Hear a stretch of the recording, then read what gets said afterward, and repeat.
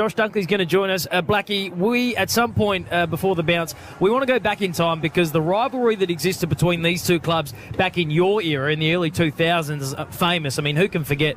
I know Ditz can't, that 2004 grand final, the one you lost, I will point out, but that famous Josh Carr and Jonathan Brown moment, we do want to unpack that a little bit and get your thoughts on some of these poor players from that era. Do we have to? Yeah, we do. You won 3 of them, mate. Be happy. But Ditz, the other big talking point, particularly around this Port Adelaide side this week, has been this film Oppenheimer, which I haven't seen, but it's the talk of Adelaide at the moment. I know, it's amazing. So Ken Hinckley has come up with a theme, and we know that over time, over the journey, different coaches come up with ways to motivate a side. But he came up with the story of Oppenheimer. And the amusing thing for us was that Tom Jonas, the Port Adelaide skipper, who unfortunately isn't playing tonight, but he comes in to the Triple M breakfast show in Adelaide every Thursday morning, and he was even bemused by it. He said, quite seriously, can you imagine some of the blokes... Anyway, let's get him to explain it. Here's Tom Jonas. Each week we try and have a little bit of a theme, but at the end of the day, it's all related to the way we play our footy, and just try and get the message through to the boys a little bit better about the way we want to play. And what's Oppenheimer? I haven't even seen them. No, neither have I. Neither have I. All I know is it was a lot of science was going straight over my head. Yeah. Right. Well, who's that going to go for the rest of the team if they don't understand the... it'd be no good for Butters, Horn Francis, Finlayson, Power. Probably most of them. All the dumb people? I realise I'm going to name the whole team, but it'll be all right. Who is it good for? Be all right for Ollie. There you go. Now, that's the captain saying... Now, I just want to share this with you, just for those of you that don't know, for the less educated, but Oppenheimer goes back to the United States and he wants to expand his knowledge on quantum physics, and he meets his future wife, Catherine Puning, and she's a biologist and an ex-communist, and at the same time he discovers nuclear fission, and he thinks we can make a bomb. There you go. I just thought I'd share a bit of that with you. That's the shit they had to listen to. What does that have to do with footy? How about get the agate, kick goals, take marks, handballs, and I don't know, shepherd now and then, and kick more than the opposition. Maybe that'll get the job done. I don't know. Unbelievable. Coaches, we were talking about this on the way in today, Rob. Coaches can get a bit loopy with themes and a bit carried away. I mean, the Lions are dealing with loss. This is what Fags has been focusing in on them this week, is this loss aversion business where he wants them to hate losing more than they like winning. So he's been making them watch footage of the prelim last year and showing them images of them in despair after last year's loss. Did you have to put up with any of that sort of stuff? Yeah, we certainly did. That's what we do in team sports, Ditz, to try and motivate.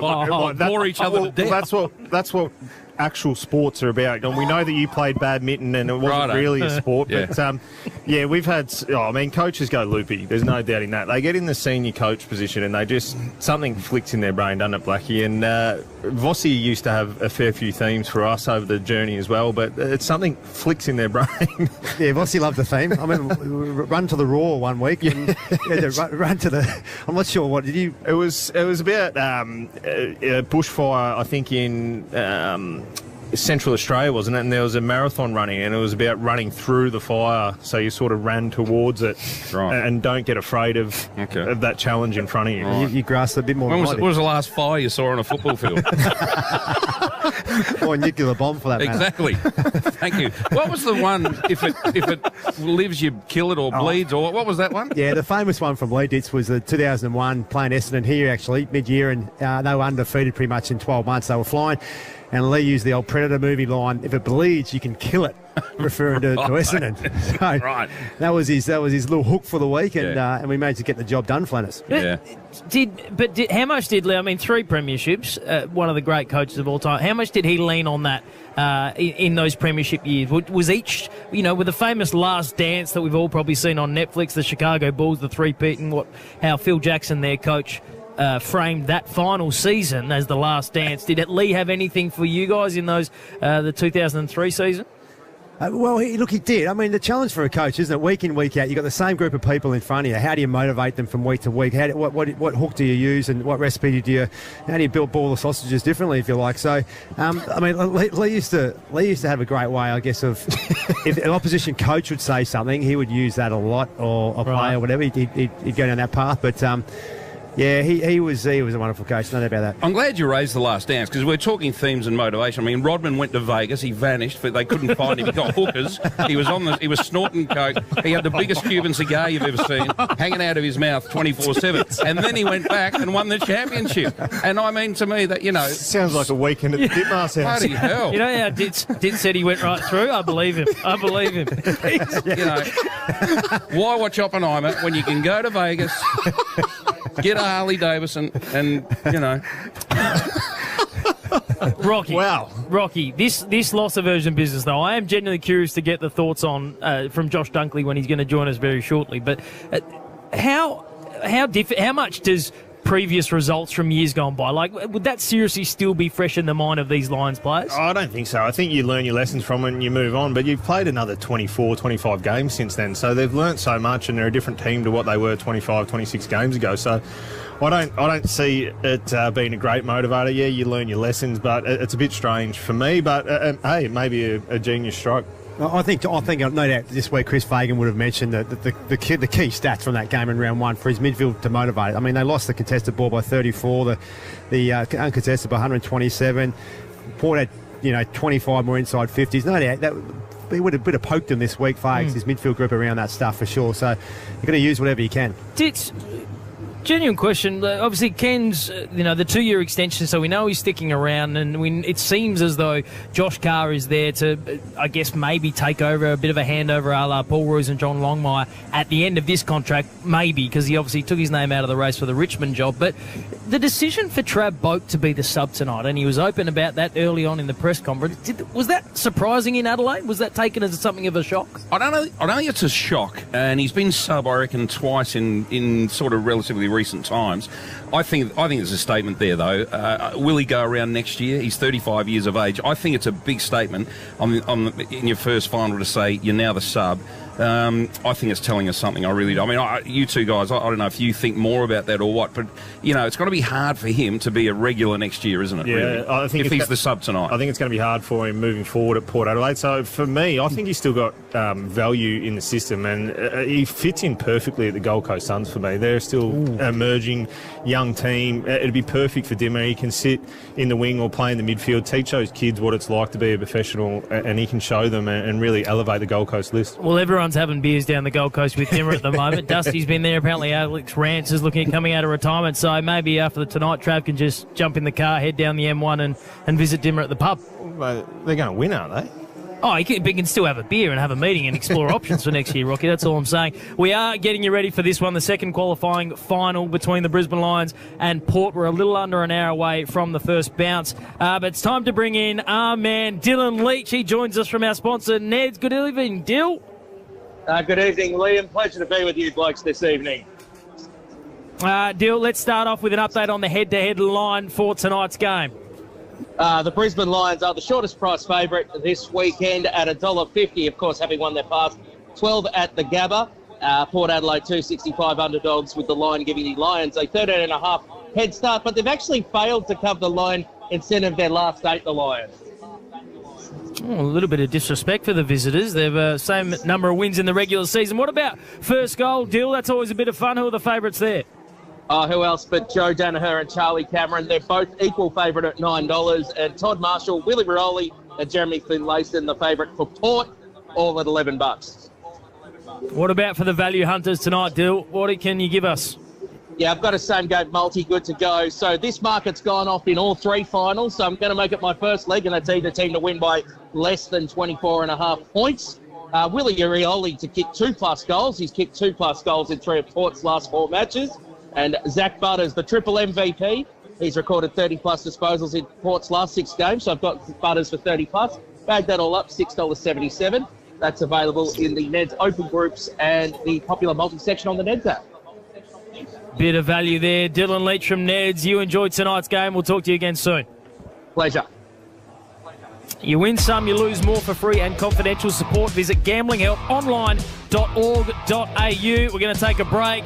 We got Josh Dunkley. What a star he has been in his first season as a Lion. He's taken some time out. He's going to join us after the break for McDonald's and Ream Hot Water. Triple M rocks finals footy. For Ream Hot Water and McDonald's, Triple M rocks finals footy. It's Marty Sheargold from Triple M's Marty Sheargold Show, and right now, Triple M rocks football. Max Gorn. Neil Craig, who coached us in 2013 or 14, I can't remember which one, he sent me and Jack Watts to another change room because we were too jovial in the change room. Oh, he didn't like it. I've kept my jovial sort of pre-game, and Neil Craig's no longer there, so I think I won that. Yeah, good win for you. Triple M's Marty Sheargold Show. Weekdays from 6 on Triple M. Get the podcast now from the Listener app. Want to save on fuel for your business? Apply for 7-Eleven's award-winning Fuel Pass and get 8 cents per litre off fuel at 7-Eleven for the first 6 months. 7-Eleven. Wonderfully easier. Not available with fuel price lock or any other offer. 7-Eleven and Wex Motor Pass. T's and C's apply. When you're hungry for something different, book it. When your team is playing, book it. When the music has started, book it. Whatever your reason for travelling, Choice Hotels have over 170 locations across Australia and New Zealand ready and waiting. And you'll get the lowest price guaranteed when you book direct at choicehotels.com. So go ahead, book it with Choice Hotels. Terms and conditions apply. Get ready for Australia's biggest horsepower party. It's the world's wildest car festival and it's back. Street Machine Summer Nats. Don't miss 4 massive days of petrol-fueled mayhem with Jimmy Barnes headlining a huge lineup of music, including Hot Dub Time Machine, Daryl Braithwaite and the Screaming Jets, and over 2,000 of Australia's best cars on show. Street Machine Summer Nats, January 4 to 7, Exhibition Park, Canberra. More info and tickets at summernats.com.au. Oh, Thirsty Camel here, and I've got some unseriously good footy finals deals for you, like Hahn Super Dry 4.6% 24-pack $49.99, Jamison 6.3% 10 packs $49.99, or Stone Lee Sauvignon Blanc 750ml $13.99. Savvy B for you and me. Camel on down and grab a bargain. Thirsty Camel. Why so serious? Pricing may vary in country areas. Offers end September 17. Drink responsibly. Even camels get thirsty. I've booked the car in for a service Saturday morning. Oh, yeah? Wonder what that's going to cost. I already know. Oh, you do you? Yeah. I booked online with Toyota, so I got a quote up front. Oh, nice. There are so many reasons to choose Toyota. Like the peace of mind of an upfront quote on your Toyota genuine service when you book online. Oh, what a feeling. Toyota. Come on. Oh, come on. I think it's stuffed, mate. Oh, you beauty. You what? It's time to go to Toolkit Depot. Kickstart spring at Toolkit Depot. Get your lawnmower serviced for just $59, including oil and spark plug replacement, fuel, air filter clean, and more. T's and C's apply. Woohoo! Hurry, end September 30 at Toolkit Depot, your Trade Pro partner. Ever enjoyed a win-win-win situation? With Optus's $50 million in surprises, you will. Enter to win 3 prizes every time you spend $30 or more with an Optus prepaid mobile plan. From a Suzuki Swift or outdoor spa to gift cards, TVs and much more. Switch to Optus prepaid and win-win-win. Great value starts with yes. Oz residents 16 plus. Ends 28 November. T's and C's at optus.com.au/win. Jaycar's 4-day bargain buys is now on. Nitto 20-metre electrical tape, just $1. That's below cost. Grab a 150-gram can of WD-40 for $3.95. 60% off. How about a 4-pack of butane gas cartridges for just $4.95? That's half price. Save $500 on this 100 amp-hour lithium battery, a crazy $3.99. Hurry, offers end Sunday, and even more bargains in store. Jaycar, tech, electronics and more. Quantity limits apply and only while stocks last. See store for details. Go full sport with Code Sports, bringing you the latest sports news, insight and exclusive analysis from around the globe. Plus all your daily stats, live scores and video highlights. For all your sport now in the one place. Visit Code Sports today. Shut up! The foot is on the radio! Marine Hot Water and McDonald's. Triple M rocks finals footy. About an hour away from the first bounce in this one, the second qualifying final, the Brisbane Lions take Port. A spectacular scene here at the Gabba. Conditions are ideal. Chris Dittmar, Liam Flanagan, Tom Rockcliffe, Simon Black. And for the first time this evening, we go down, thanks to Bob Jane Team Arts, to Belinda Mellon, Boundary Side. Good evening, B. Hello, gentlemen. I would have to say I have got butterflies in my stomach. Josh Dunkley is with me. Josh, how's your tummy feeling? Not too bad at the moment. It's good to be here, finally. You sit at home waiting all day, getting a little bit nervous, but it's great to be here tonight, and, yeah, what a beautiful night it is. First game of the season you met Port, that was the only time this season. Chris Fagan said it was your worst performance so far. How does that sit going into this game? No, it's good. I think his comments are spot on. We were embarrassed that day, so we'll be looking to make amends tonight. We obviously expect their best again, and they taught us a lot in round one, and we've carried that through the season, and now, get an opportunity to come up against them again tonight. Yeah, good luck tonight, Josh. Tom Rockcliffe here. Do you feel a little bit of added pressure tonight? We know that you got brought up here for this moment for September. Do you feel a bit of extra pressure on yourself tonight? No, I wouldn't say pressure. I mean, obviously coming from a club that has played finals footy before, and same with Brisbane. So there's a lot of players down in the locker room that have played, a lot of finals football. So I'm another one of those, and to add some experience and leadership out on the ground is what I'll be looking to do tonight, and not take things into my hands too selfishly. It's more just to help the boys around me and help them out there tonight, and hopefully we go well. Josh, this place will be humming tonight. There's no doubt about it. It's going to be a great crowd. We know what they're like when you play here. The Lions, it's a real cauldron. What's the build-up like? You've been in a Melbourne bubble for a final series and now a Brisbane bubble. How different is it?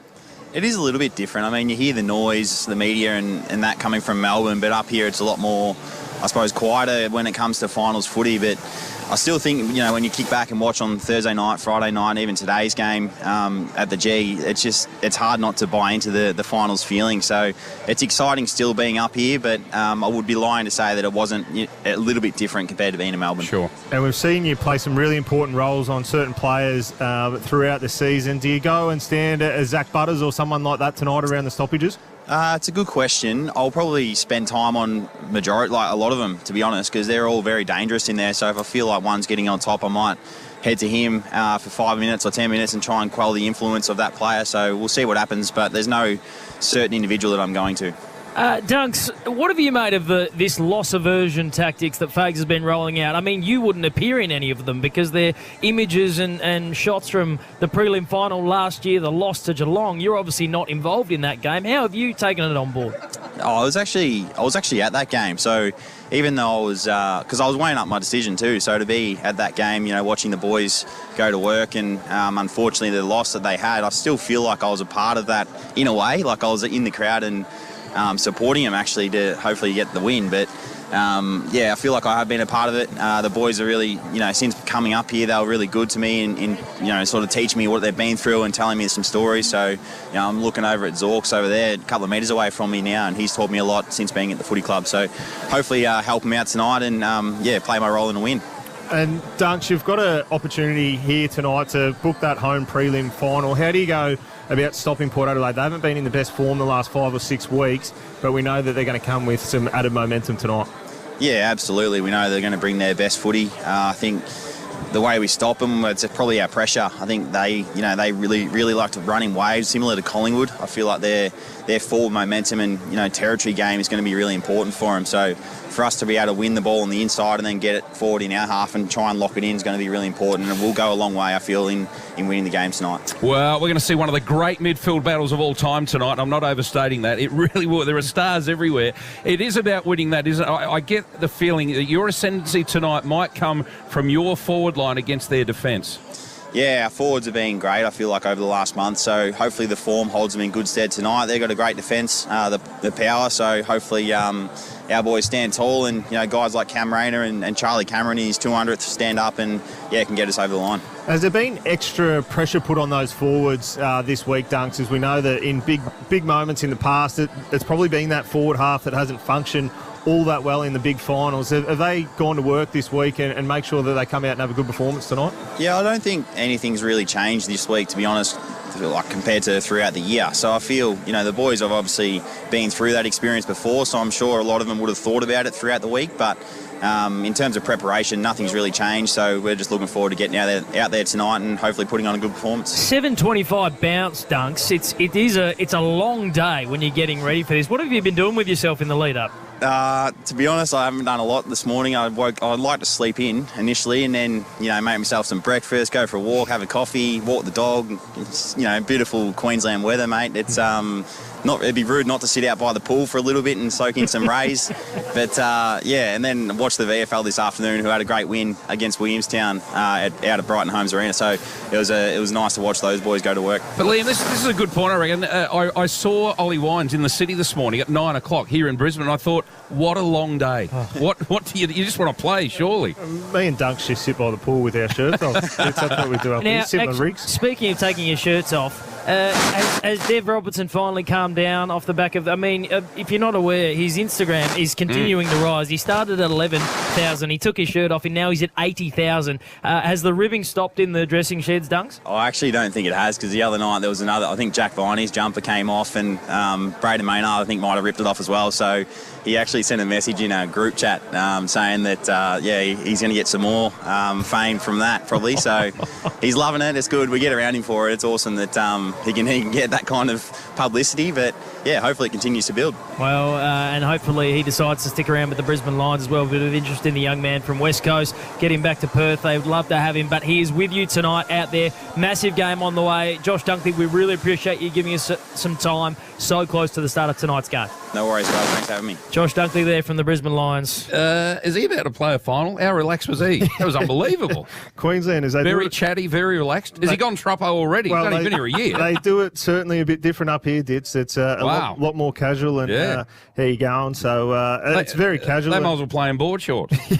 Well, maybe that's why they perform so well here, because they're so relaxed. You just turn up, go out there and not think about it too much, just do your job. I reckon chatting to a club legend like yourself, that would have pumped him up. I reckon it's got him up and about, Tom Rockcliffe. They're actually talking about building a statue of me out the front. Of you? For birds to shit on. This is Triple M Footy Prime Time for Jim Beam. It's set to be an epic match, and that's worth raising at Jim Beam. Drink responsibly. We're going to take a quick break, but on the other side of this, the great man, 300 games, 3 premierships, he did it all, Brownlow's All-Australian. Simon Black is going to take us back to the rivalry that existed between these two clubs in the early 2000s. And Dits, we might even relive that 2004 grand final. I'll stay for that. I want to get his thoughts on Kane Corns too, Blackie. I think we know what he thinks, but we'll find out next with McDonald's and Ream Hot Water. Triple M rocks finals footy. For Ream Hot Water and McDonald's. Triple M rocks finals footy. It's on now. Harvey Norman's tech run-out clearance. Laptops, mobiles, gaming, audio, fitness, all run-out stock must be cleared. Save $200 on Acer Aspire 5 laptop, now $698. HP Pavilion, now $998. You save $200 there. Save 30% on selected TCL and Oppo mobile phones, and save $300 on Arlo Pro 4 Spotlight wireless camera 3-pack, now $698. More in-store and online while stocks last, now at Harvey Norman. At Triple M, every song we play is Rock's greatest hits certified. Money for nothing and your chicks for free. And they've all been approved by you. Chisel, Pearl Jam, all that early music that I'm trying to teach my kids about. They all love the 80s and 90s rock. Songs you grew up with that you still love today. 105.1 Triple M. Good times and Rock's greatest hits.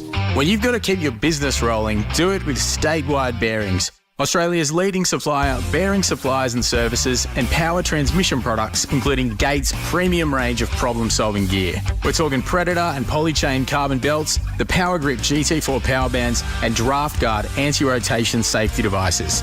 Find the full range of Gates problem-solving belts at your local Statewide Bearings branch, or visit statewidebearings.com.au. Global solutions, local service.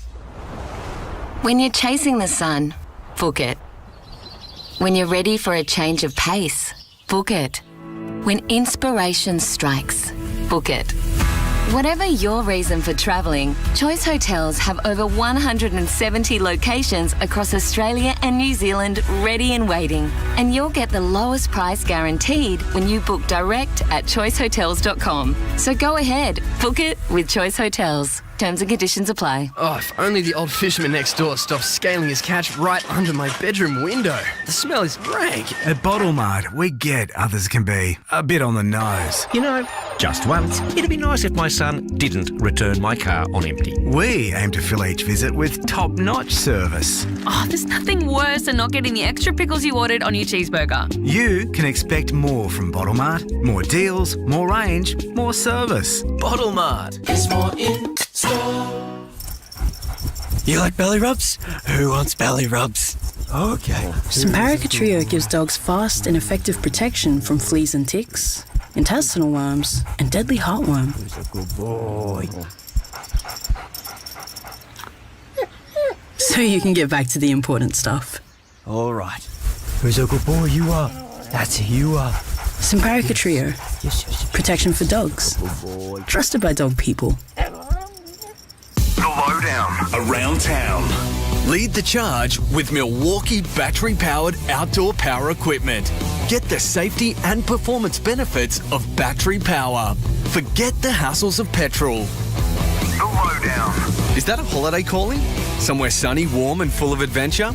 If you're ready to answer, Virgin Australia's Queenslanders Calling Sale is now on. Hurry, sale ends September 10. Travel dates and conditions apply. The Lowdown. Around town.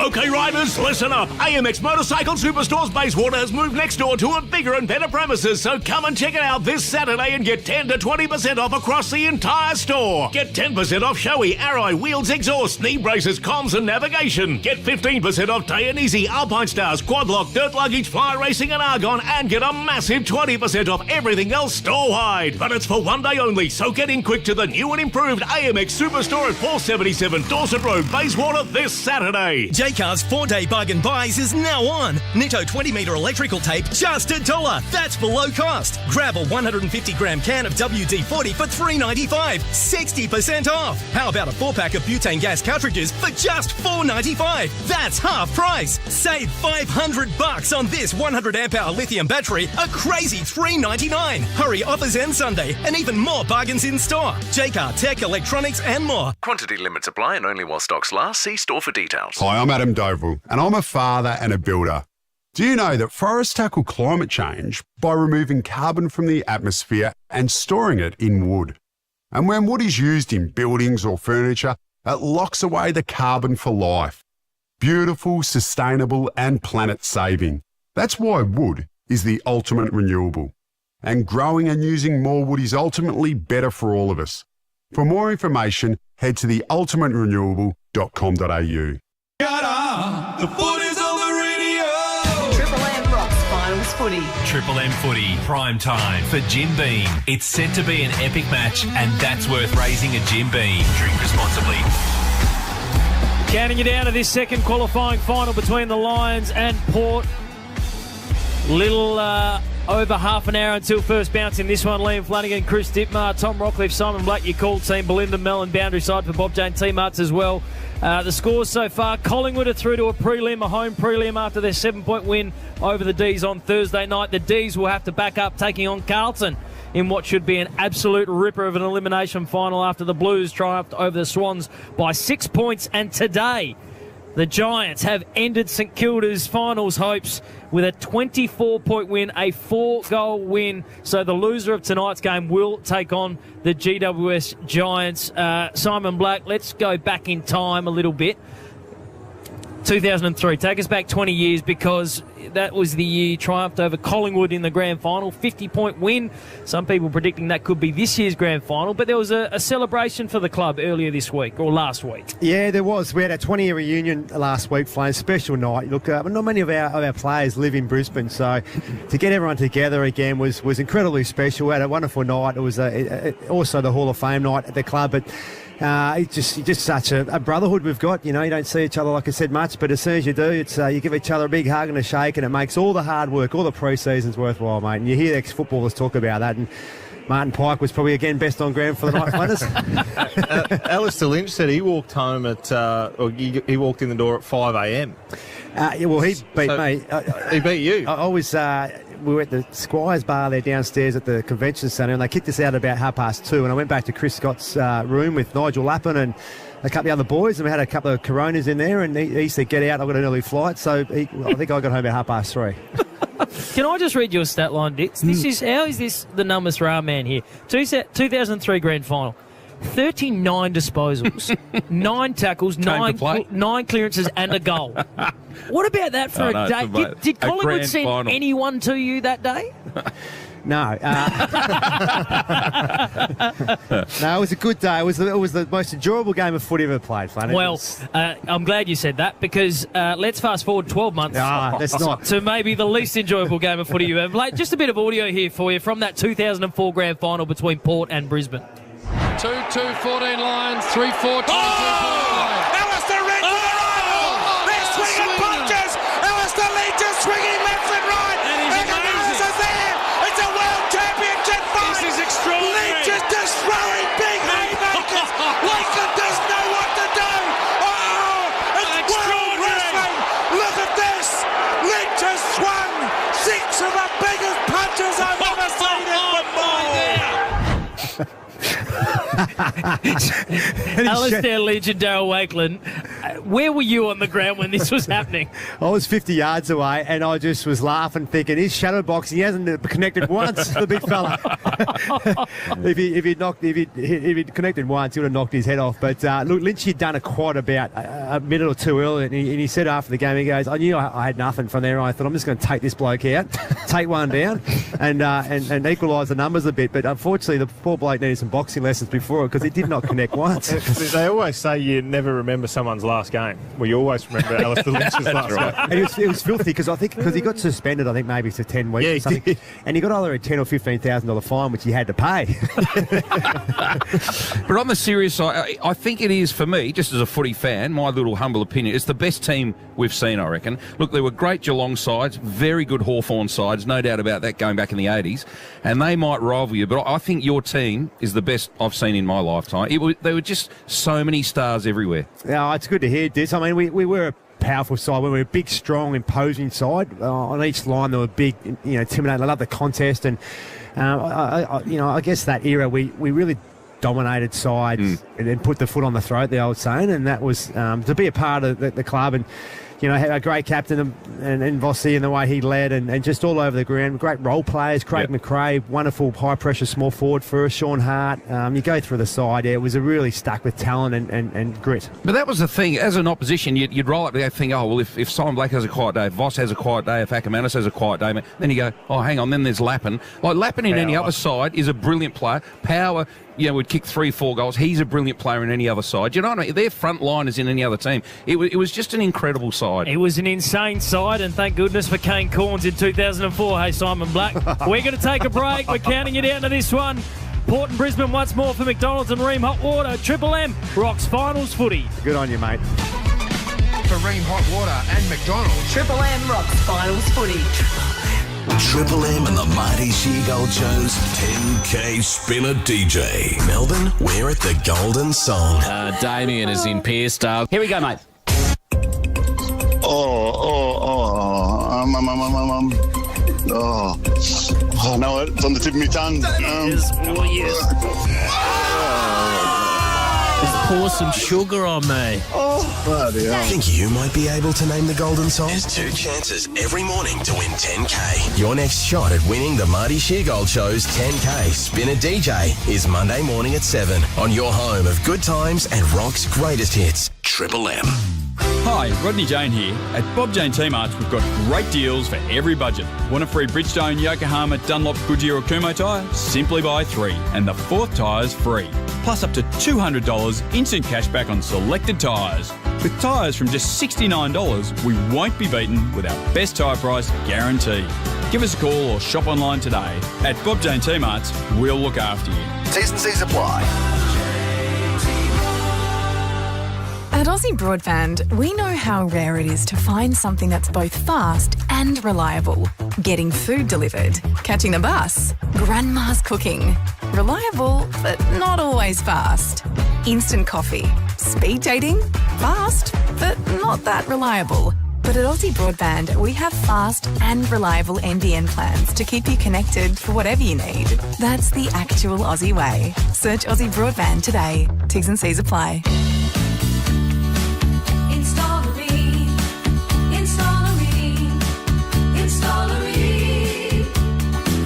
taste of hot, hot butter you've ever seen. Ream comes on steady, hot and strong.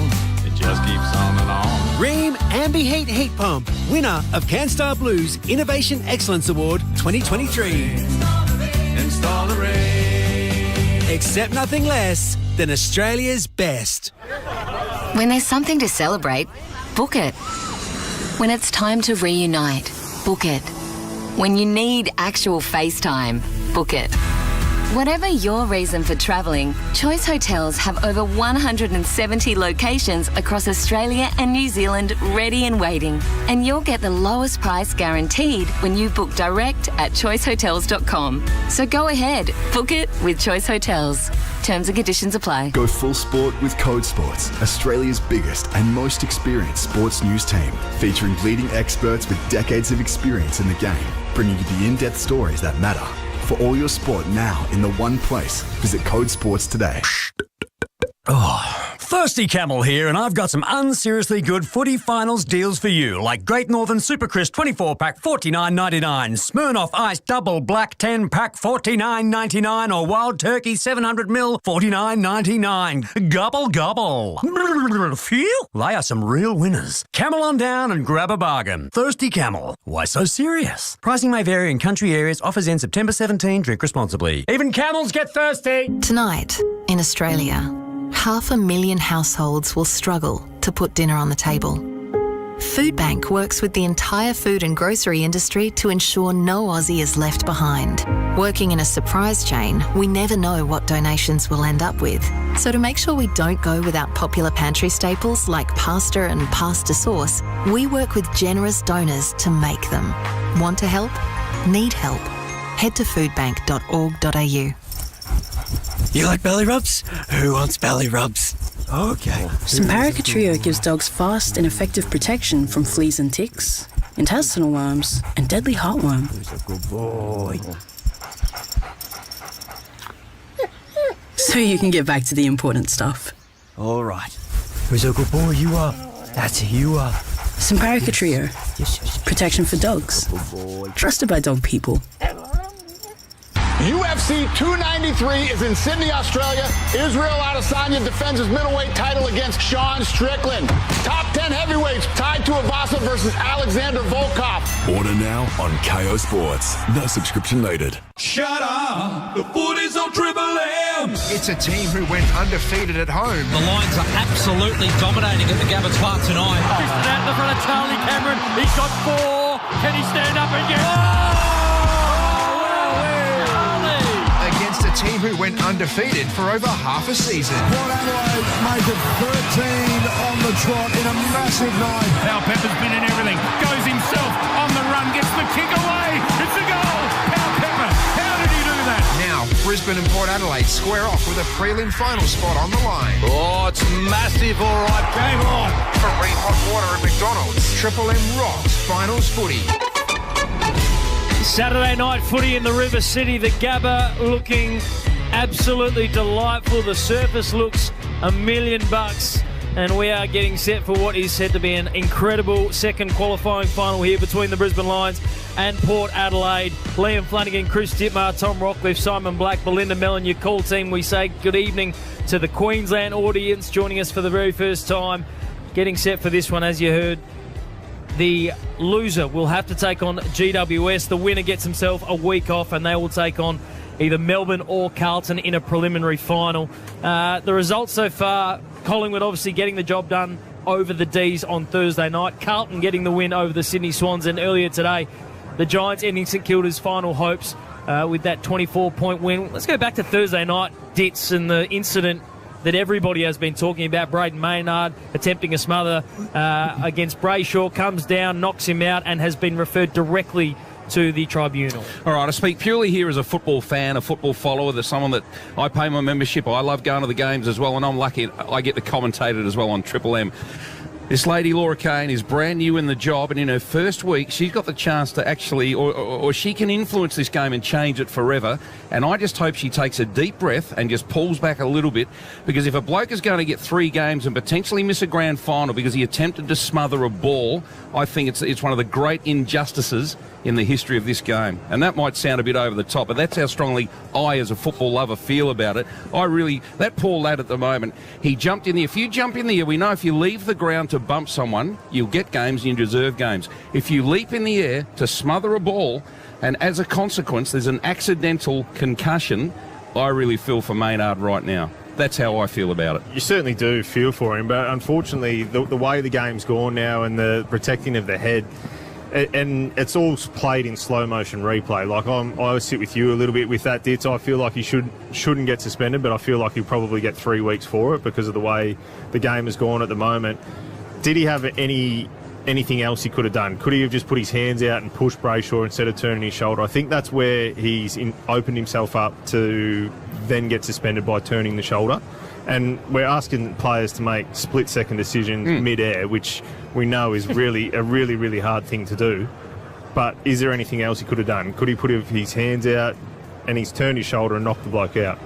And it's cost Brayshaw 2 finals. But Blackie, ultimately, this is a contact sport. This is and we talk about football acts. What's a football act? What's not a football act? What's a consequence of a football act?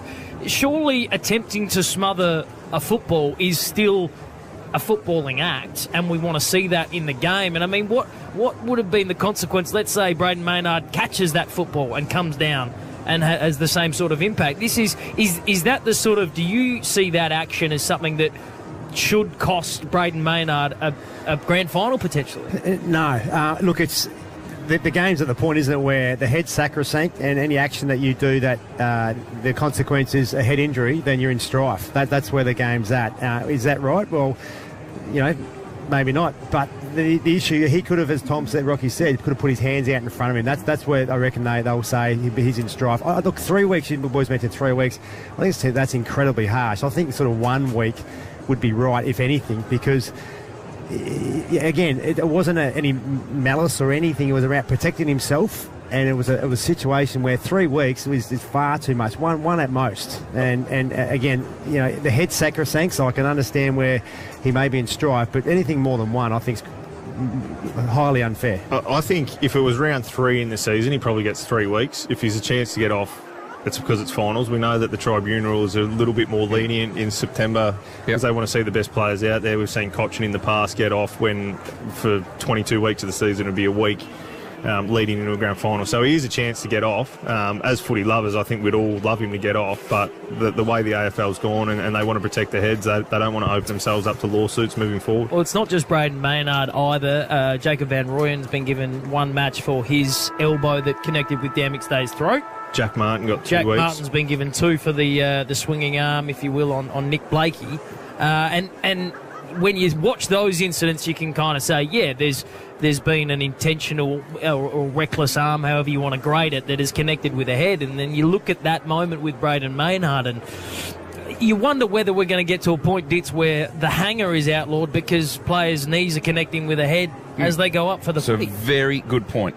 Very good point. That would be not showing sufficient care for your opponent. For the opponent, yep. No, I totally agree with you. And I'll say, anyway, I've had my say. I think this is an injustice. It's a disgrace. And he's already under stress. He thinks he's going to miss the rest of the finals as it is, even if they somehow overturn this decision. But I think it's very, very sad. Ditz, why are you saying 3 weeks? Is that the common penalty? That's what's being talked about. I mean, 3 weeks is ridiculous. Well, if you get referred directly to the tribunal, I think the understanding is it's because it's 3+.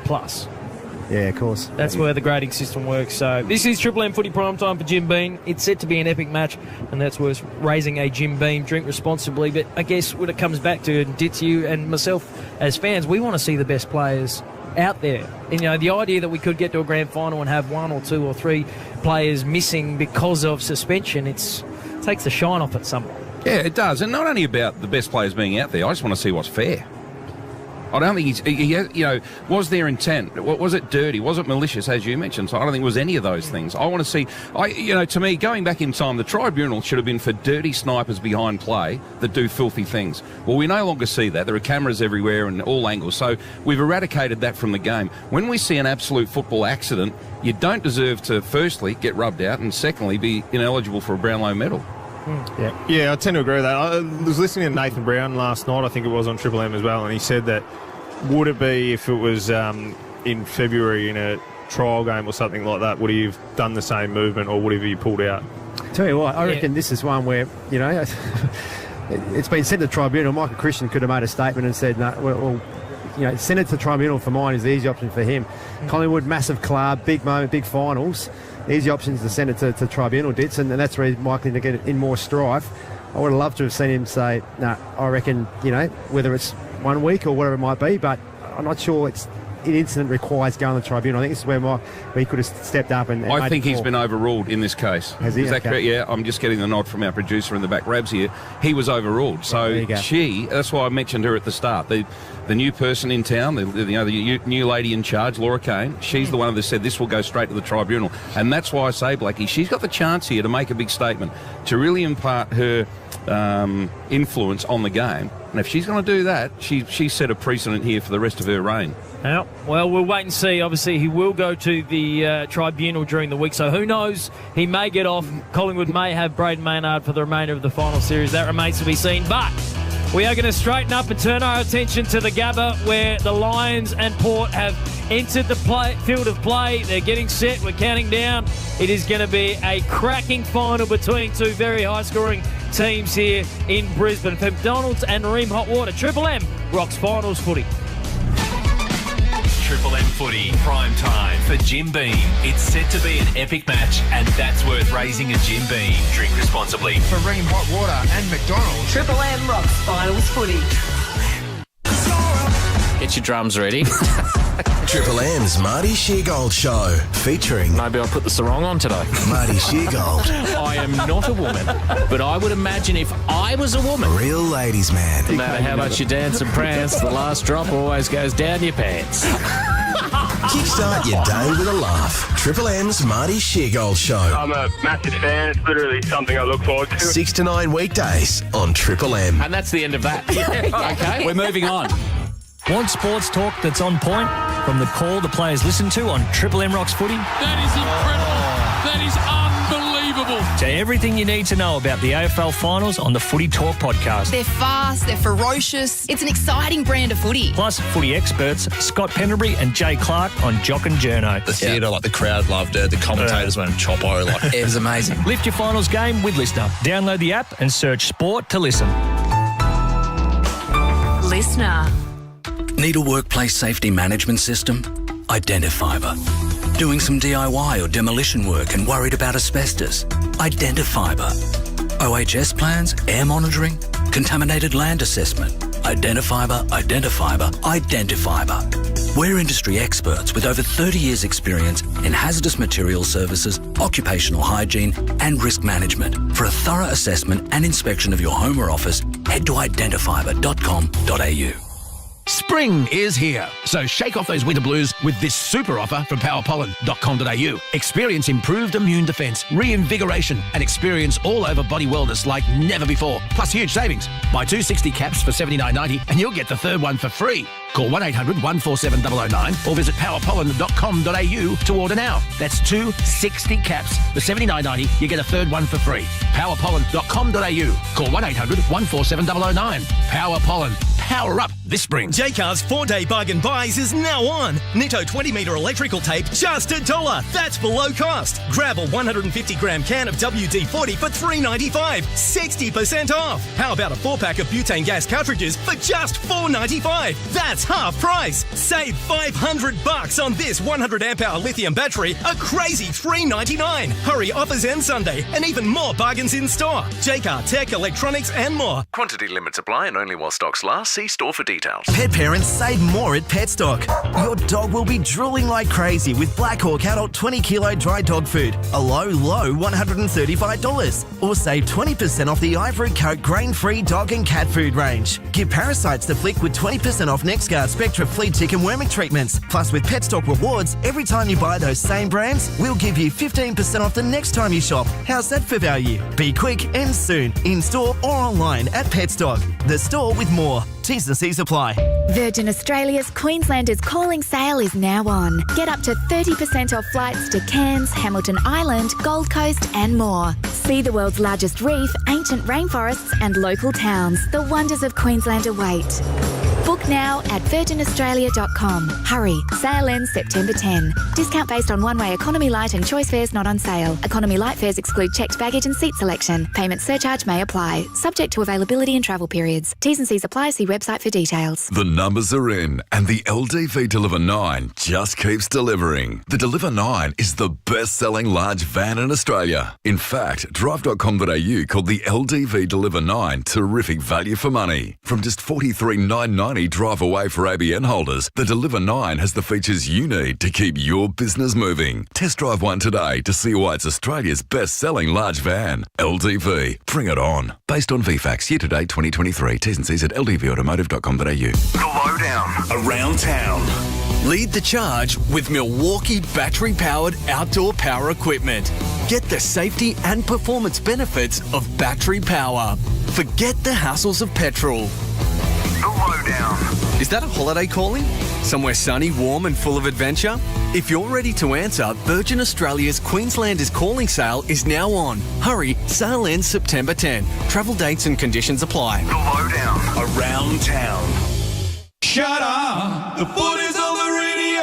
Triple M rocks finals footy. This quarter for Titanium Caravans. Titanium Caravans' brand new showroom is opening September 23. Unmissable show specials and huge savings. Visit titaniumcaravans.com.au. Qualifying final number 2.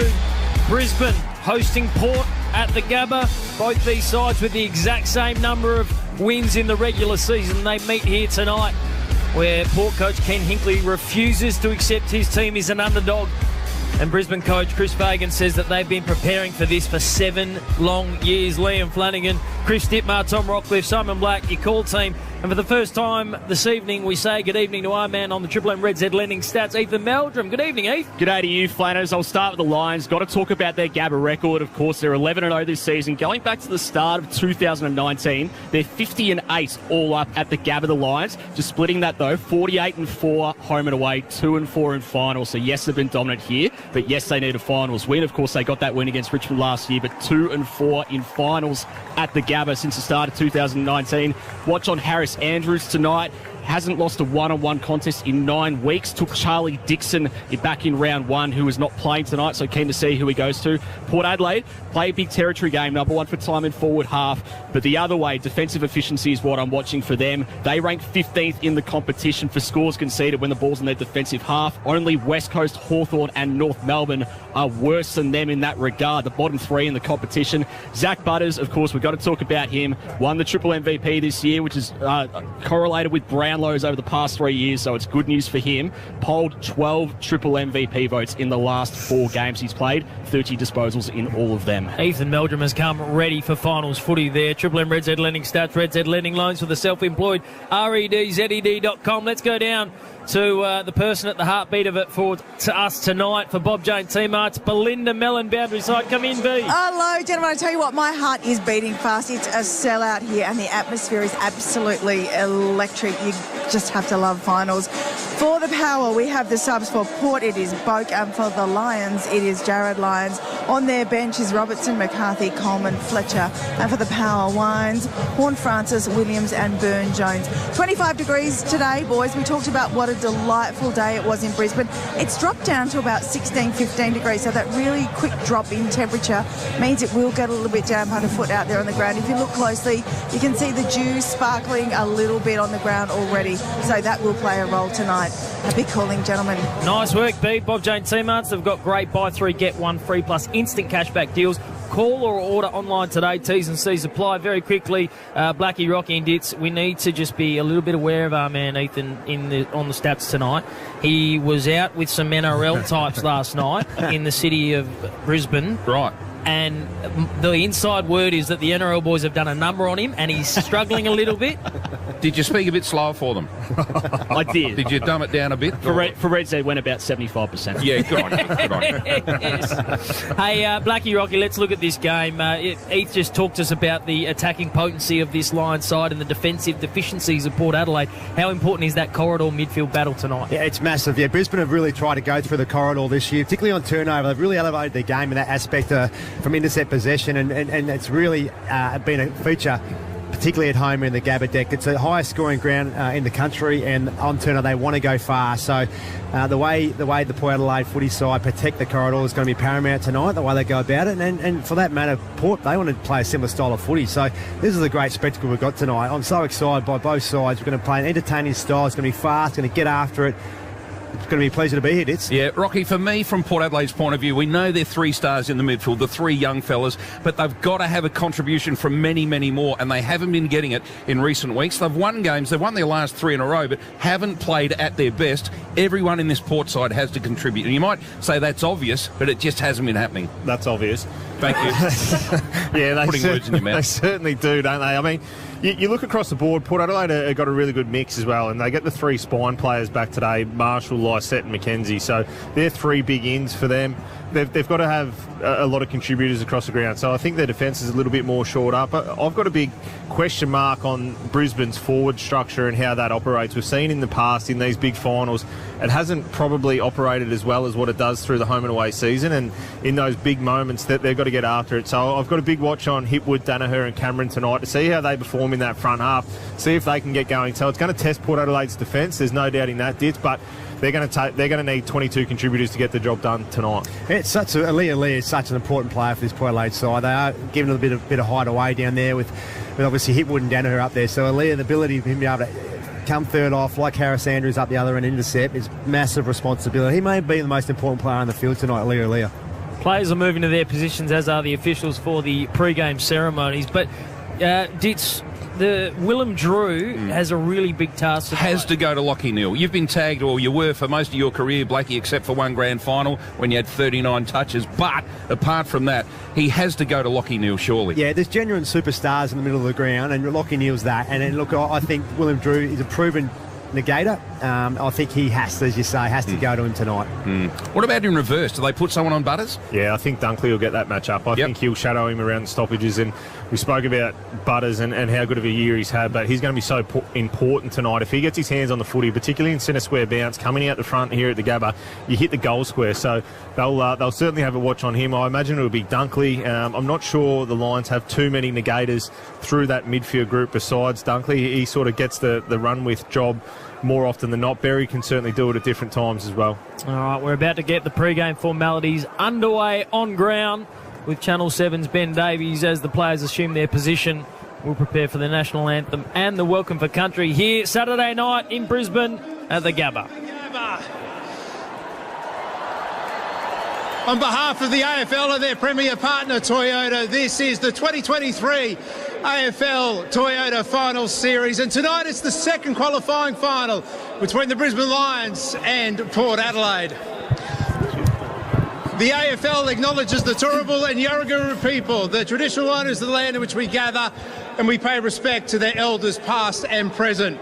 We acknowledge we play our great game on this land, and we respect the cultures of all First Peoples, their contribution to our nation and their contribution to the game of Aussie rules. To conduct an official welcome of country, please welcome Shannon Rushgar.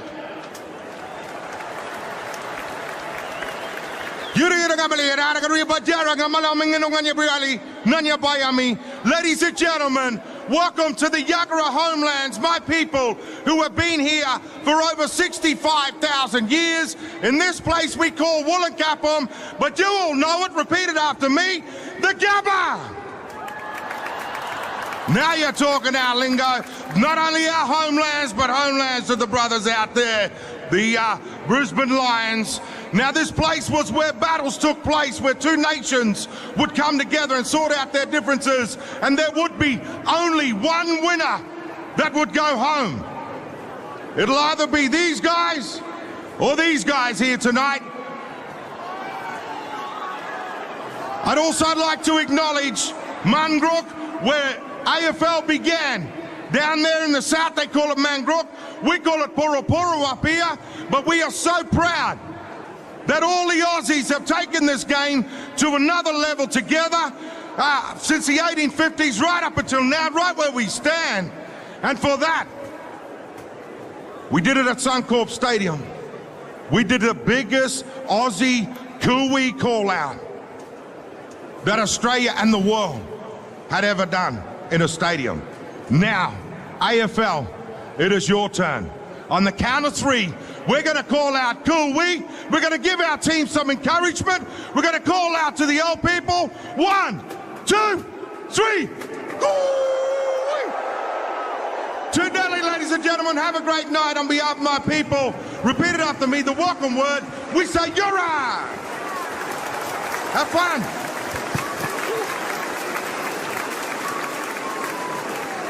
Shannon, thank you.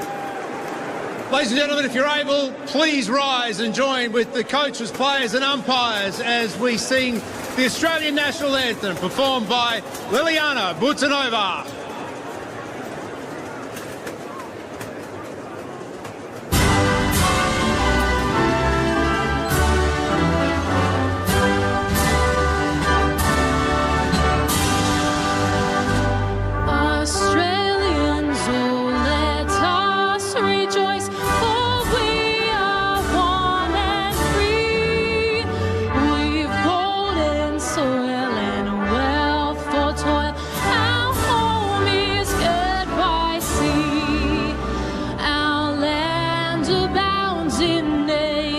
Gifts of beauty, rich and rare. In history's page, let every state advanced Australia fair. Strains that let us sing, advanced Australia fair.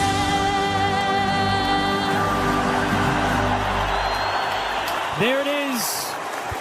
Official duties done, dusted. Welcome to Country National Anthem. Players heading out to get themselves ready for this one. The second qualifying final, Brisbane hosting Port. The winner, a home prelim. The loser will take on GWS in the second week of the AFL finals. The officials for tonight's game, we should say, Brendan Hosking, Simon Meredith, Nathan Williamson and Andre Giafagna.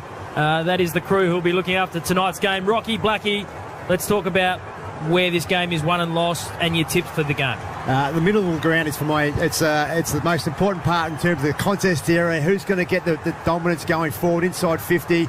That's where it's going to be won. I'm going to stay with my Lions. I think they'll win by 23 points, Funners.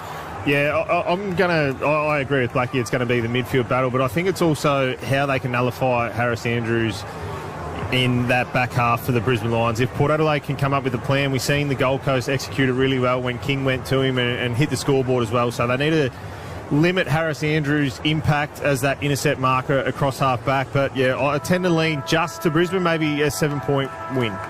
Dits, can you see a win at any point for Port tonight? I can. If Port Adelaide play at their absolute best, they can win here tonight. I do think Brisbane are the favourites, but Port Adelaide are good enough to win here. There's no doubt about it. The two captains come to the middle. Ollie Wines, no Tom Jonas tonight.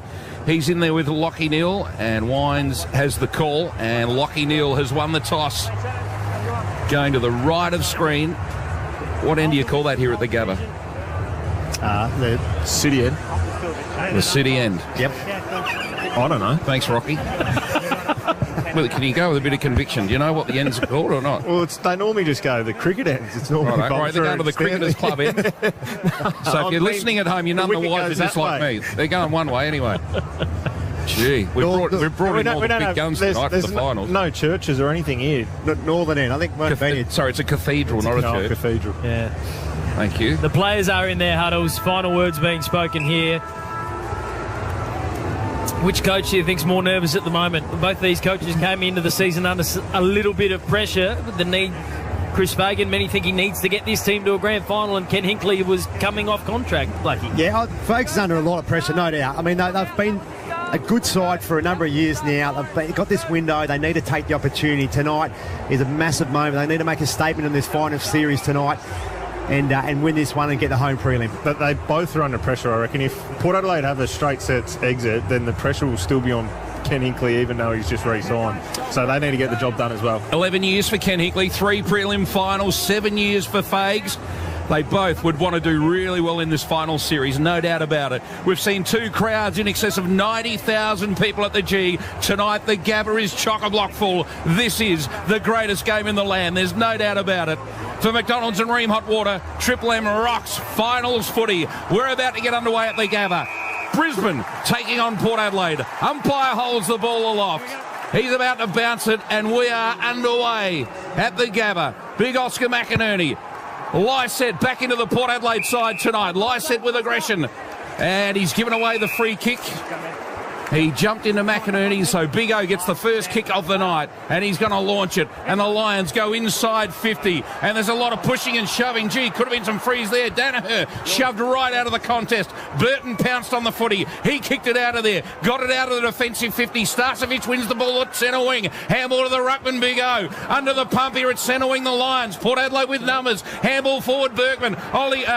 Rioli's on the end of it. Kicks forward, McEntee. McEntee sits under it and takes the mark at centre-half forward for Port Adelaide. And Rocky, here's a player that needs to get involved. He's there for his defensive pressure, but needs to kick goals. Yeah, he certainly does. They've put in a lot of time into Harris Andrews here. Sam Powell-Papper's whacked into him 3 times already. Ollie Lord as well. There's a fair bit happening off the ball, but Jed McEntee needs to go back and nail this goal for his confidence early on in this game. Siva super comments tonight. Simon Black, Tom Rockcliffe, 2 of the best in the business, as McEntee from centre-half forward, straight out in front. Can the little fella get the distance? He runs to his right, and you can hear from the crowd he's pushed it right.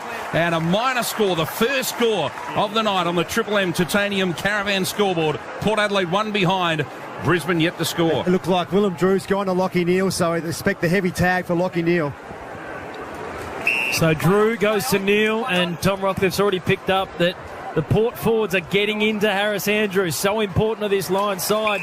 Chipping the ball along the boundary, the Lions.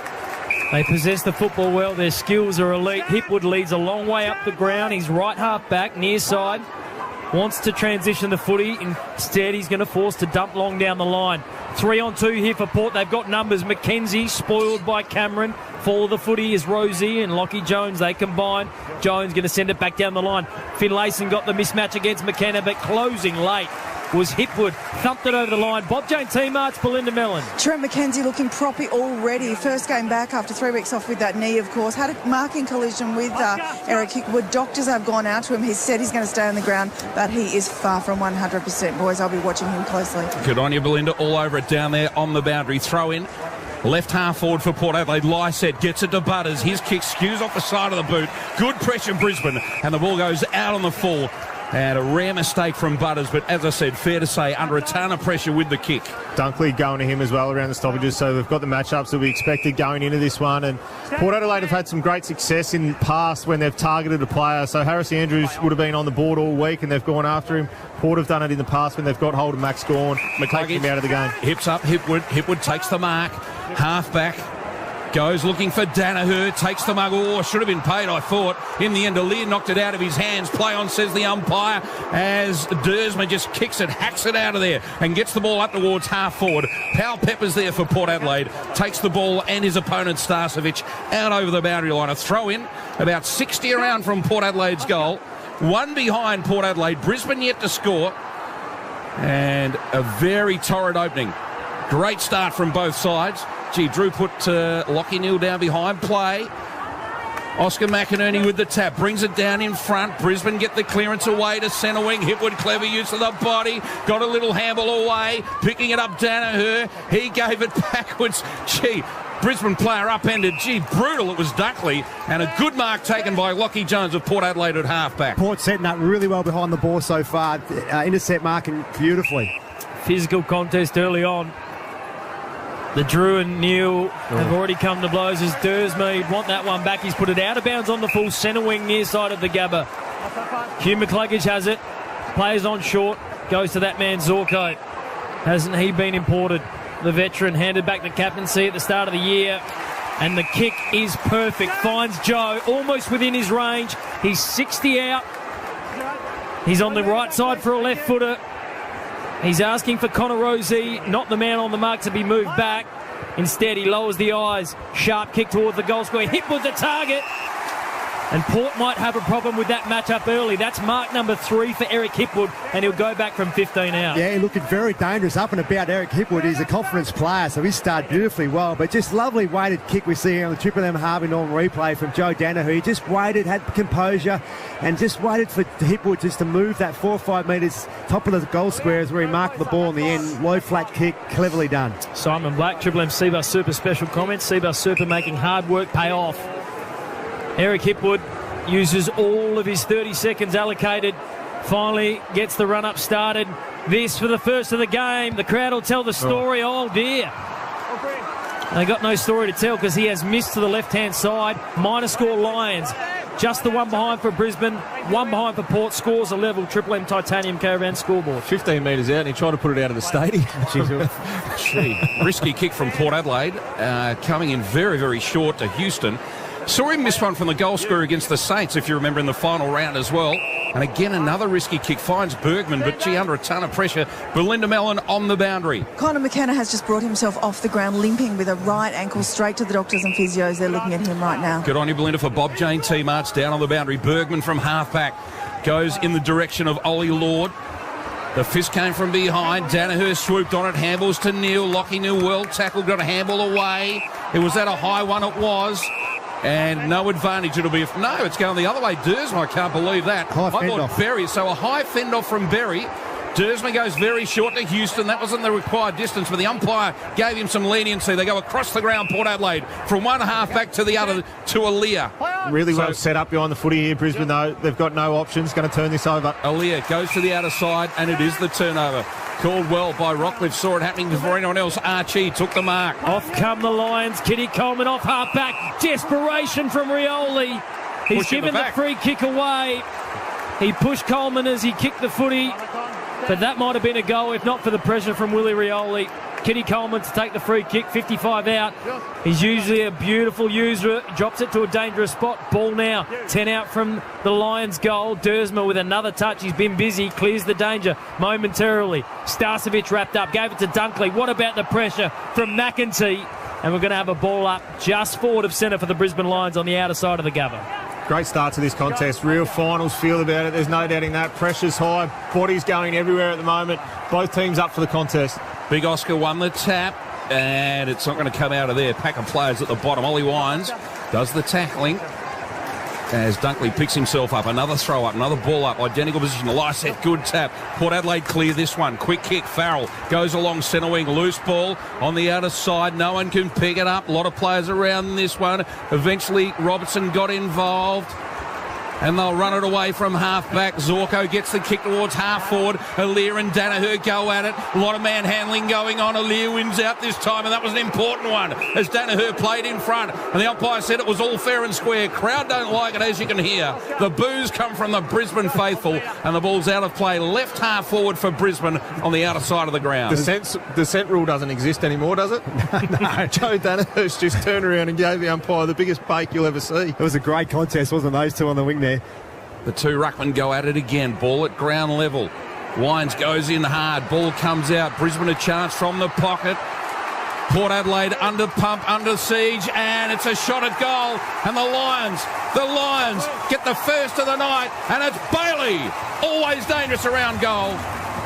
And Brisbane strike first. 1-1-7 the Lions. Port Adelaide one behind. Triple M Titanium Caravan scoreboard. Well, he's an X-factor for the Brisbane Lions, Rock, isn't he? His speed and his power. Zach Bailey is such a weapon for them in that forward 50. We see here on the Triple M Harvey Norman replay his ability to get the ball and drive his legs through the contest and take on would-be tacklers is first class. He's so important to this Brisbane side, and he set them alight early in this game. Certainly did. He took Bergman on. He looked at him. He said, "You're not going to get me," and just put a big "don't argue" in his chest. Bergman would be disappointed with that effort. He had the opportunity to corral and force him out, but Bailey, too powerful, too strong, put the foot down, really classy finish in the end, and he's one in that forward half that can really break this game open for the Brisbane Lions. Triple M Harvey Norman replay. It's Harvey Norman's tech run-out clearance, laptops, mobiles, gaming, audio, fitness and more. It ends Monday. Ball back in the middle for McDonald's and Ream Hot Water. Triple M rocks footy. There's a free kick going to Port Adelaide. They want to hit back quick. Horn Francis loads it up, sends it high. Marshall's caught at the back. Big shove. Mark paid. Looked like it might have been a couple of hands in the back from Todd Marshall, but the umpire has paid the mark and Marshall will go back for Port's first. 25 out, not much of an angle. Yeah, Payne on the Harvey Norman replay looked like he had really good position there. Marshall just nudged him under. I'm not sure if he actually did push him on the Harvey Norman replay there. He definitely put his hands in his back, but he just sort of nudged him under the footy. Really, really smart from Toddy Marshall. He needs to go back and nail this for his confidence. No Charlie Dixon. He is the primary tall inside forward 50 tonight. He's almost missed the footy. He's put that straight across the face, and in the end it's thumped over for a boundary throw, and you wonder whether Jack Payne might have a word, Ethan Meldrum. Red Z Lending stats, Todd Marshall, 29 goals, 13 from set shots, but 11 misses this season. Complete misses. Complete misses. He's been known as a real beautiful kick of the footy too, but off the boil in recent times. Big Oscar plays in front. Ollie Lord doing the ruck work for Port. Off hands comes to Butters. Butters around the corner, has a ping at the goals. It'll fall short at ground level. Port Adelaide McKenzie tried to soccer off the ground, and in the end it's cannoned into the behind post. And we'll have a throw in right forward pocket. Brisbane are 1-1-7. Port one behind. Got to take your opportunities here, Port Adelaide. They've had a couple of set shots now and haven't made the most of them. Even that one then, they had a crumbing chance to kick another goal. So they've got to hit the scoreboard, take their opportunities when they present themselves. Big O, this will fall for him. He taps it down to his on-ballers coming through. Coleman can't pick it up. Horn Francis doing the tackling. Big Oscar goes back in after it. It's not coming out. Umpire's letting it go. He's letting it go forever. Eventually it does come out. Brisbane still trying to clear. Picking it up from the pocket is Ollie Lord, and minor score. So Lord getting involved. Port Adelaide 2 behinds now. Brisbane 1-1-7. Triple M Titanium Caravan scoreboard.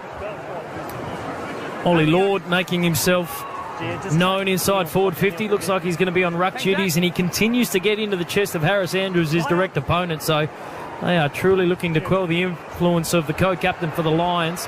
Coleman brings it back in, goes to the outer side, and Joe Danaher is on. Clean mark out in front of Alir. He plays on quickly and thumps the football 60 metres plus down the outer side. Wants to make it a foot race for Charlie Cameron. Lockie Jones read it beautifully. Got it to Finlayson. Wines tried to go underground. Houston there as well. Intercepted. Back inside forward 50 for the Lions. The kick came, but McKenzie read it best. And an important intercept mark for Port on the last line of defence. Port under the pump here a bit early. Brisbane on top, you'd say. Early days, I know, but Houston, short pass. Oh, gee, risky stuff again. But he finds Butters. Your Red Z Lending stats. Tackles Port Adelaide 11-3, so pressure rate of 206, so the pressure's very high from them. Gee, strange kick from Butters. Went to one of the talls, McCarthy, managed to win the footy, got it to McCluggage, and out on a lead is Hipwood, and Brisbane do look the better side in the opening 10 minutes of this game. It's going to be on the outer side. Butters has just dropped Dane Zorko behind the play. And then giving him a mouthful as well. Well, and he's still going back in for more. You don't want to be doing that in a final, do you? You just do not want to risk anything. As Hipwood now lines up from centre half forward. He's gone back a long way. It's a big run up. He's inside the centre square.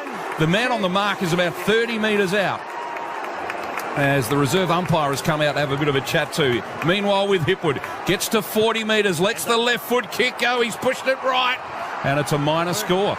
Lions getting a couple of opportunities here. He's kicked 2 behinds. 1-2-8 the Lions. Port Adelaide 2 behinds as Port bring it back in quite quickly. McKenzie took the mark from the kick in, fans it wide, finds Darcy Byrne-Jones, centre wing near side of the Gabba. Dersma looped around the back. He was pursued by Berry, the 2 number 7s going stride for stride. So Byrne-Jones is just going to drop it to left half forward. Now, the Lions have numbers. There was no tall option in the zone for Port, and Payne took an easy mark. The kick's not great, though. Made life hard for Coleman. Lockie Neal gets there. Willem Drew not far behind. Sharp hands came from Jones, then Rioli, then Dersma. Now Rosie inside forward 50. Marshall in a one-on-one. Free kick paid. Gee. Free kick paid. Going to Todd Marshall. holding on. Not a and great. he'll go back for a set shot. Not much angle, 15 metres out. Not a great deal in it on the Harvey Norman replay. You can't pay those. You can't pay that in a final, surely. No, he just got one, just brushed him on the chin. Not a great deal in it at all. You wouldn't expect that to be paid too often. Well, he almost missed his foot with his first shot.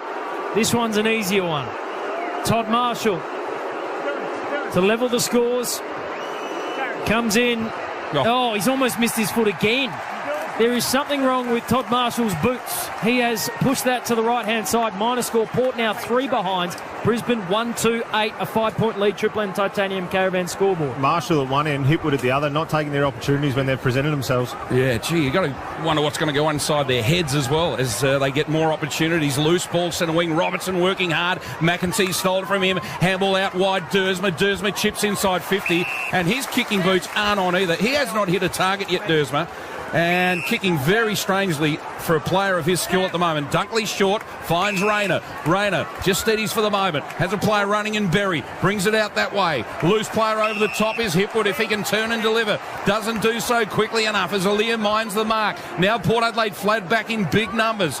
Very crowded forward line as Berry lifts his eye, so he goes real short and just chips one over the top as Brisbane inch their way forward through Dunkley. He's between centre wing and right half forward. He's going to chip it high towards centre half forward and let the tools do their work. Port Adelaide play in front, and that's a good, strong mark from Horn Francis. Great mark. Needed to take it too. Brisbane had the numbers there, so Horn Francis, fantastic mark there for his side. The first 15 and a half minutes of this game have flown by. It is being played at a lightning pace as Rosie's kick is questionable to the outer side. Intercept mark taken. Harris Andrews chips wide. Finds Fletcher, first-year player, father-son pickup. Made a name for himself. His housemate Will Ashcroft not out there. We know about that knee injury. Fletcher sends it long, deep. No mark taken, ball in dispute. Hipwood went out of mid-air. Quick hands Robertson, wanted Charlie. Couldn't find him. Boundary throw in left forward pocket for the Lions. They lead it by 5 points. Triple M Titanium Caravan scoreboard. Port Adelaide getting back well in numbers, but they're going to have to come up with a different method coming out. They try and kick, but because they've got so many numbers behind the footy, Harris Andrews and the tall defenders for the Lions have set up that wall really well, so they're going to have to look to run and carry that out of defence. Finlayson and Danaher do the ruck work. Danaher plucks it out of the air, then he was tackled and legged. Port Adelaide free kick. I thought it was Danaher who was taken to ground, but Rosie gets a free kick. Last line of defence. You get the feeling Port Adelaide are under siege here at the moment, even though on the scoreboard it's only 1-2 for Brisbane and 3 behind Port Adelaide, but Brisbane really doing all the attacking at the moment. Ollie Lord decided to fist the ball forward about 30 metres instead of marking it, and the ball goes out of play on the outer side. We'll have a throw in. He was unopposed. He possibly could have taken the mark there, but decided to fist it out of play. Just got the Harvey Norman replay there of Zach Butters. He just bumped Zane Zorko in the back. I don't think there'll be a great deal in it. Okay, good news. So Finlayson gets rid of his opponent at ground level, though. The Lions build it forward. Goes inside 50, and Aaliyah, as he always does, has read this one beautifully and takes the mark. There is an intensity to this game that reflects the importance of it. Both sides know they get a week off and a home prelim if they can take the points tonight. Outer side, Port go. Harris Andrews, best position, took the mark easy. Starting to get on top of Ollie Lord. They went after him physically, Harris Andrews, and he's doing what he does best. It's the reason he was included in that All-Australian preliminary squad. Inside forward 50. Hipwood got real high, couldn't come down with it. Bailey, the only goal kicker so far, snaps it. Top of the square, pack forms. Oh, mark taken by Fletcher. Mark taken by Jasper Fletcher. 10 metres out directly in front. Well, Zach Bailey put the ball to a beautiful spot, didn't he? Good to see a young player back himself rocking. Didn't Jasper Fletcher just do exactly that? We see here on the Triple M Harvey Norman replay, up against the boundary. Zach Bailey just loops it up the top of the goal square, and Jasper run and jump at the ball. Port Adelaide be flat. No one got a fist on that. His old man Adrian will be sitting watching this one. Listen to the roar of the home crowd. Lions have got 2. They extend their lead. 2-2-14, the Brisbane Lions. Port 3 behinds on the Triple M Titanium Caravan scoreboard. Caravanning reimagined. New Melbourne showroom opening September 23. Visit titaniumcaravans.com.au. Yeah, ripping contest so far. Both teams, high pressure game, and there's no doubting that. But Port Adelaide need to come up with a better method, as I just touched on before, coming out of defence at the moment. Brisbane set up so well behind the footy that Harris Andrew is going to have a field day if they continue to play this way, just bombing the ball out of defence. Yeah, Red Z lending stats, Port Adelaide 56% by foot so far tonight. Brisbane 77%, 10 of the last 13 inside 50s of the game to the line, so starting to get on top in that territory battle as well. Good on you. Thanks, Ethan Meldrum. Red Z lending stats for McDonald's and Ream Hot Water. Triple M Rocks finals footy. Back in the middle. Port Adelaide, you get the feeling, need the next one. Lysette back into the ruck after Finlayson had taken the last couple. Archie tries to belt it forward out of the middle. Port Adelaide win the ball, but Lockie Neal with a brutal tackle. And the umpire comes in and says, I'll have it. Yeah, Lockie Neal, just the one handball to this point too, did. So he's going to be able to provide a defensive element to his game like he did just then. He's not getting a whole lot of ball in hand. Yep. Comments tonight from Simon Black and Tom Rockcliffe as Rosie belts Port Adelaide forward, but they're cut off at halfback by Wilmot. His kick a little untidy, goes to the outer side, and in the end it just dribbles out of play, and we'll have a throw in between centre wing and left half forward for the Lions. They're 2-2-14, Port Adelaide 3 behinds. Lysette and Danaher to do battle. Danaher lively early, as has been hit with the two big forwards. Lysette gets shoved under at Bergman at ground level. He gets tackled by Zorko. Double teamed by Danaher as well. And we'll have a ball up centre wing. Ball up.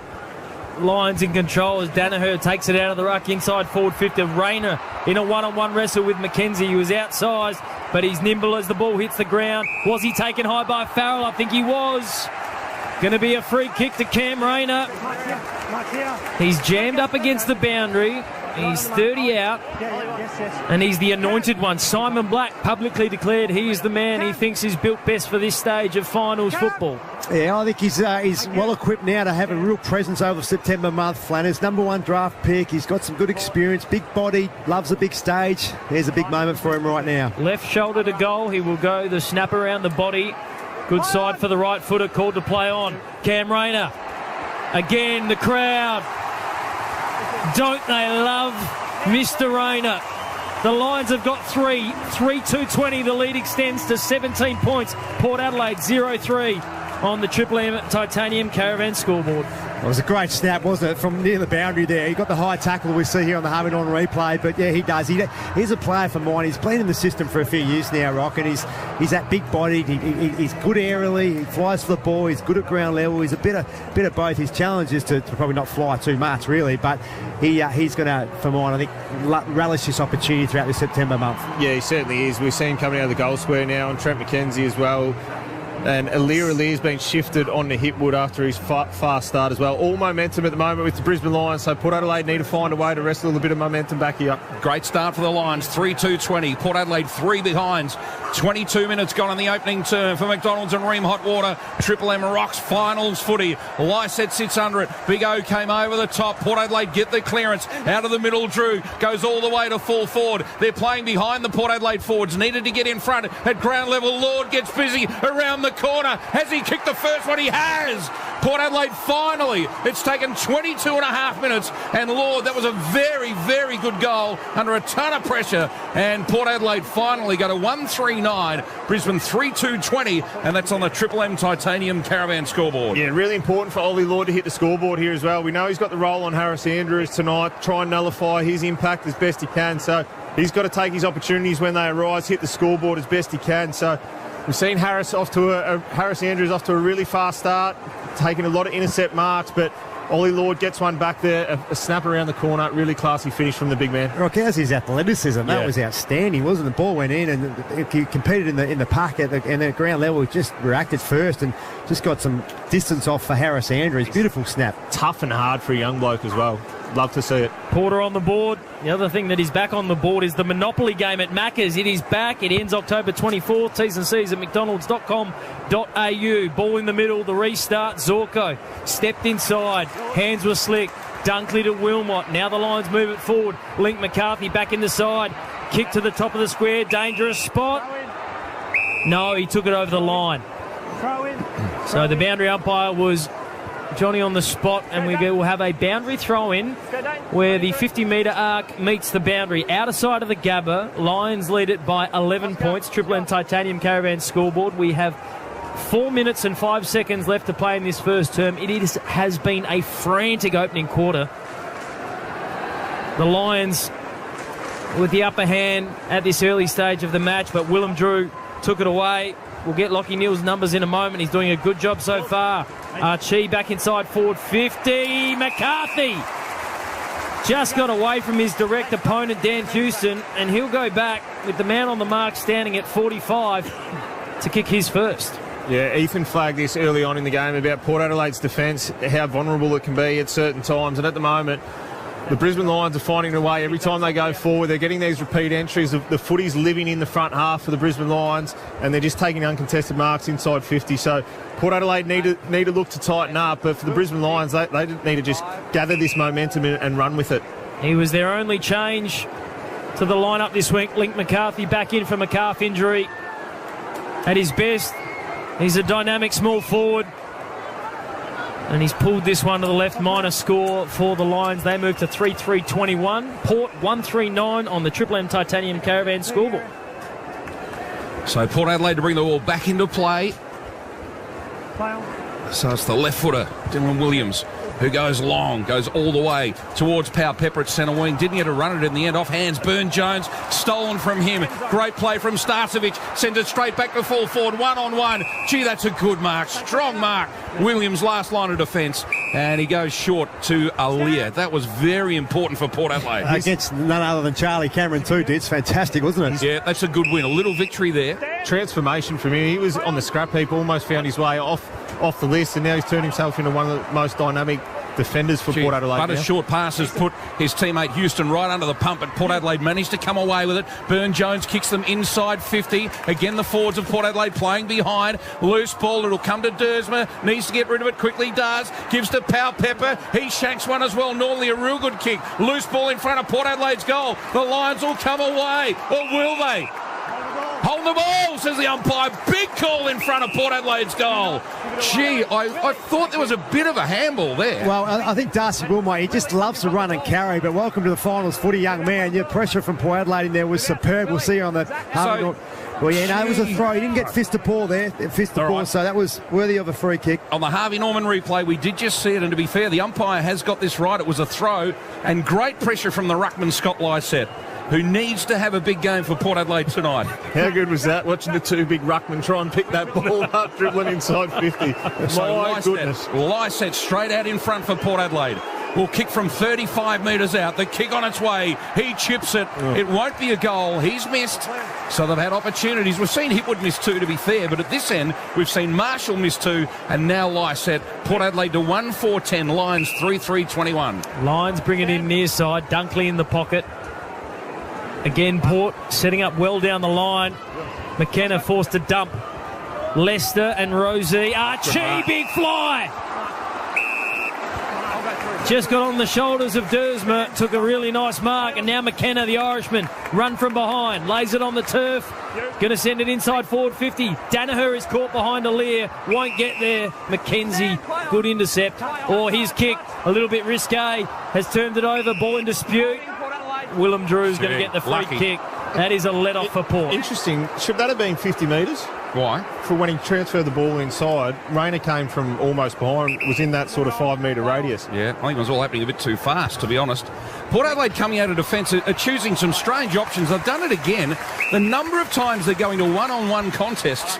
Admittedly, Ali's a good mark and he's taller, but it allowed the player to come straight over the top and spoil away from him. They've done it time and time again in this opening term. So Brisbane doing well, on top in all departments. Got to look to Chain coming out of the back half there. They've got to use their hands and run and carry, get over that first line of Brisbane's defence.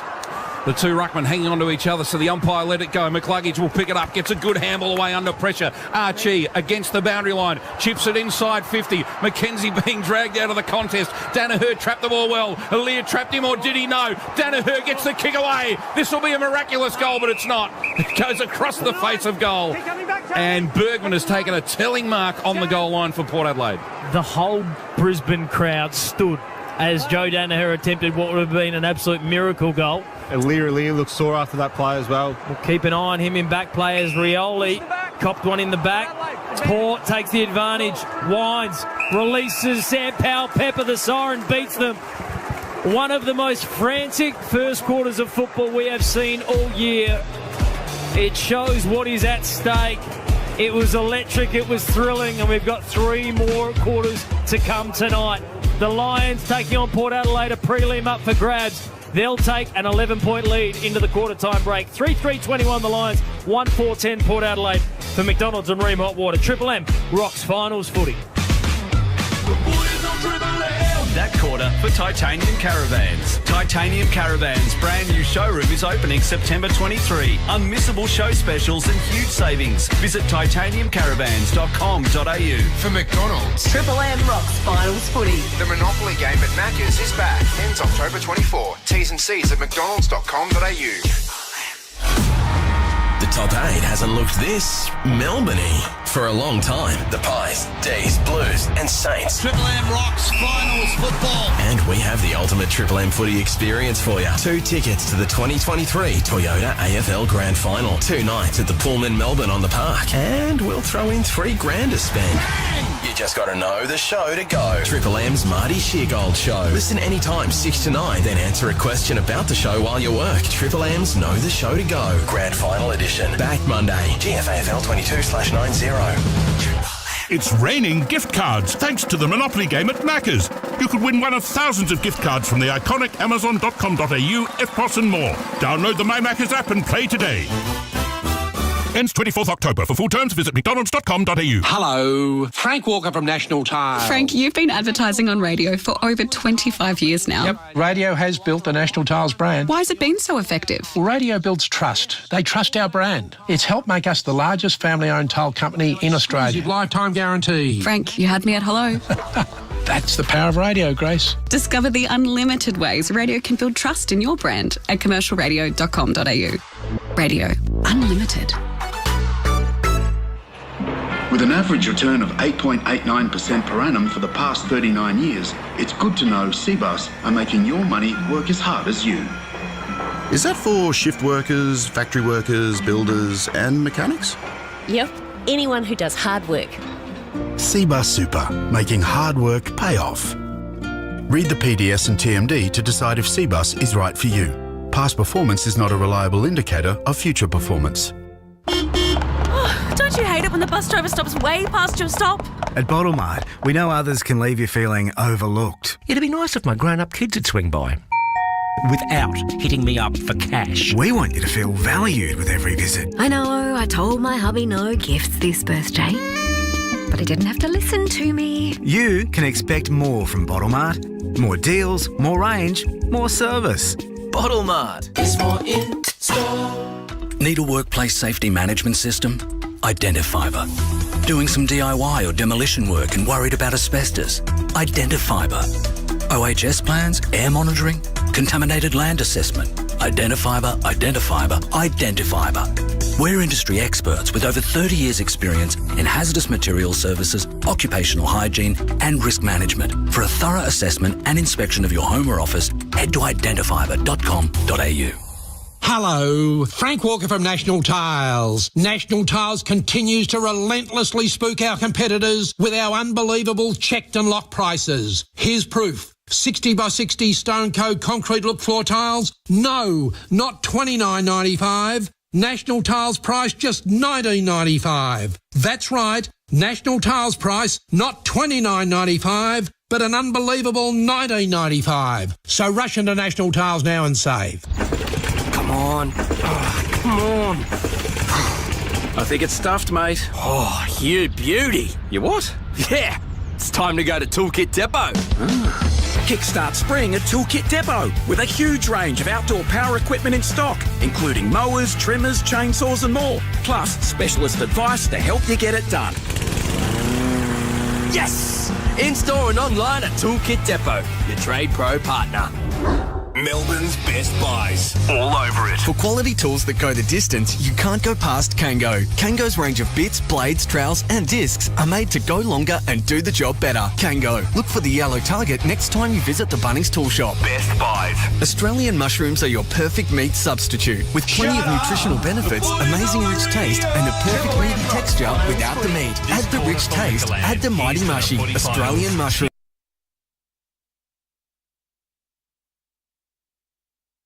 Melbourne's best buys. All over it. There's $756 An electric million first term at the Gabba in this qualifying final between the Lions and Port. Sees the home side Brisbane with an 11-point lead. 3-21 they lead Port 1-4-10. Chris Fitt, Marley and Flanagan, Tom Rockley, Simon Black, Belinda Mellon, your call team. And this man on the Triple M Red Z lending stats, Ethan.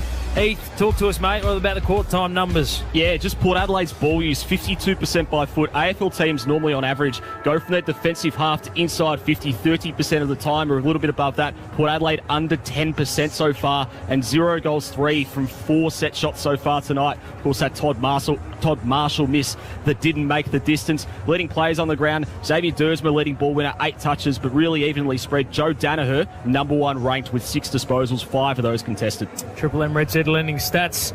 It has been a willing first quarter, and Tom Rockcliffe, I think we've discovered that Dane Zorko and Zach Butters don't like each other very much. Yeah, there's a bit of feeling. They're both very similar, actually. Both good on the lip, there's no doubting that, and they both suffer from small man syndrome, there's no doubting that. Let's get down to Belinda Mellon for Bob Jane T-Marts. Pete? Good to see Jason Horne-Francis starting out in the ground late in that term. He came off straight to the doctors to get an asthma puffer, sat down on the bench and had a few deep breaths. So good that he is back out there to start this term. Great job, Belinda Mellon, down on the boundary for Bob Jane T-Marts, waiting to get the second term underway here at the Gabba. Charlie Cameron in game number 200, yet to touch the footy. And Lockie Neal, just the one touch. Willem Drew doing a good job so far.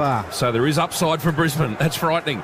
For McDonald's and Ream Hotwater, Triple M Rocks football, second term underway. Big O got up the highest. McInerney won the tap. Drew a chance at ground level. His handball cut off. Port Adelaide a little chip, quick forward. Umpire said not far enough. McLuggage plucked it out of the air. He was then tackled immediately by Lysette, who's shown a bit of aggression. It's good to see the ruckman getting involved. He's laid a couple of big tackles. Another ball up right by the centre circle. Lysette under this one, but Big O beat him as Butters tried to soccer forward. Berry got in his way. Butters back in after it. Port Adelaide go in again, but Brisbane beat them to the punches. Drew picked it up. Couldn't find a teammate. Lysette went in head first. Cop one, but umpire said play on. He gets the handball out to Butters somehow. Butters left foot kick. Vacant centre wing on the outer side. Now Coleman runs out there with Burn Jones. Burn Jones turned him inside out in the end, but couldn't get a handle on the ball, and it goes out of place. Centre wing on the outer side. That was a great contest. Good clearance from the Port Adelaide side. Fed the ball out the back. And what about the one-on-one out in the wing there? And those couple of players, Coleman and Burn Jones, fantastic footy. Triple M Seabus Super special comment. Seabus Super making hard work pay off. Tom Rockcliffe, Simon Black giving insight into these two great clubs, as we'll have another boundary thrown right in front of Belinda Mellon, in front of the interchange gates. And Bob Jane T-Marts. Bob Jane T-Marts have great buy 3, get 1 free plus instant cashback deals. Call or order online today. T's and C's apply. Red Z lending stats. Good side for Port Adelaide. Plus 12 contested ball. 10-0 this year when they win or break even with a contested ball. That's a big number there from Ethan Meldrum. Huge tackle laid by Dunkley. Free kick. Zorko takes the advantage. Here's Charlie. Game 200. Can he light up the Gabba inside forward 50? Danaher wanted the free for front on contact. Instead, we'll have a boundary throw in right forward pocket. Scott. So Brisbane deep into attack. Great tackle laid at centre wing that created this inside 50. So umpire to throw it in right beside the behind post in the right forward pocket for the Lions. McInerney plays in front, brings it down, big chance. Port Adelaide need to clear, they do. Houston just belts it out of there towards centre half back. Fletcher, being held, he gets the free kick, nearly plucked a one-hander anyway. He gets the free kick, he's just outside 50. Can he get the journey? Kicked a goal in the opening term, chance for him to bag his second, and what a start this would be for Brisbane in front of their home crowd in this second term. Runs out to the right, chips it short, front of the goal square. Up by Danaher, no mark taken. Williams under the pump for Port Adelaide, tries to find his teammate in Houston. He goes in, then comes out without the footy. McLuggage, he found it, tackled by Alier, gets it to McCarthy. McCarthy taken to the boundary line, out over the line. A throw in this time, a left forward pocket for the Lions. Oscar. hot in the contest at the moment. Sure is. Adelaide doing a great job playing in front of Joe Danaher, doing a really good job to protect the drop zone on the ball. Beware Charlie Cameron at these stoppages. He's on the move. Jasper Fletcher already got one. Was it touched off the boot? Umpire said no. Danaher takes a chest mark. 15 out. Very little angle. Well, I just said Lear playing in front. In that instance, he just fell behind Joey Danaher, Rock, didn't he? And Lux of Fortune, just a sprayed quick kick and landed in his lap, really. Scott Lysette, who has returned to the side after a knee injury, a couple of weeks in the sandful. He's headed to the bench under the blood rule. We'll get Belinda Mellon to keep an eye and report back to us. Bit of claret coming out there, yeah. Unlucky there from Alir, but Danaher playing in front. Take his opportunity. He needs to go back and nail this. We've seen him miss one only a fortnight ago from the goal square as well. So he needs to go back and nail this. And the key forwards haven't been that good tonight in front of goal so far. We've seen Hipwood not take his opportunities. Marshall the same. So this is a big kick for the Brisbane Lions. And if there's one thing we know about Joe Danaher, is nothing's a certainty. That's right, Flanagan. We've seen him miss them from the goal line. It's going to be the traditional set shot kick here. So he's a big marquee player. It's a big final. These are the goals he's got to kick. He's paid to kick these right here. Joe Danaher. This could be anything. It could be nothing. Or it could be a goal for Big Joe. Lions have got 4. 4-3-27. Port 1-4-10. 17-point lead on the Triple M Liquorland scoreboard. Here's to footy finals. Cheers, Liquorland. Choose to drink wise. Yeah, great start from the Brisbane Lions to start this quarter. They had all the momentum in that first quarter. They weren't in front in all the key stat indicators, but they were able to hit the scoreboard, and that's the most important one in finals footy, and they've started this second quarter much the same way. Good on you, Rocky. Belinda Mellon on the boundary. Double blood rule down here. Josh Dunkley with the blood from the right eyebrow. Scott Lysette with blood from the left eyebrow. I didn't see it, but I'm guessing there was a head clash, gentlemen. Looks like it, yeah. Belinda down there all over it on the interchange bench for Bob Jane T-Marts. For McDonald's and Ream Hot Water, Triple M Rocks finals footy. Back in the middle. Lions on top, 4-3-27. Port Adelaide 1-4-10. Umpire to bounce the ball. Finlayson into the ruck. And he just waits and watches Oscar win the tap. Brisbane a chance to come out of the middle again. McCluggage left it behind. Big Oscar gets down, wins the handball. Handball to Bailey. They're running through half forward. Robertson gets a handball out wide, comes back to Bailey. He has a ping at the goals around the corner. Jones plays in front for Port Adelaide. Well tackled by McCarthy, I think it was. Kick came out of defence from Port Adelaide. A hurried kick. And that's a courageous mark and a good mark taken by Fletcher. He goes short to Coleman. She's been good. Coleman. Jasper Fletcher. Yep, he fires it back inside the 50. Port Adelaide through Jones. Big fist came from behind. Off hands Butters. Clever. Avoids the Zorko tackle. Handball out wide. Ends up with Horn Francis. He runs into a few Brisbane players, so chips it wide. McEntee needs to hurry. About to get run down. Got the kick away under pressure. Burn Jones. His kick also under pressure. Brisbane doing it well. The kick inside 50. Off hands Pal Pepper. Ridden down by Leicester. Run down by Leicester. Pal Pepper back in after it. Double team tackle. Pressure Brisbane. And no shot at goal whatsoever. No chance Pal Pepper. He is a dangerous player and Brisbane all over him. Ball up right forward pocket for Port Adelaide. Lord into the ruck against McInerney, who wins the tap. Pal Pepper claims it at ground level. He's ridden into the ground and the umpire says, I'll have it. Starcevic all over Pal Pepper. How he didn't get a free kick then, I do not know. Just watching on the Harvey Norman replay here, there's a fair bit happening off the ball between those two. He's got one. Simon Black spotted it last contest. The umpire spotted it this time. Did you see on the Harvey Norman replay there, the little jab though? Yeah. Pal Pepper gave to Starcevic. Little hip and shoulder. Don't want to be doing that. Sam Pal Pepper. What are his numbers so far, Red Zed? Stats. Has he seen it? Sam Pal Pepper, this will be just his second disposal for the game, so he's been quiet. They call him the heartbeat of this Port side. They need a bit of resus at the moment. Behind on the scoreboard, they trail by 17 points. Can this man spark them into life in this qualifying final? Sprays it. Misses to the right-hand side. Minor score for Port. 1-5-11. Lions 4-3-27. A 16-point margin on the Triple M Liquorland scoreboard. As well as Brisbane are playing, Port have kicked themselves out of this so far. Yep. all of these 5 behinds are gettable shots. They've had 5 set shots and not kicked 1 goal from them. Correct. So they've shot themselves in the foot so far. It's a tale of 2 stories here. Brisbane are playing well, but Port can't kick. Alear wins it at the back of the pack. His kick gets smothered on the outer side. The Lions have got numbers around this one. It ends up with Neil. Good handball, retreats backwards to Payne. Payne kicks along centre wing on the outer side. Alear comes running back. Forward into the pack, off hands Berry, claimed it for the Lions, kicks inside 50, Hipwood, no mark taken. Port Adelaide players fall over, but Bergman gets back onto his feet, delivers it, gets it out of the 50, and it gets to the boundary line, and didn't find his teammate in Burton, and they'll throw it in on the outer side.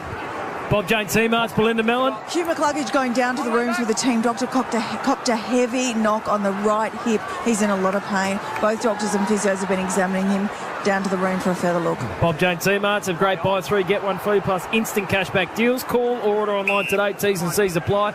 Simon Black, surely this game can't continue at this pace. It is frantic. It is magnificent to watch. Contest to contest, it is just electric, isn't it? You're right. Fatigue will kick in at some stage, but weekend off, last weekend, the boys are ready to go. Not just yet. They're flying at the moment. We're going to have a boundary throw in as Ollie Wines escorts it over the line. We've had blood rules, we've had ankle restraps for Connor McKenna. Now there's a concern around Hugh McCluggage. It's a vicious game of football so far, and the Lions have themselves a 16-point lead. Lysette's back out there, head strapping Dev Robertson. Inside forward 50, well-read Bergman. Got to the fall of the ball first, uncontested chest mark for him. Left back pocket. He'll look to pick his way out now, just waiting for an option. There's not one forthcoming, so he's going to dump it down the line. Outer side. Ollie Lord won't get there in time. Harris Andrews, trademark fist. Good tackle laid by Hipwood. Ball spills out. Lockie Neal. I think he's still only on the 1 touch for the game. Willem Drew doing an outstanding job as Sam Powell Pepper just wheels it forward. Andrews wanted the mark. Umpire said play on. We'll have a ball up on the logos outer side. You sense Port Adelaide rising to the occasion here. No, 16 points down. Brisbane have been, the dominant on the scoreboard. Port are trying to get back in the game. They're trying to lift. It's a fantastic contest. Robertson comes away with the clearance. Handball backward Archie. He belts it forward. Brisbane play in front again. Hipwood, good mark out on a lead. Takes it on the chest. He's a long way from goal. Chips one out towards the pocket. Burton in front for Port. Got pushed out of the contest. Little chip over the top from the Lions. Not good. Out on the full. And McCarthy was the player who just tried to chip a little clever kick over the top, but didn't quite catch it correctly. And Port Adelaide will get the relieving kick. Last line of defence. Lockie Jones, the player, with the footy. Goes long, gets it out of the defensive 50. It's a 2-on-1 for Brisbane. They've got the numbers. Starcevic. Same again for Free kick, Port Adelaide. Brisbane. Too slow to move the footy out of their back half. It allows time for the Lions to set this wall up, and we've touched on it numerous times already in the call tonight. They just get these repeat entries, and the damn wall will break at some point for the Brisbane Lions, and they'll kick away here. They need to find a different way to shift the footy out of their back half, move it on a bit quicker. Archie with the free kick, kicks it long, inside 50, big pack of players at the back of Lear. Does this time and time again, just took the mark on the chest. No one read it as well as he did, and in the end it was a very simple mark. He comes across goal to Dersma. So Dersma with the footy. Didn't have the best of opening terms. He shanked a couple of kicks. Normally he's pretty good. This one he looks for Finlayson at centre wing. He's playing behind. Wilmot was in front, but no mark taken. Ground level. Burn-Jones was good to McEntee. Great hands under pressure. Got it out to Horne-Francis. He gets a kick away again under pressure. Brisbane just doing it time and time again at the moment. Handball Payne to Leicester. Leicester's quick kick forward. Port Adelaide sit under this one. Over the top. Hipwood with a spoil. It was a great contest. Now Zorko goes in hard. Dunkley's in there. Port Adelaide, and it's a throw from Brisbane.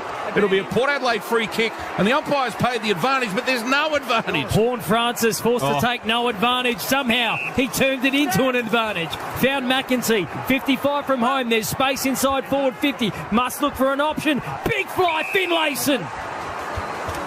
Really strong mark, protected the drop, and he will go back to kick his first, hopefully Port's second for their fans, from 40 out directly in front. Well, Rock, you spoke about putting some speed on the ball from Port Adelaide. That's exactly what they did then. Yeah, Horne-Francis as well. His vision there, just to be able to see McEntee and just kick it around the corner. Great kick, and then his delivery inside 50 was outstanding with Finlayson. They had the outnumber, but it comes off the speed of ball movement there. Jeremy Finlayson was essentially forced to play as a ruckman last year. This year, much more of a stay-at-home forward. That's normally the best component of his game, and yet he too has pulled it. Another missed set shot for Port. 1-6-12. They trail Brisbane 4-3-27 on the Triple M Liquorland scoreboard. Port Adelaide kicking themselves out of this final in this first half. They need to kick goals. It's obvious, I know, but they're just not doing it. Kicking very poorly. Long kick to the outer side. Ollie Wines had his hands on it, couldn't complete the mark. And it dribbles out of play. A throw-in on the outer side. ResEd Lending stats, that's 0 goals fired from 6 set shots for Port Adelaide. They're still below 50% by foot. AFL average is 66%. Port Adelaide 49% tonight. All over it. Ethan Meldrum with the ResEd Lending stats. Throw-in, outer side. Port Adelaide win the clearance. Getting busy, Horn-Francis shrugged a couple of tackles, then under the pump, got a left foot kick away, but Brisbane read this perfectly. Oh, have they? That's holding the ball, umpire, but he says no. Ollie Lord swoops on it, picks it up as he kicked his second. He has. Lord's got both goals, and he's made them out of nothing. Gee, that was good pressure. That time the Port Adelaide forward line should have been a free kick. Lord pounced on it, kicked the goal, and a much-needed one. Port Adelaide 2-6-18. The Lions are 4-3-27. Triple M Liquorland scoreboard. You've been butchering your set shots. It's great to get a goal from rough chaos play, which is exactly what they got there. He's a beauty. He's a bit of a clone of Luke Jackson for mine. Yeah, he is. Ollie Lord, he's an up-and-comer, there's no doubt. But you put that goal down to Willie Rioli. His pressure then, he hasn't had a big night so far on the stat sheet, only the 2 possessions, but his run-down tackle then was outstanding to force that turnover. Let's get to Belinda Mellon, Bob Jane Seamart's beat. Hugh McGluggage went back on the ground for about 3 minutes, then brought himself off. He's gone back down to the rooms with both team doctors in a very unhappy state. Any sign of what it is, B, that's bothering Hugh? I think it's a cooked right hip. He tried to do run-throughs on the boundary, jumped back on the bike. They gave him a good rub on that hip with some deep heat and got him back out in the ground, but he just cannot move freely, so they've gone back downstairs for a bit more treatment. All right, we'll keep an eye on him, B. Nice work, Bob Jones Seamart's ball back in the middle for McDonald's and Ream Hotwater. Triple M Rocks finals footy, and this is one hell of a final so far. Here come the Lions. Rayner, Simon Black said he'd be a star of this final series, and he's just kicked one from 60. Wow. It's on behind the play too. Charlie Cameron, Jason Horn-Francis. They're coming from everywhere. This has everything here. The Gabba is on fire. Cam Rayner's just bombed one from 60, and it's all on centre wing outer side. Well, Cam Rayner, Flanners, he has stepped up to the mark so far. He's been superb. It was a really good ball win by Brisbane. The Port Adelaide had initially. Great tackle. We'll see on the Triple M Harvey on replay here how they turn the ball over. Lovely piece of hands, and Cam Rayner just drove his legs, and as you said beautifully, Flanners, pumped it from outside 50. What an impact he's had. 5-3-33 the Lions, 2-6-18 Port. This game is just getting warmed up as well. We just saw Charlie Cameron was the one who tackled Horn-Francis. Horn-Francis is such a wonderful, powerful player, but 2 or 3 times tonight he's been caught, been run down in the heat of this finals pressure, and that's what instigated the blue afterwards, because Cam Rayner roughed him up. Charlie Cameron roughed him up a bit. What a game. What a final at the Gabba for McDonald's and Ream Hotwater. Triple M Rocks finals footy. Lyset with a decisive tap away. No one wanted it at ground level. In the end, Brisbane through Dunkley, kick it forward, and that was interference. Port Adelaide will get a free kick. Archie up the front of Bergman, pushed him out of the contest. So Bergman gets the free kick at half-back. This is where they've got to go. They've got to get speed on the ball here, Port Adelaide. Move the footy fast. Well, nothing on offer, so Bergman again has to dump it long. Big pack of players under this one. Lord got the fist away. Burn-Jones came out of the pack with it, but the quick kick forward went straight to Coleman. So Coleman's got the ball at half-back for Brisbane. Goes to the middle of the ground. Alir's there waiting for it. Lockie Jones helps him out. Well played, Jones. Got it to Bergman. Loose handball on the outer side. Not his best. Brisbane a chance now. Burton gets in the way, though. Gets there before Hipwood. Took on the tackle. He dropped the footy. Could have been a Hipwood free. He then let the footy go. Cameron comes in to help out. Corralled against the boundary line. Burton a smother. Great play. Good finals pressure footy. And the ball just trickles out of play. It's some hot footy, isn't it? It's as hot as it's going to get. This is fantastic to watch. For McDonald's and Ream Hotwater, Triple M Rocks finals footy. Ream Hotwater is built tough for Aussie conditions. When it comes to water heating, ask your plumber to install a Ream. We don't need any hot water here tonight. This footy is hot. Jason Horn-Francis seems to be at the middle of everything at the moment. These spot fires that are popping up, Rocky, part of his character? Do you think part of his makeup as a footy player? Yeah, he certainly looks like he's made for finals footy, but as Blackie touched on before, he's been caught a couple of times tonight, but he's up for the fight, there's no doubting that. Boundary throw-in, centre wing, outer side of the Gabba. Lockie Neal still finally gets some clear air and gets a kick away, sends it towards half forward. Hipwood couldn't take it on the half volley, and Charlie spills it over the line for a boundary throw-in at right half forward. Triple M Red Z lending stats. Lockie Neal's numbers, we know he's getting the heavy tag, Heath, from Willem Drew. What are his numbers? Yeah, averaging 27 disposals a game this season. Just the 3. That was his first contested possession as well. And just on the pressure, AFL average for pressure factor 180. Brisbane 227 this quarter. Port Adelaide 211. Ethan Meldrum with the Red Z lending stats. Lysette gets a tap on the outer side. Lockie Neal had it, lost it. Port Adelaide try to rush it forward. They'll come away with the clearance. Handball came out to Houston. His handball goes to Drew. Drew under the pump, got a kick away. Port running in waves through the middle. Rosie needs to get right into the game. Goes all the way to the goal square. Will it be a goal? No, Lord has taken the mark in the goal square for Port Adelaide. He is the shining light at the moment. So you found one there, Ditz, haven't you? Gee. You'd be happy with his return today as well. He's got the match up on Harris Andrews. 3 first half goals. That's a massive win for Port Adelaide. Thought Andrews won the first term, yet this lad's about to kick his 3rd goal. Yep. And yet Andrews, you would say, started really well, didn't he? Yeah, he certainly did, but Lord's wrestled that momentum back, and he should nail this from the top of the goal square. So Lord in the goal square, a much-needed one for Port Adelaide. He's got 3. Port Adelaide have got 3.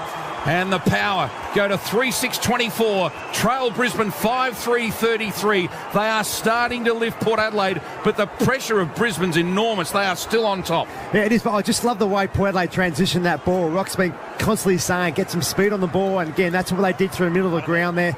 None better in the ball in hand than Connor Rosie. He waltzed through the middle, and he just put it beautifully to the advantage of his teammate there, and Ollie Lord, who just kicked his 3rd goal for the first time in his career, kicking the 3 goals. Look, you might disagree. I think Horn Francis lifted at the start of this term. Look, he got caught holding the ball by Cameron that resulted in a goal, but he's been a spark, and now Rosie's been a spark. It's spot on. He's getting some momentum, some forward momentum on the ball, isn't he? And I just love the way he's going about it, driving his legs, although he's been caught a couple of times.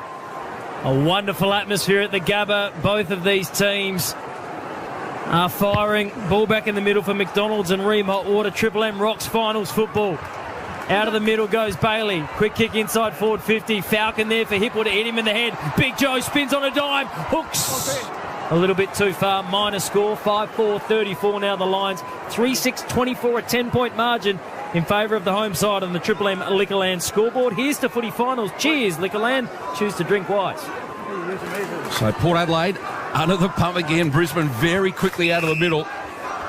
And that was through Bailey, who's had a pretty good first half. Bergman short to Houston. Port just chipping it around in defence. Houston's going to go longer this time. Oh, the kick, risky, found Drew. Now Port are running hard. This is better. Butters through the middle. Oh, runs into strife, then chips one over the top. He wants Pau Pepper, and he'll mark it at half forward. In the end, Butters timed it beautifully. Pau Pepper, bit far out, goes to the pocket. Loose player, Marshall. Toddy Marshall in the right forward pocket. He gives off. No, umpire says it's got to come back, or does it? Yeah, got to come back. So much better, Port Adelaide, when they move the footy fast, get it in the good users' hands. Dan Houston's delivery then to the corridor was outstanding to Willem Drew, who then just didn't think about it, gave the handball to the running Zach Butters. Right, you can hear the boos. So Marshall gave off to Finlayson, who had a ping and it was a behind, and the umpire said the ball has to come back. So Marshall now gets another opportunity. This time he's going to go with his left boot. He's shaping up to kick it across the body. From the right forward pocket, improves the angle. He's kicked it. What a kick from Todd Marshall. His first after he missed a couple of sitters in the opening term. And Port Adelaide are back in the contest. The margin is 4 points here at the Gabba. Brisbane are 5-4-34. Port Adelaide 4-6-30. This is finals footy at its absolute best on the Triple M Liquorland scoreboard. Port have found a bit of life, Rock. As you said, they've got some speed on the ball and it's paying dividends. Yeah, we've been crying out for it, haven't we, Blackie, to just shift the footy a lot faster. Don't allow Brisbane's defence to set up behind the footy, but footy's a funny game, isn't it? Todd Marshall goes back, 2 really easy set shots directly in front almost, and doesn't score on one of them. Then he kicks a snap around the corner on the left boot. I'm seeing that ball movement there. Fast through the corridor went Butters, found Pau Pepper, and then the goal resulted. Triple M Harvey Norman replay. It's Harvey Norman's tech run-out clearance, laptops, mobiles, gaming, audio, fitness and more. It ends Monday. And we're just getting started here on a Saturday night at the Gabba. And here come Port once more from the restart. The hands were slick. And here is Connor Rosie. Long search and kick inside forward 50. Powell Pepper in the wrestle. Starcevic didn't quit on it. Rioli's hands were good. Houston, Burne-Jones. The pressure from the Lions will not cease. Dunkley, now Rioli. Was he taken high? No, umpire said he slipped the tackle. McCarthy nearly took his head off. It's in row 6.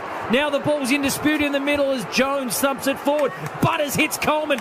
This is outstanding stuff from both sides. How good. A ball up at centre half forward. Lockie Neal's starting to get frustrated too. He's gone over to Willem Drew, knocked him over.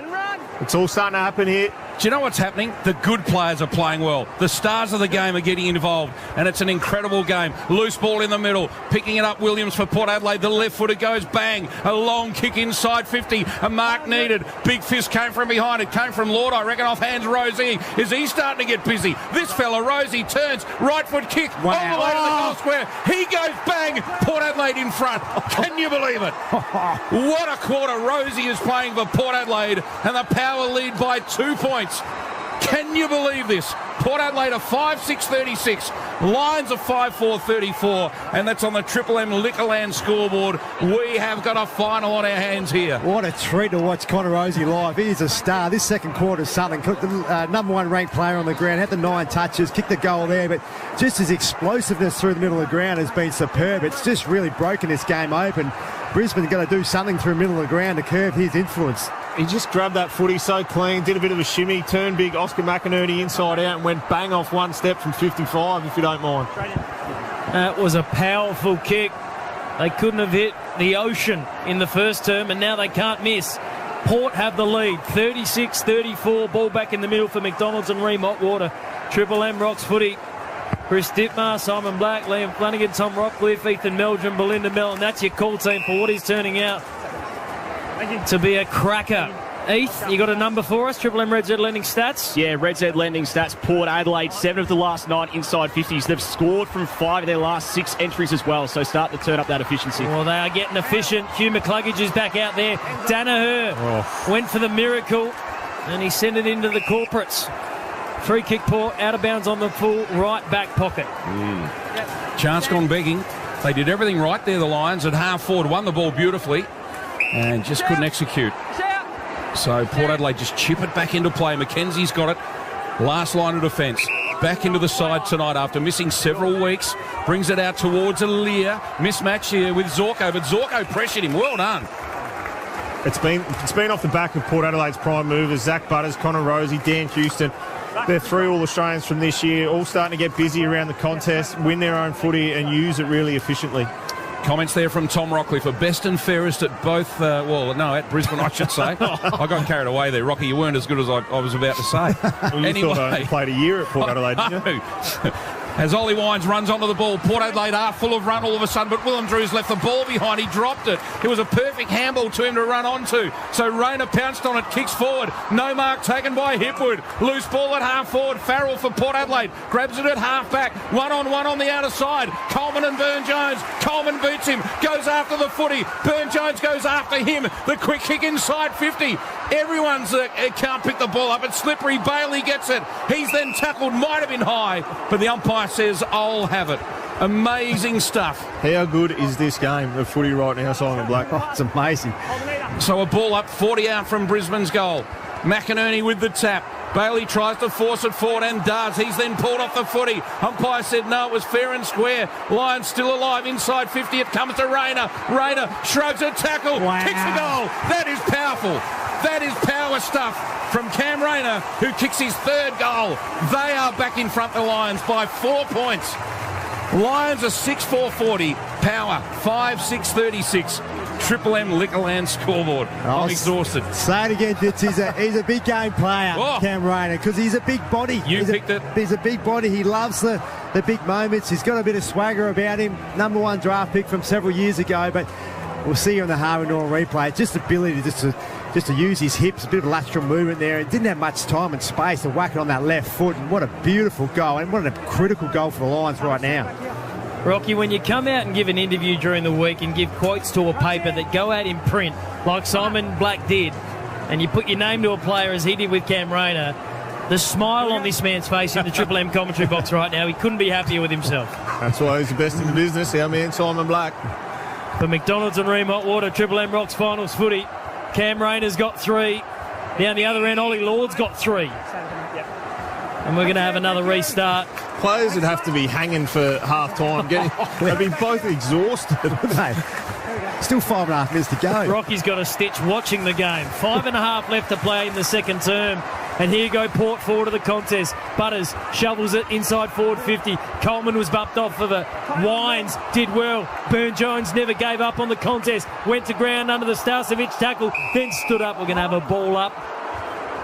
25 out from Port's goal. They trail by 4 points. And we've still got 5 minutes and 13 seconds left to play. I think everyone's hanging for the half-time break. Finlayson v McInerney. McInerney had an air swing. Then Finlayson went hands and knees after it. Players fall atop the footy. Umpire lets it go. Oh, holding the ball. Dragged it in. Oh, gee. That's a big call. I don't think anyone saw that coming. Brisbane can't believe it. Dunkley's the one who's been pinged. One person on the mark. And Todd Marshall will go back to kick it his second. Let's remember what happened in the first quarter.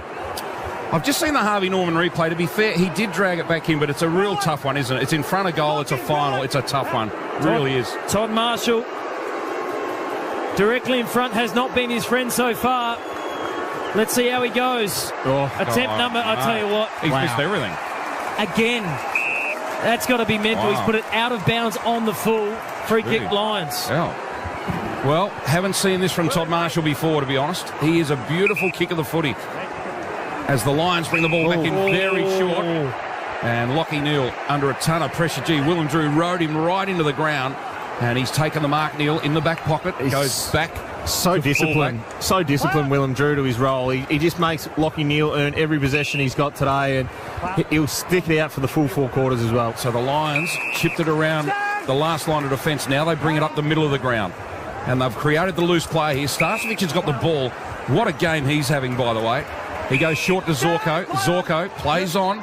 This is good footy, Brisbane. They're using the ball really nicely. Berry. Zorko runs back, takes the 1-2. Handballs forward to Hipwood. Hipwood launches it inside 50. Rain to the target. He flew, but he couldn't get a real good run at it. Mackenzie was in his way. And the ball trickles out of play. Left forward pocket for Brisbane. The Lions by 4 points. We've played 30 minutes of this second term on the Triple M Liquorland scoreboard. Really good ball movement then from the Brisbane Lions. They stretched Port Adelaide's defence, shifted angles really well, took the uncontested marks and then went forward off a running handball to Zorko. Throw in. Big one coming up. Oscar wins the tap. McInerney, McCarthy left it behind. Loose ball. Lachie Jones having a pretty good game, I reckon. He won the ball, but it's gone astray. McCarthy pounced on it. His handball went to Mackenzie of Port Adelaide and he threw it, did he? Is it a throw? It is. Under pressure and 10 metres out. Brisbane now get a free kick in front of goal. Great tackle. Pin the arm. Pin the arm resulted in the throw of the footy. So McCluggage it was that laid the tackle. We've seen some really good tackling from both sides, haven't we? I mentioned Starcevic a moment ago. He's having a great game in defence. So McCluggage almost straight out in front, 15 metres out. And he gets another one for the Lions just on half-time. Very important goal. The margin again is back out to 10 points after Port Adelaide threw everything at them and hit the front momentarily. Brisbane 7-4-46. Port Adelaide 5-6-36. Triple M Liquorland scoreboard. Yeah, outstanding quarter of footy this one. It's been right up there. But it's come off the back of Brisbane Lions pressure. They've been outstanding the whole quarter. Heath had some numbers before about how good they've been in this quarter, their pressure. And again, McCluggage, she just followed that footy up, put on a really, really strong tackle, pinned the arm and forced Mackenzie to throw the footy. Yeah, Red's Head Lending stats, pressure still up in the 210 mark for both teams in this quarter. Again, the AFL average there is 180. Brisbane 215, Port Adelaide 210. Normally average about 15 tackles per quarter teams in the AFL this season. Brisbane 24, Port Adelaide 17, so already well ahead. 10 points the margin in favour of the home side, the Brisbane Lions. The winner gets a week off and a prelim appearance. The loser will host GWS next week in an elimination final. Here goes McCluggage again, inside forward 50. Hipwood led Aliir to the football, but Aliir bounced towards him. Wrapped up by Hipwood. We're going to have a ball up inside the Lions forward 50. 45 out from their goal. 2 minutes and 56 seconds left on the clock. Triple M Liquorland scoreboard. Umpires getting the ball moving fairly quickly as Lysette and McInerney just drop it down. Butters lays the tackle on Dunkley, who is fighting something of a one-man contested war around these stoppages for the Lions. Big thump from Burton. Cleared the danger momentarily, but Fletcher, now McCluggage, is going to get wrapped up by Powell Pepper. The big bull came through the horns. All deliberate. Free kick, Port Adelaide. Insufficient attempt from the Lions. They'll have the free kick off left half back. It was one at ground level. Wilmot just tapped it straight out of play.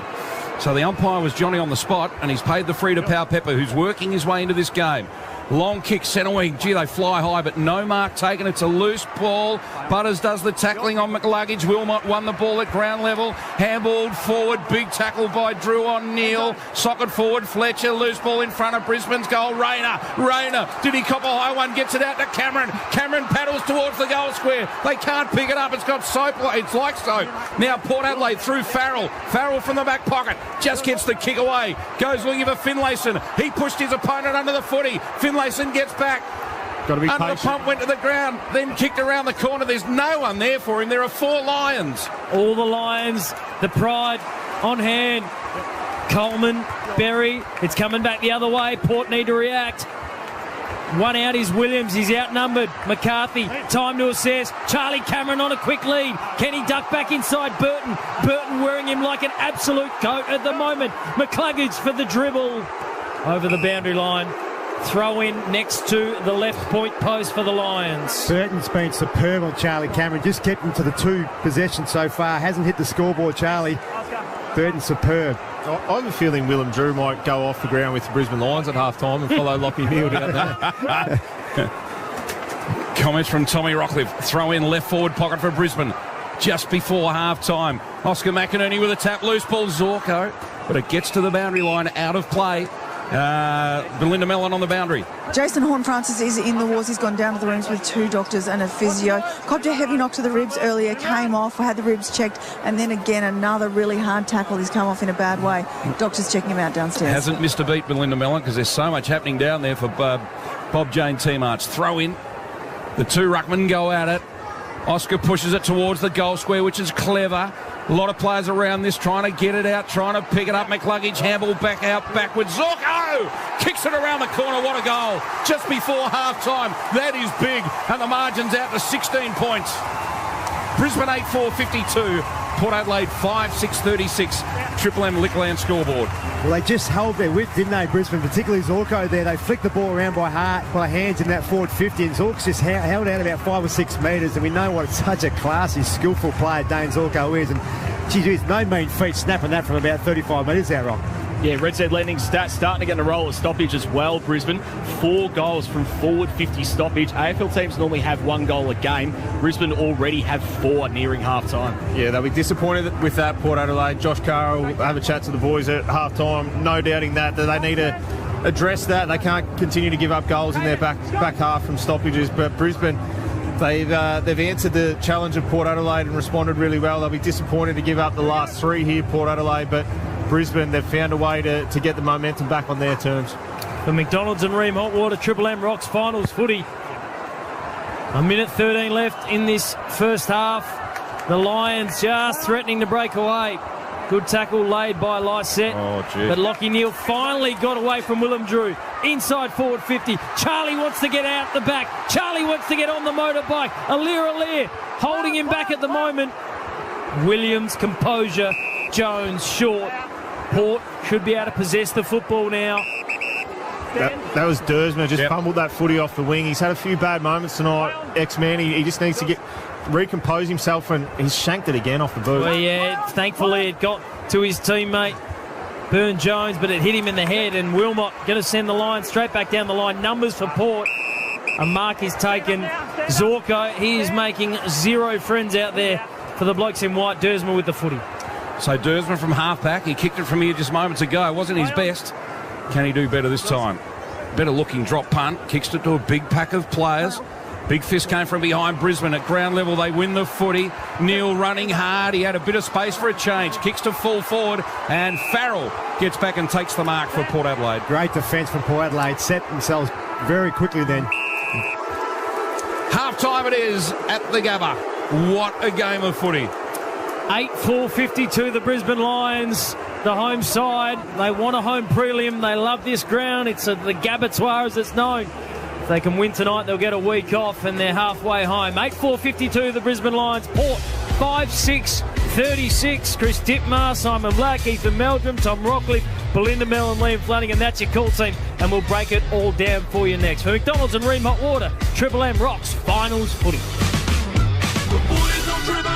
That quarter for Liquorland. Here's to the footy finals. Cheers, Liquorland. Choose to drink wise. For Ream Hot Water, Triple M rocks finals footy. Built tough for Aussie conditions. When it comes to water heating, ask your plumber to install a Ream. Are you in a music slump? Need a mood booster? No matter what type of mood you're in, Listener has the perfect music station for you. Find your inner rock god with Hard and Heavy. Tap into the golden age with 70s hits. Or release your inner radio with Triple M Country. Download the Listener app now and search Mood to find your perfect music station. You steered your business through COVID. You're fighting the rising costs of running your business. So to lose it all because of the tax debt would be devastating. Hi, Simone from Your Business Angels. If you have a tax debt, the ATO have you in their sights right now. They'll come for your credit rating, your business, your home, everything. Don't let it happen. Call us now, 1300 982 559. Your Business Angels. Repair the past, rescue the future. With $786 million worth of prizes, a trip to Macca's could turn into an unforgettable holiday. You could win a $10,000 Webjet e-gift card or up to 10 nights on a Pacific Islands P&O cruise. Download the My Macca's app and play today. Ends 24th October. For full terms, visit mcdonalds.com.au. It'd be nice if the guys upstairs throwing parties could at least invite me up. At Bottle Mart, we hear you.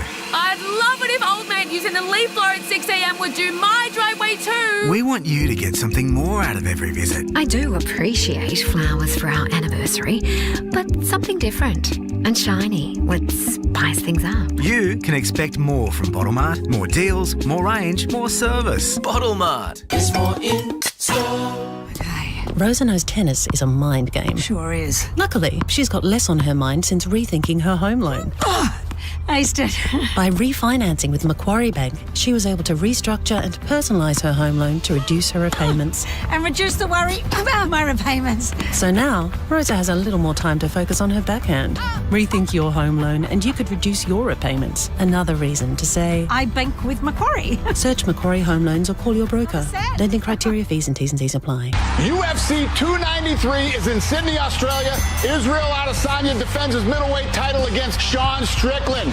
Top 10 heavyweights tied to Avasa versus Alexander Volkov. Order now on KO Sports. No subscription needed. Hello, Frank Walker from National Tiles. National Tiles continues to relentlessly spook our competitors with our unbelievable checked and locked prices. Here's proof. 60 by 60 Stone Code concrete look floor tiles? No, not $29.95. National Tiles price just $19.95. That's right. National Tiles price, not $29.95, but an unbelievable $19.95. So rush into National Tiles now and save. Pet parents, save more at Petstock. Your dog will be drooling like crazy with Black Hawk adult 20 kilo dry dog food. A low $135. Or save 20% off the Ivory Coat grain-free dog and cat food range. Give parasites to flick with 20% off NexGard Spectra flea, tick and worming treatments. Plus with Petstock rewards, every time you buy those same brands, we'll give you 15% off the next time you shop. How's that for value? Be quick and soon, in-store or online at Petstock. The store with more. T's and C's apply. The Lowdown. Around town. Lead the charge with Milwaukee battery-powered outdoor power equipment. Get the safety and performance benefits of battery power. Forget the hassles of petrol. The Lowdown. Is that a holiday calling? Somewhere sunny, warm and full of adventure? If you're ready to answer, Virgin Australia's Queenslanders Calling Sale is now on. Hurry, sale ends September 10. Travel dates and conditions apply. The Lowdown. Around town. Shut up! The foot is on the radio! Triple M rocks finals footy. This halftime break for Mitre 10 trade. Get in, get out, get on with it at Mitre 10. The halftime break couldn't have come at a better time for everybody, frankly. That was one hell of a first half here. The second qualifying final being played between the Brisbane Lions and Port, and it is the Lions with a 16-point lead at the main break. 8-4-52, Port 5-6-36, 3 goals to Ollie Law down one end for Port, 3 goals to Cam Rayner down the other end for the Brisbane Lions. Here's Ethan Meldrum with some of the other numbers from that first half. Yeah, some funny numbers. Brisbane dominating the territory. That's normally Port Adelaide's go. 33 inside 50s to 17. Dominating the clearances as well. At +5 clearances, 6 goals from stoppage. The Lions. Port Adelaide's defence holding up okay, though, considering that territory. 9 intercept marks in their defensive 50. They rank last in the competition for that Port Adelaide. Normally average 6 a game. They have 9 to half time. So that's a big number for them. Leading players on the ground. Hugh McCluggage got over that hip concern at 13 disposals. Number 1 ranked player on the ground. Kicked the goal as well. Dunkley 11. Hipwood 10 disposals as well. He's finding a lot of it. That's normally what he averages over a full game. Dan Houston 15. Rosé 13 for Port Adelaide. This is the halftime break for Mitre 10 Trade. Get in, get out, get on with it at Mitre 10 Trade. Simon Black, Tom Rockcliffe. I mean, those numbers paint one story, but the other picture that is unfolding here is the Willem Drew Lachie Neale battle. I mean, we're seeing the impact that Willem is having against this Brownlow medalist. Yeah, he's sure done a great job. I must say, Lachie Neale, late in that second term, got involved with some important disposals, up to 9 at half-time here. Probably got 6 of them in the last sort of 5 minutes of that second term, Flanners. So, yeah, but look, Willem Drew's done a great job. Really nullified his influence, and Connor Rosie in that second term, he just opened this game up. But just a treat to watch him live. His athleticism and his ability to just run and carry with the ball was as good as I've seen on this ground in some time. So, look, interesting quarter, interesting game so far. Both sides have had their momentum swings. Port Adelaide look right on top there, and they got the lead, and then and Brisbane managed to fight back and then get those 3 last quarter goals. So it's a hell of a contest. Every player does not have any time they get the football in their hands. There's some special moments all over the ground, Rock. Yeah, and this is where Brisbane have always, this year at home, come out in the third quarter really strongly and blown teams away and put the game almost beyond doubt. So Port Adelaide are going to have to come out, continue on the way they were played in that first half, wrestle the momentum back, take their opportunities when they arise, because they've butchered a few shots in front of goal, haven't they, Port Adelaide? But Brisbane will come out fired up in this third quarter, and Port Adelaide need to be able to try and shift momentum if Brisbane get on top. In your experience, Rocky, is Ken Hinkley really positive at this point in time, like at halftime, or does he go to a couple of fellas like we know Dersma had a bad quarter? Does he hammer them, Finlayson and players like that really need to get into the game? Is he a positive type? Because again, if they take their chances, they're right in the game and they're in front. But I get the feeling they actually threw everything they had at Brisbane. Brisbane then kicked away again. Yeah, I think he's pretty well balanced, Ken. He'll go in there and speak to the playing group. I don't think he'll nail players that he won't get a spark out of, or if he nails someone, they might not come back. So he knows the individuals really well. So for Xavier Dersma, it's not worth going down that path. It's wrap your arms around him, try and get him back up, get his confidence back up. So I think Ken would be reasonably happy. They've gone in with clear game plans. The Ollie Lord one on Harris Andrews has been a big tick, I think. He's kicked the three first half goals. Harris had an impact early on in that game, but then I think Lord's probably got the upper hand in that contest. Charlie Cameron hasn't touched a footy. Willem Drew's role as well on Lachie Neale. So they've come in with a few plans and they've nailed most of them. So there is an upside there for Brisbane if they can start to win those matchups, but Port Adelaide will be reasonably happy with how this game's going so far. We know Tom Jonas, who's the captain, isn't in the team at the moment. He suffered that calf injury during the week, so we're not sure, and he's going to retire at the end of the year. So there's questions about who is the next captain of this side. Who is that loud voice in the room right now for them as a player? Yeah, well, Ollie Wines is obviously the standing captain at the moment, but they all seem to point to Connor Rosie. They think that he's going to be the next captain of this footy club within sort of, six months' time. I think. Is he vocal in the rooms at a moment like this? Not really vocal. A guy that probably will be is Travis Boak. So he's sitting on the bench there. He's seeing it all. He's a very good communicator. So he'll probably be the most vocal in there, talking to the playing group. Tommy Jonas is down there. I've seen Charlie Dixon on the screen as well. He's in the rooms there, talking to the key forwards as well. So they've got enough experience. Unfortunately, they're not out there on the deck at the moment. But from the playing point of view, you've got a Dan Houston who's very vocal as well. He sees the game really well. So he'll be in there and just trying to help the boys as best they can. All right, well, Port have some work to do in the second half, but Amy Clangers, who covers Clangers on and off the field. Amy does. Todd Marshall, in that first term, served up 2 average shots at goal, and that's probably being generous. And then he had a chance to redeem himself in the second term, and this is how it went down. Todd Marshall, directly in front, has not been his friend so far. Let's see how he goes. Attempt number, I tell you what. He's missed everything. Again. That's got to be mental. He's put it out of bounds on the full. Free kick Lions. Yeah.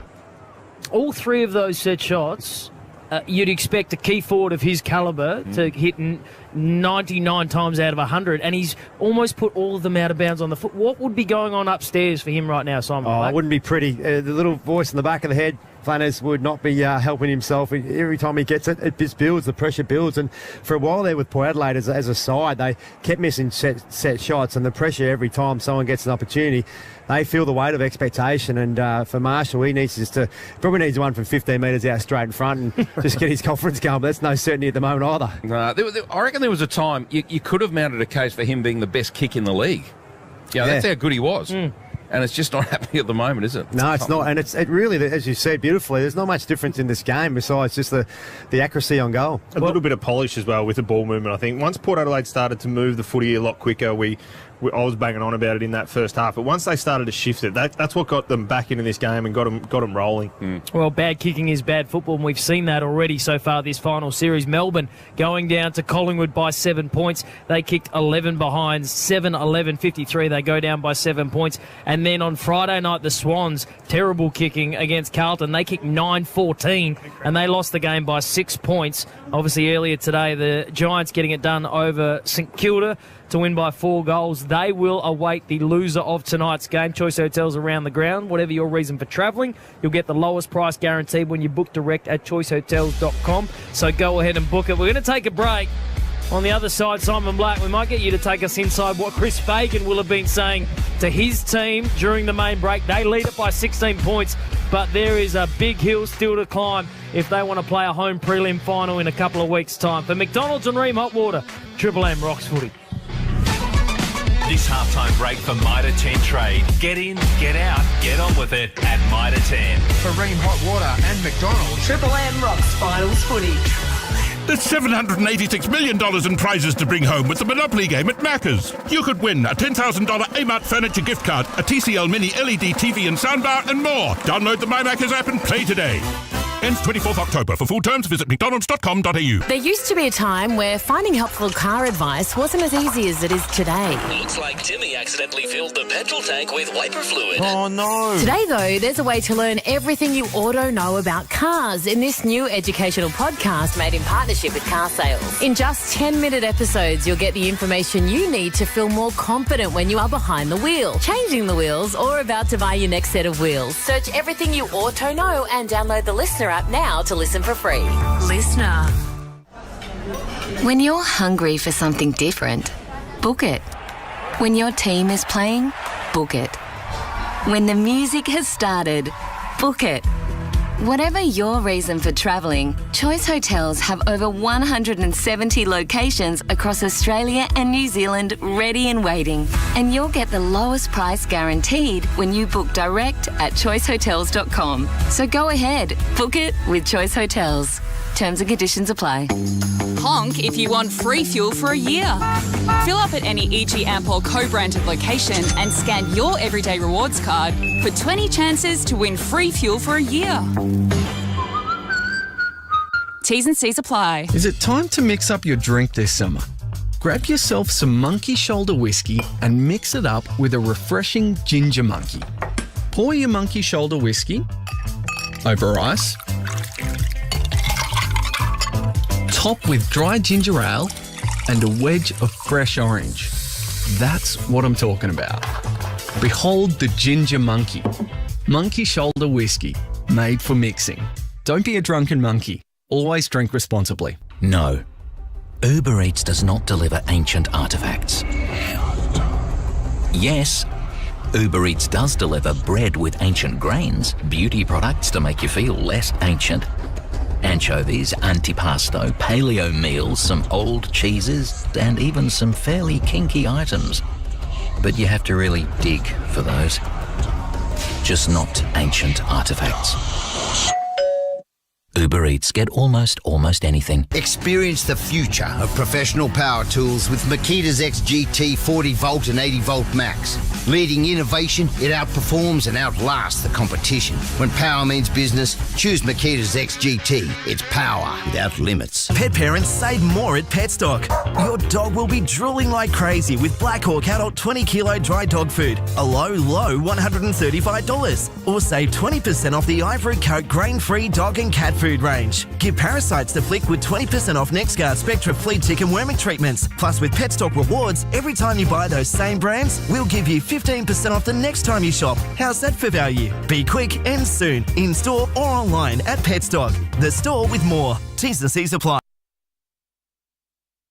Melbourne's best buys. All over it. For quality tools that go the distance, you can't go past Kango. Kango's range of bits, blades, trowels and discs are made to go longer and do the job better. Kango. Look for the yellow target next time you visit the Bunnings tool shop. Best buys. Australian mushrooms are your perfect meat substitute. With plenty of nutritional benefits, amazing rich taste and the perfect meaty texture without the meat. Add the rich taste, add the mighty mushy. Australian mushrooms. Melbourne's best buys. All over it. With $786 million worth of prizes, who knows where a meal at Macca's could take you? You could win a limited edition Mirth Batman electric scooter or fuel for a year from Ampol. Download the My Macca's app and play today.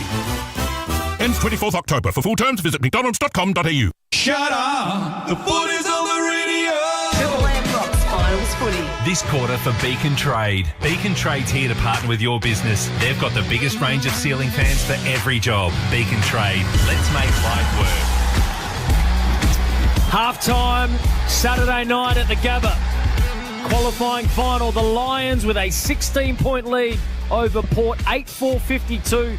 Port 5-6-36. It has been an exhilarating first half of football here. Chris Dittmar, Liam Flanagan, Tom Rockcliffe, Simon Black, Ethan Meldrum, Belinda Mellon. That's your call team. Triple M Rocks Finals Footy. This quarter is thanks to Beacon Trade. Beacon Trade's here to partner with your business to make every tradie's job easier. With Australia's biggest range of ceiling fans, we've got the right ceiling fan for every job. Join Beacon Trade. Let's make light work. Tom Rockcliffe took us inside the Port rooms during the main break, gave us an understanding of what Ken Hinkley would be saying to his Chargers. Blackie, take us inside the Lions room. They've got a 16-point lead. What would Fags' main message be in that session? I think much of the same, Flanners. They were able to absorb Port Adelaide's pressure really well.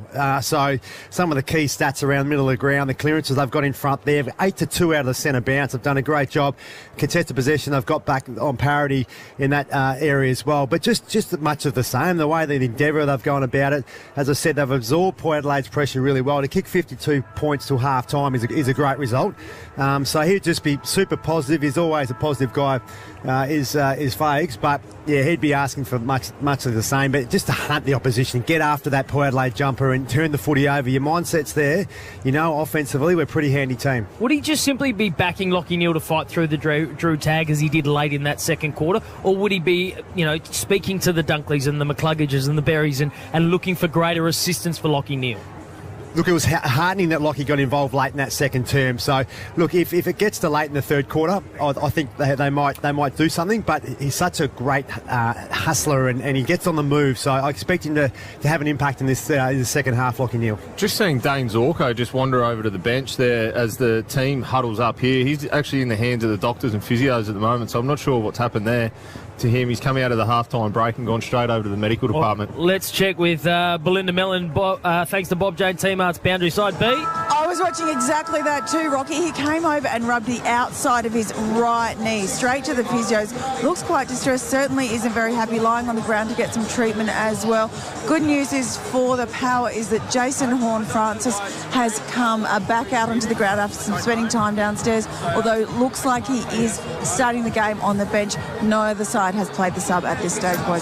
Nice work, B. I tell you what, he does special comments thanks to Seabus. He does the boundary for Bob Jane Teamart. If Tom Rockcliffe Rockcliffe learns to call football, this could be a one-man operation moving forward next season. Chris Dittmar, this Port side, you'd think they need the first one potentially here in this second half? Yeah, I agree with you. Horn France are starting on the boundary. Look, if there's a query, if he's sore or injured, I would understand, but I would certainly have him out there at the start of this term. I think they need their big guns in the middle. He's certainly one of those, and I thought he gave him a spark in that second term. Well, I don't think you can get any bigger than Butters, Rosie and Willem Drew, who's doing the role at the moment. So I'd still have him out there. just start with 4 in there, at ground level. Get him out there somewhere. Start on the wing, run in at the bounce. Third term to get underway at the Gabba for McDonald's and Ream Hot Water Triple M Rocks Finals footy. And we start with a poor bounce. It'll be recalled. And we'll go again. So 52 plays 36. 16-point margin to the Lions at the start of this third term. Umpire throws it up. Lysette probably got the better of that at ground level. McLuggage a chance. A little one in the back maybe from Butters. Willem Drew picks it up. Handballs Port Adelaide forward. Rosie runs onto it. He's the man who gave them the spark in that second term. Kick to the goal square. No mark taken off hands. Rioli. Rioli snaps. He rarely misses. Port Adelaide get the first goal of the third term. The margin's back to 10 points. What a start for Port Adelaide. They needed that for sure. And a good clearance too, and that's on the Triple M Beacon Trade scoreboard. Port Adelaide 6-6-42, trail the Lions 8-4-52. Yeah, great start then from Port Adelaide. Willem Drew at ground level, got the handball out to the running Rosie, and he's all class on the left foot, delivered it deep inside 50. Big spoil came from, I think it was Payne there for the Brisbane Lions, but Rioli right in the right spot, and he never misses them when he just crumbs it like that. 15-metre snap around the corner. Triple M Seabus Super special comments. Seabus Super making hard work pay off. Tom Rockcliffe. Chris Dittmar thought he might have won a BNF for both clubs, but we confirm he didn't, Rocky. I don't know what I was thinking. Should have. Should have won a Brownlow too. Simon Black is with us as well. He did win a Brownlow for McDonald's and Ream Hot Water Triple M Rocks Finals footy. We're having a good time. I'm not sure if the players are because it is hot out there at the moment. We might get Ethan Meldrum to give us a pressure rating because it was through the roof in that first half, Eve. Yeah, Red Z Lending stats. Pressure was above 200 for both teams in that third quarter, just on Rosie. Game highs for metres, gain clearances and inside 50s. He's all class. Inside forward 50. Port go once more. Rioli lays the tackle. Not much of an effort offered from Starcevic. We'll have a ball up 40 metres out from Port's goal. Great contest then from Ollie Lord. He came from nowhere, made the contest, got the footy to ground, impacted Ryan Lester, who's going to take the uncontested mark. Oscar McInerney working hard, did the ruck work, picked the ball up. It went to Rosie, though, around the corner, right on the 50-metre line. A bouncing ball just offline. And Rosie has started this third term really well. Minor score, Port Adelaide. The margin into single figures, 9 points it is. Port 6-7-43. Trail the Lions 8-4-52. Short pass, near side. Lester finds Archie. And Brian Lester, what a wonderful story he has been for the Lions this year. Drafted a long, long time ago. He's been a year-to-year contract type player, and here he is locking down a spot in this Lions back six. Archie went down the line. Lockie Jones read it beautifully. Zach Butters, there might not be a better lateral moving player in the competition than this man. Goes short, centre half back, finds Dan Houston. All Australian honours for him. He's a thumping kick of the football, and that's no exception. Goes wide, hits Aliir on the chest, centre wing. Outer side of the Gabba, down the line, Aliir. Kicks to a contest. Payne read it best. Outsized against Burne-Jones. A turnover, and Coleman has it left half back. That was a strange kick again. Port did that a lot in the opening term, kicking to one-on-ones coming out of defence, and Brisbane time and time again have won those contests. McLuggage with the ball in the middle of the ground. Kick goes to Starcevic. He's played really well. Called to play on. Sorry, Bailey it was. Bailey from the middle of the ground goes to the outer side. Wilmot. Wilmot with the footy for Brisbane. Wants to launch it long inside 50 and does. This goes all the way to the goal square. Big Oscar at the back. Hipwood. Eric Hipwood's taken the mark. Now the umpire having a fair bit to say here. Just trying to clear the air of the 10-metre protected zone, but Eric Hipwood with a left foot against the boundary here, very tight up against it. Got to take a hell of a banana kick from here, or will he come out into the right foot? But nice mark there on the goal line. Yeah, it was. So he had too much height. Starts outside the boundary line. We know he's a left foot. He's going to go with the right foot around the body, and minor score. Stat with Hipwood, kicked more goals than anyone in the final series last year. Had a very good series. So the Lions get it behind. 8-5-53. Port 6-7-43. Triple M Beacon Trade scoreboard. Chris Dittmar doing Ethan Meldrum's job down.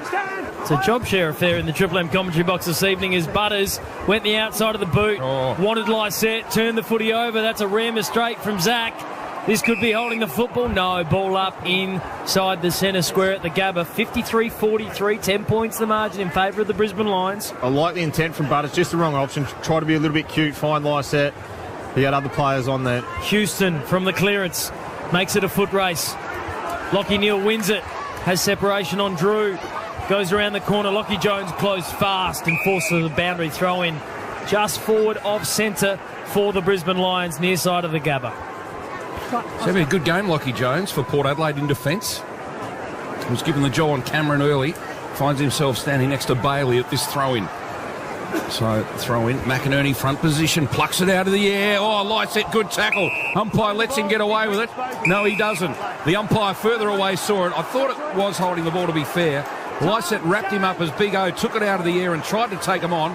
Handball to Houston short. His kick goes to Butters short. They want to get on with it quickly. Over the top to Rosie, the handball. Handball to Dersma. Put him right under the pump. McKenna read it beautifully. Allows Neal to come through and pick the ball up. What a long sweeping handball, and the Lions are running. Great handball it was, but then Archie got run down. Lockie Jones picks it up for Port Adelaide. Handball to Butters. Butters goes forward. Loose player at half forwards McEntee, and he takes the mark. Now this will test him.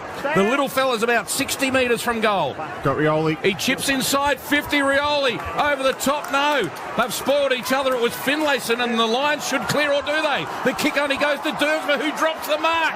He then has to handball under the pump. Gets it to McEntee. One way, then the other. Handball straight to the opposition. And the Lions are away, and they bring the ball out to centre wing. Port Adelaide a chance gone begging. Bailey doesn't want to slow it down, though. Moves it on. Hipwood dances inside. McKenzie loads up on the left. Danaher and Aliir. It's one-on-one. Opportunity here for Big Joe. Aliir was outstanding. Never gave up on the contest. McCluggage around the body inside forward 50. Robertson's closing late. Oscar's taken the mark, but a free kick has been paid. It's going to Kane Farrell. The Lions fans are filthy. Gavin Robertson put the block on Farrell. That's the reason for the free kick. Definitely there as well on the Harvey Norman, wasn't it, Blackie? Yep. Dersma, who's had some moments he'd like back, goes to centre wing on the logo. We're going to have a ball up. Red Zone leading stats. Port Adelaide sorted out that clearance game 5-0 this quarter. Zach Butters with a hot hand as well. 5 touches in the first 6 minutes. How's his composure at times with ball in hand? He's superb. Ethan Meldrum with the Red Z lending stats. Rosie, a quick handball out of the pack, but put his teammate under the pump in Houston. McCluggage spins out of trouble. Chips one forward. Loose Lions everywhere. One of them's Rayner. What a game this man's playing. Goes all the way from 60 metres out to the goal square. And free kick will go Brisbane's way. They play on and kick a goal. The advantage paid, or is it? Yep. Yeah, advantage. They've paid the goal, and Fletcher swooped on it. Kicked the goal for Brisbane. And the margin's back out to 16 points for the Lions. The same margin as it was at half-time. 7.5 minutes gone in the third. The Lions are 9-5-59. Port 6-7-43. Triple M Beacon Trade scoreboard. Yeah, a real settler for Brisbane there. I thought the ball coming in from Cam Rayner went too close to the goal line, but in what actually happened was that the hole, we'll see here on the Harvey Norman replay, but Jasper Fletcher's been fantastic, been really, really important tonight. And Brisbane real settler there to get out to the 16-point margin. We'll see just a hold here, Rock. On Ryan Burton, on Charlie Cameron. Just took him out of the contest. And Charlie Cameron, he can't buy a goal at the moment. He's had 2 touches. He got a free kick in the goal square, and Fletcher takes the advantage and kicks a goal in game 200. That's he wouldn't have minded just to go back and kick that goal. Triple M Harvey Norman replay. It's Harvey Norman's tech run out clearance, laptops, mobiles, gaming, audio, fitness and more. It ends Monday. Ball back in the middle for McDonald's and Ream Hot Water. Triple M Rocks Finals footy. 16 points the lead to the home side. Zorko sliding mark. Whatever that early quarter concern was, injury-wise, he's gotten over it. And the kick pinpoints Charlie. Game 200. He'll go back and kick at his first. 45 out, 45-degree angle. Just fast ball move, wasn't it, from Zorko? What a beautiful user. We've often said about him with his foot skills, and just placed it nicely out for Charlie Cameron. Geez, he needs this to get himself going. Chris Fagan said he's seen few players light up the Gabba like this man does. Game 200. Does he get to rev the motorbike in his milestone? You bet he does. Look at them get around him. They've come from everywhere, his teammates, to celebrate with one of the most dynamic players in the game. And importantly, it stretches the lead out to 22 points on the Triple M Beacon Trade scoreboard. Beacon Trade's here to partner with your business. They've got the biggest range of ceiling fans for every job. Beacon Trade, let's make light work. They can sniff it now, the Brisbane Lions. We did flag it at half-time that they come out in the third quarter and blow teams away here at the Gabba. And it's got that feel about it at the moment. Brisbane have come out, all guns blazing. Dane Zorko, great delivery inside 50. And Burton's been out of position in the last two entries on Charlie Cameron, so look for Cameron to have a big impact in this third quarter. Seabar Super comments there from Tommy Rockcliffe. For McDonald's and Ream Hotwater, Triple M Rocks finals footy. Back in the middle. Finlayson into the ruck for Port Adelaide. Gets under it, tries to get in Oscar's way, but Oscar comes away with it. This is a problem for Port Adelaide. Finlayson in the ruck, not doing enough. Brisbane go forward again. McCarthy, brilliant. Here's another one. Lining up, unbelievable goal. And Brisbane well in control now. Charlie gets his second, read it magnificently off hands. He's gone back to back. Couldn't buy a goal in the opening half. And Brisbane kick away in this third term. 11-5-71. Porter 6-7-43. And that's on the Triple M Beacon Trade scoreboard. Yeah, it's getting dangerous for Port Adelaide here. That's the Lions forward line at their absolute best. Started derived from the centre bounce. They've kicked 3 goals from the centre bounce tonight, the Brisbane Lions.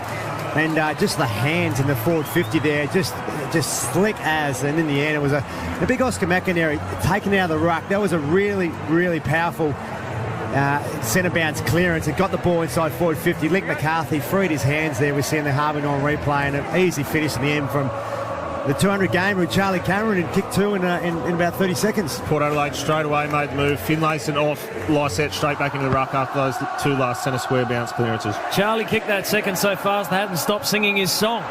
For McDonald's and Ream Hotwater, Triple M Rocks footy. Can Port respond? The Lions fans still in full voice for their milestone man, Charlie Cameron. Country Road, that's his song.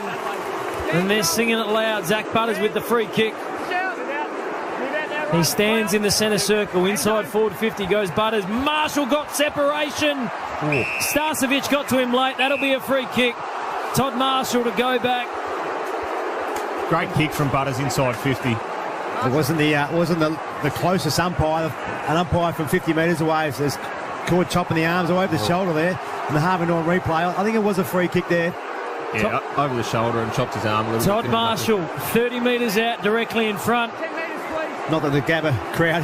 He did drop the mark, though, as well. He should have completed that anyway, Marshall. If we're going by his history tonight, he'll put this out of bounds on the full. He's missed every set shot he's had tonight except from the boundary. Todd Marshall finally finds the middle of his foot. Straight through the middle. Port answer back. An important goal. Narrows the margin to 22 points on the Triple M Beacon Trade scoreboard. Beacon Trade's here to partner with your business. They've got the biggest range of ceiling fans for every job. Beacon Trade, let's make light work. 11-5-71 the Lions, 7-7-49 Port. That pair of Butters and Rosie, just the ability to get the ball and take off towards their goals is amazing. And their kicking prowess, the ability to put the ball to advantage of their teammates, is as good as I've seen in the competition this year. Yeah, they certainly use the footy so well, those two guys. They just pick the right option 9 times out of 10, and their execution's sensational. You look at that from behind the goals on the Harvey Norman replay, and the seas just parted, and Butters put it out in front of Marshall. He was the only one that could have marked that footy. We've got 2 of the best in the box tonight on Triple M, Tom Rockcliffe and Simon Black. For McDonald's and Ream Hotwater, Triple M Rocks finals footy. Lysette and McInerney. Lysette a big decisive tap. Belted it out towards centre half forward, but the Lions cut it off. And the umpire comes in and says, I'll ball it up. Good contest involving McEntee for Port Adelaide. Horn Francis goes in hard, applies the tackle for Port Adelaide this time. After Brisbane won the ball at ground level, it was Berry. Umpire throws it up again. Throwing it out, Dunkley. Got it to Berry. His left foot kick forward. Port Adelaide play in front, paddling it forward. Brisbane win it at ground level. Clever stuff, McCarthy. Got the handball out wide for Rayner. Rayner runs into trouble. Good enough to get the handball away to Dunkley. Takes it back in the 1-2. Rayner runs hard, kicks high to centre half forward. The tools are coming. Over the back, it's a loose footy. Danaher. Danaher into an open goal. Bang. And the Lions get one straight back. He's got his second. And at the moment, they are too good. Irresistible football from Brisbane. 12-5-77. Port Adelaide 7-7-49. We've played 14 and a half minutes of the third term. Brisbane on top on the Triple M Beacon Trade scoreboard. Yeah, they love this premiership quarter. The Brisbane Lions come out all guns blazing. All their key forwards, the key prime movers inside 50 are all starting to get their hands on the footy. Danaher, Cameron, really blowing this game open at the moment. Yeah, Red Z landing stats. You were talking about it earlier, Blackie. The scores from stoppage. Again, that's 10 goals from stoppage. Brisbane have kicked tonight. That's the equal most Port Adelaide have conceded in a game this season already. Round 2 against Collingwood. 21 goals they conceded that day. Port Adelaide, 10 goals from stoppage. This is already an equal season high. Red Z Lending stats. Red Z Lending loans for the self-employed. REDZED.com. Ball back in the middle for McDonald's and Ream Hot Water. Triple M Rocks finals footy. Can Port hit back one more time? Horn Francis around the body. Probing kick in the Sam Powell-Pepper direction. McKenna thumps it to the boundary. Sam Powell-Pepper's numbers, Triple M Red Z Lending stats, feels like he's wanted to get to the footy, but he's just struggled somewhat. Yeah, not his night, I don't think. Just the 5 disposals for him. Only 2 effective kicks as well, 1 behind. The big bull has been caged tonight so far. Boundary thrown right half forward. Might be worth throwing him up around the footy, getting him around the footy, try and shift the momentum from those clearances. Rosie, he's been outstanding. Port's best, maybe the best on the ground. Drew, quick hands. Horn Francis, inside forward 50. The tall timber comes late. Harris Andrews with a thumping fist.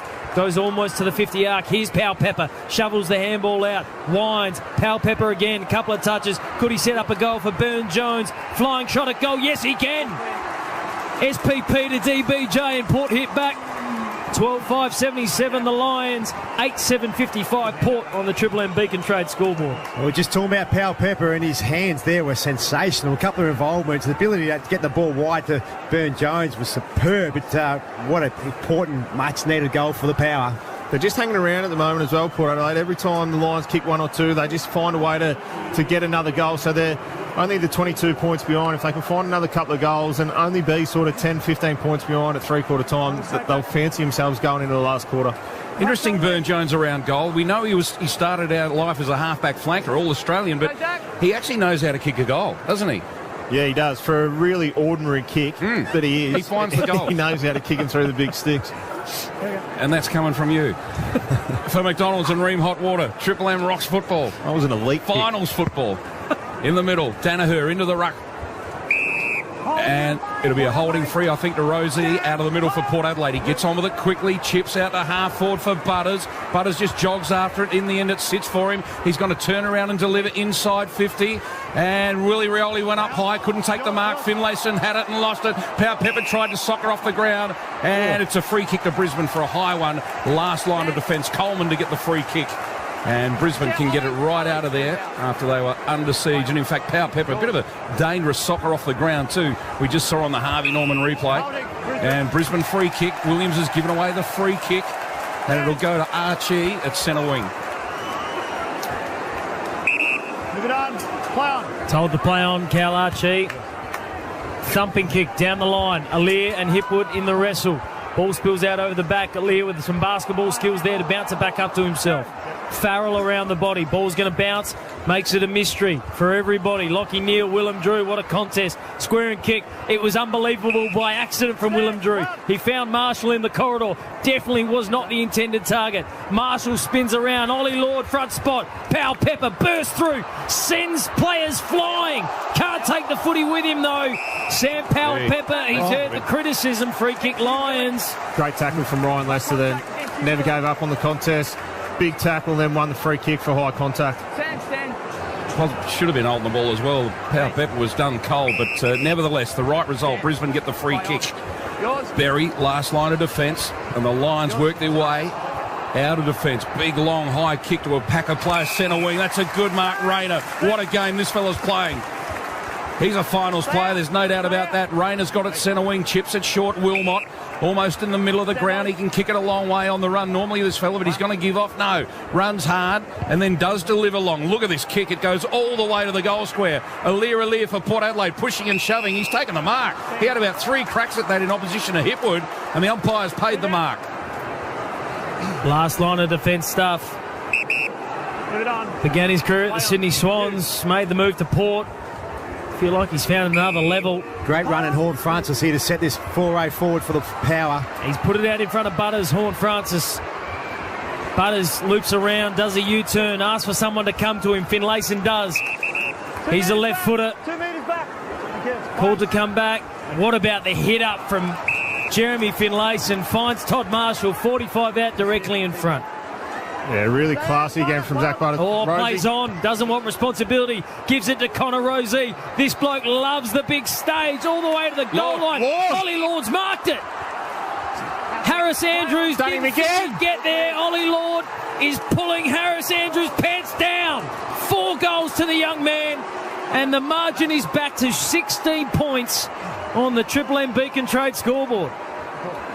He's done him again, Ollie Lord. Outstanding game from him tonight. He's played that negating role on Harris Andrews, and he's found a way to impact the contest again. Rosie had the flying shot from about 55, fell to the goal line.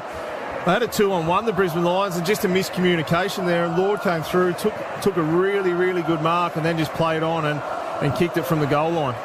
This might be a tough ask, Ethan Meldrum, but if you can find out when the last time a direct opponent kicked 4 goals on Harris Andrews is, feels like it wouldn't have been any time recently. I'll do some digging. Dits. Bit of news, Belinda Mellon on the boundary.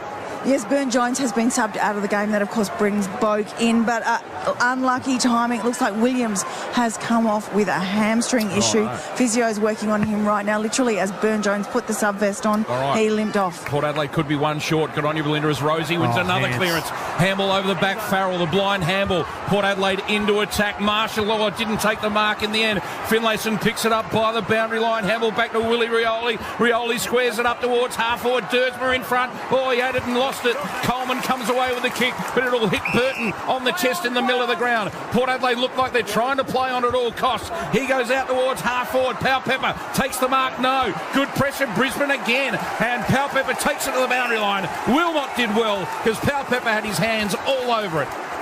So Port Adelaide might have made a tactical error here. Not that they meant to, but if Williams is injured, they are a player short on the boundary in a final. Kick a goal and get subbed out, Dits. Yeah, amazing. So a big call by Port Adelaide. Lycett in front in the boundary throw in. Hamble's off to Houston. Houston with his left foot non-preferred high towards half-forward, no mark. Rosie dangerous, didn't get a run at it in the end. Loose Hamble came out to Dersmer, coming through Butters. Butters gives to Bergman, who's run down. That's holding the ball umpire, and he says it is. Brisbane get a free kick at half-back. Great pressure from Charlie Cameron. This game has gone up a notch. We thought that the Lions might have killed it off with this goal burst to begin the quarter, and Port have responded. 16 points the margin. Trouble on the bench though, if you've missed it. Darcy Burne-Jones subbed out. A tactical sub to get Trav Boak into the game, and now Dylan Williams appears to have a hamstring concern. Boak hasn't gone onto the ground yet. Are you allowed to change who you sub? Or is it paperwork, once it's been lodged, you can't I don't know the rule change there. it? Don't know. Boundary throw in centre wing. Outer side of the Gabba. Lycett. Big fist forward. Willem Drew. Oh, he beat Lockie Neal to the footy. That'll sting. And it's a free kick. That will sting Lockie Neal. Willem Drew is doing one hell of a stopping job on Neal tonight. And now he's earned himself a free kick. So Drew has it. He's still 2 kicks from home. Up against the boundary, outer side of the Gabba. 77 plays 61, 6.5 left in the third term. Inside forward 50. Marshall got there late, couldn't complete. Needed the one grab. Dunkley spun around. Was that legal disposal? Umpire said play on. Big fly from Rayner. Sent bodies flying everywhere. Powell-Pepper. That wasn't a legal handball. Umpire says play on. Drew around the body. Inside forward 50. Boundary throw in. The heat is still well and truly in the contest. We'll have a throw next to the right-hand point post. Mackenzie down, looking very sore with that he's right real knee. sore. He's real sore, and he's in big trouble. Yeah, he's just thrown his mouth guard. He's in big strife. Yeah, Port Adelaide are wounded at the moment. He's done for the night. You would think so. He's hobbling off. He's not looking well at all. He didn't look right all night, did he? He hasn't been able to turn a couple of times, but that one doesn't look good at all on the replay there. The knee buckled under the pressure of that pack of players that leapt up in the air as Travis Bowe comes on for his first run for Port Adelaide. They're really under the pump now, the power. Danaher doing the ruck work, forced out of it by Finlayson. Lions win the ball at ground level, and was it in the back? I think it's a Brisbane free kick ridden into the ground. Big win for Brisbane there. Port Adelaide clearance-wise in the third quarter, 12-4. They've dominated around the clearances. Connor Rosie's had 4 of them alone. So the Lions through Neil.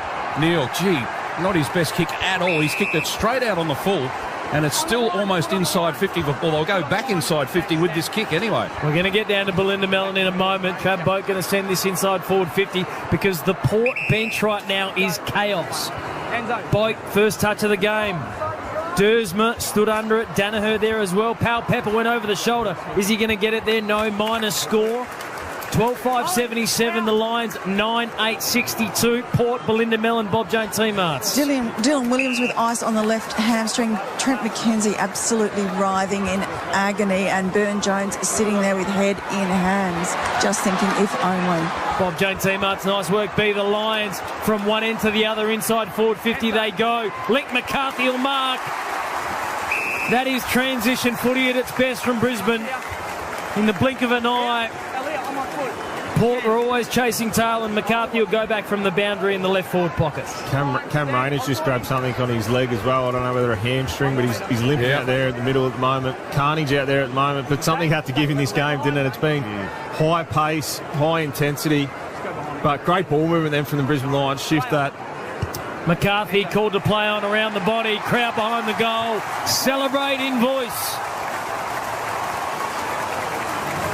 Goal 13 for the Lions, 13-5-83. They lead Port 9-8-62 by 21 points on the Triple M Beacon Trade scoreboard.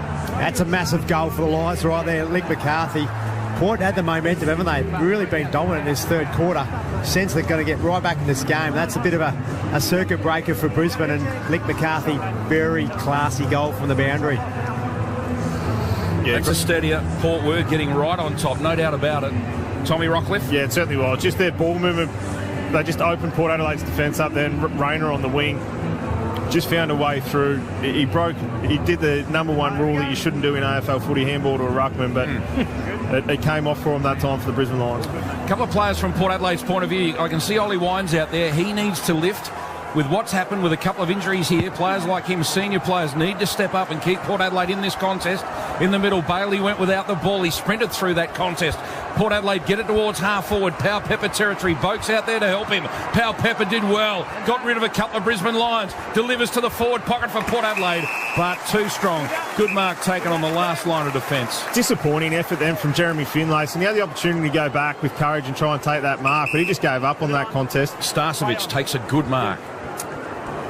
Long down the line, out of sight. Houston tried to get rid of McCarthy. Fell to Oscar McInerney. What about the skills from the big man? Gave it to Coleman. Inside forward 50. Foot race. Beware Charlie. Kane Farrell knows he's lurking, so he gets it away quickly. Puts it out to a one-on-one. Dersma v Jasper Fletcher. Fletcher's been very good. I don't know how you handball in that direction. Umpire said play on. Dunkley underground. McCluggage in space. Time to look.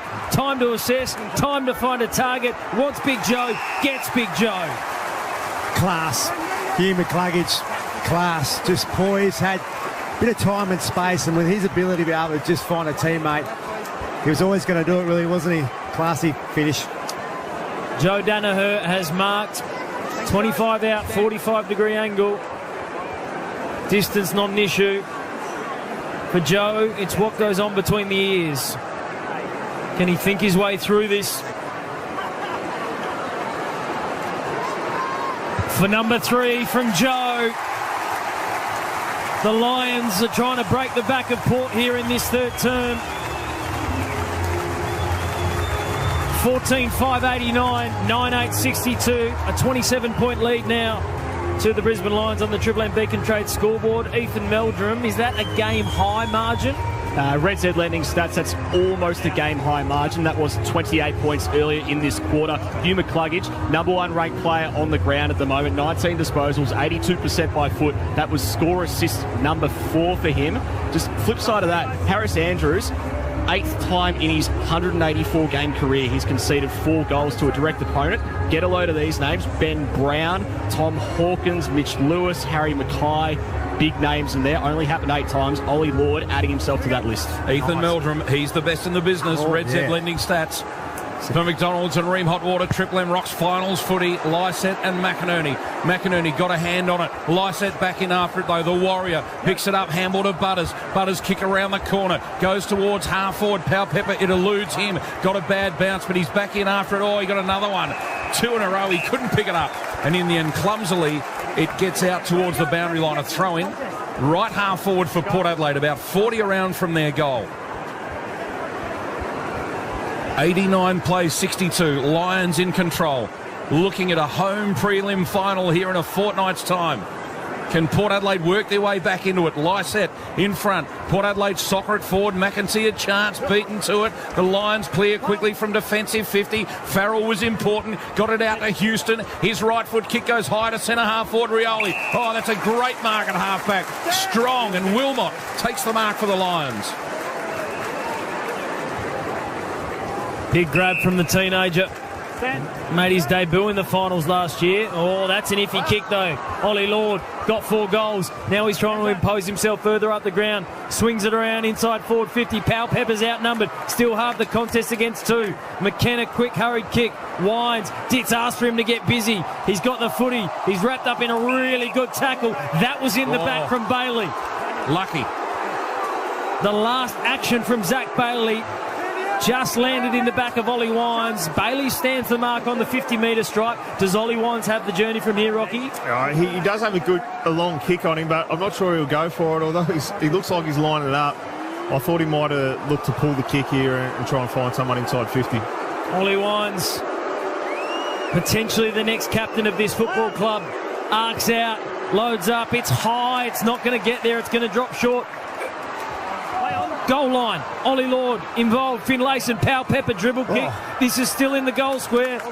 Jasper Fletcher rushes it through, minor score. 14-5-89 the Lions, 9-9-63 Port. Red Z Lending Stats, Ollie Wines, 12 disposals. That was his first effective kick of the night, apparently. That got logged as an effective kick. Only 1 for the game. Good on you, Ethan. Kick in from Brisbane, and Bergman's read it beautifully. Took the mark for Port Adelaide at centre wing. It'll come back inside 50, but he's held up. Very crowded as he lifts the eyes. He's not going to go forwards. He comes sideways. Burton's in the middle of the ground. Takes the mark. Chips one to centre half forward. Oh, he set his teammate up badly. Terrible mistake. The kick. Fletcher read it nicely. Handball away. Cameron's running. Loose players inside 50. Hipwood will get back. He can run into an open goal if he wants. Oh, he called the play on and kicks it. He had a brain fade, but he kicks the goal. Gee, what was going on there? He thought, I don't want to go back and have a set shot. He ran about 5 metres over the mark and then thought, no, I'll stop. And then, okay, no, I'll go again and whatever. But anyway, 15-5-95. That's good kicking. Port Adelaide 9-9-63. 32 and a half minutes gone in this third term. It could have been a disaster, couldn't it? Massive turnaround there. Ryan Burton delivering the footy inside 50 to Xavier Dersma, who just stood there and waited. Unfortunately, didn't get there in time. Fletcher came through, and they just played off that, the Brisbane Lions. That's a massive turnaround. That 12-point turnaround there, and that's nearly all she wrote for the Port Adelaide Footy Club tonight. Still a quarter to go. Jasper Fletcher, all the hype about father-son picks leading into this season, it was all about Will Ashcroft. Considered the best talent, and yet he's out with a knee injury, and Jasper Fletcher is more than adequately filling the hole at the moment as the Lions send it inside forward 50 once more to Joe Danaher via Aliir. Joe wants his left, gets his left, bounces it. Oh, Joe's having fun. 30 seconds left in the term, and Joe is having some fun. He's got number 3, and suddenly the margin is out to 38 points on the Triple M Beacon Trade scoreboard. What the Brisbane Lions do to you at home in the third quarter. They come out, after half-time and just put their foot down, and they've done it again tonight. Port Adelaide, they weren't able to go with them at the start of the quarter. They wrestled some momentum in the midway of that third quarter, and then they lost a couple of troops there through injuries. Trent McKenzie went down, Dylan Williams as well, and then Brisbane put their foot down again and completely blown this game open now, and it's going to be really tough for Port Adelaide to get back into this, but Brisbane, they've just found a way, won it out of the centre bounce, and another goal from centre clearance for the Brisbane Lions. Four for the night now, 4 centre bounce goals from the Brisbane Lions. Brisbane have taken hold of this final. A fortnight away from a prelim they are. For McDonald's and Ream Hot Water, Triple M Rocks footy. Lysett continues to battle hard. Won the tap.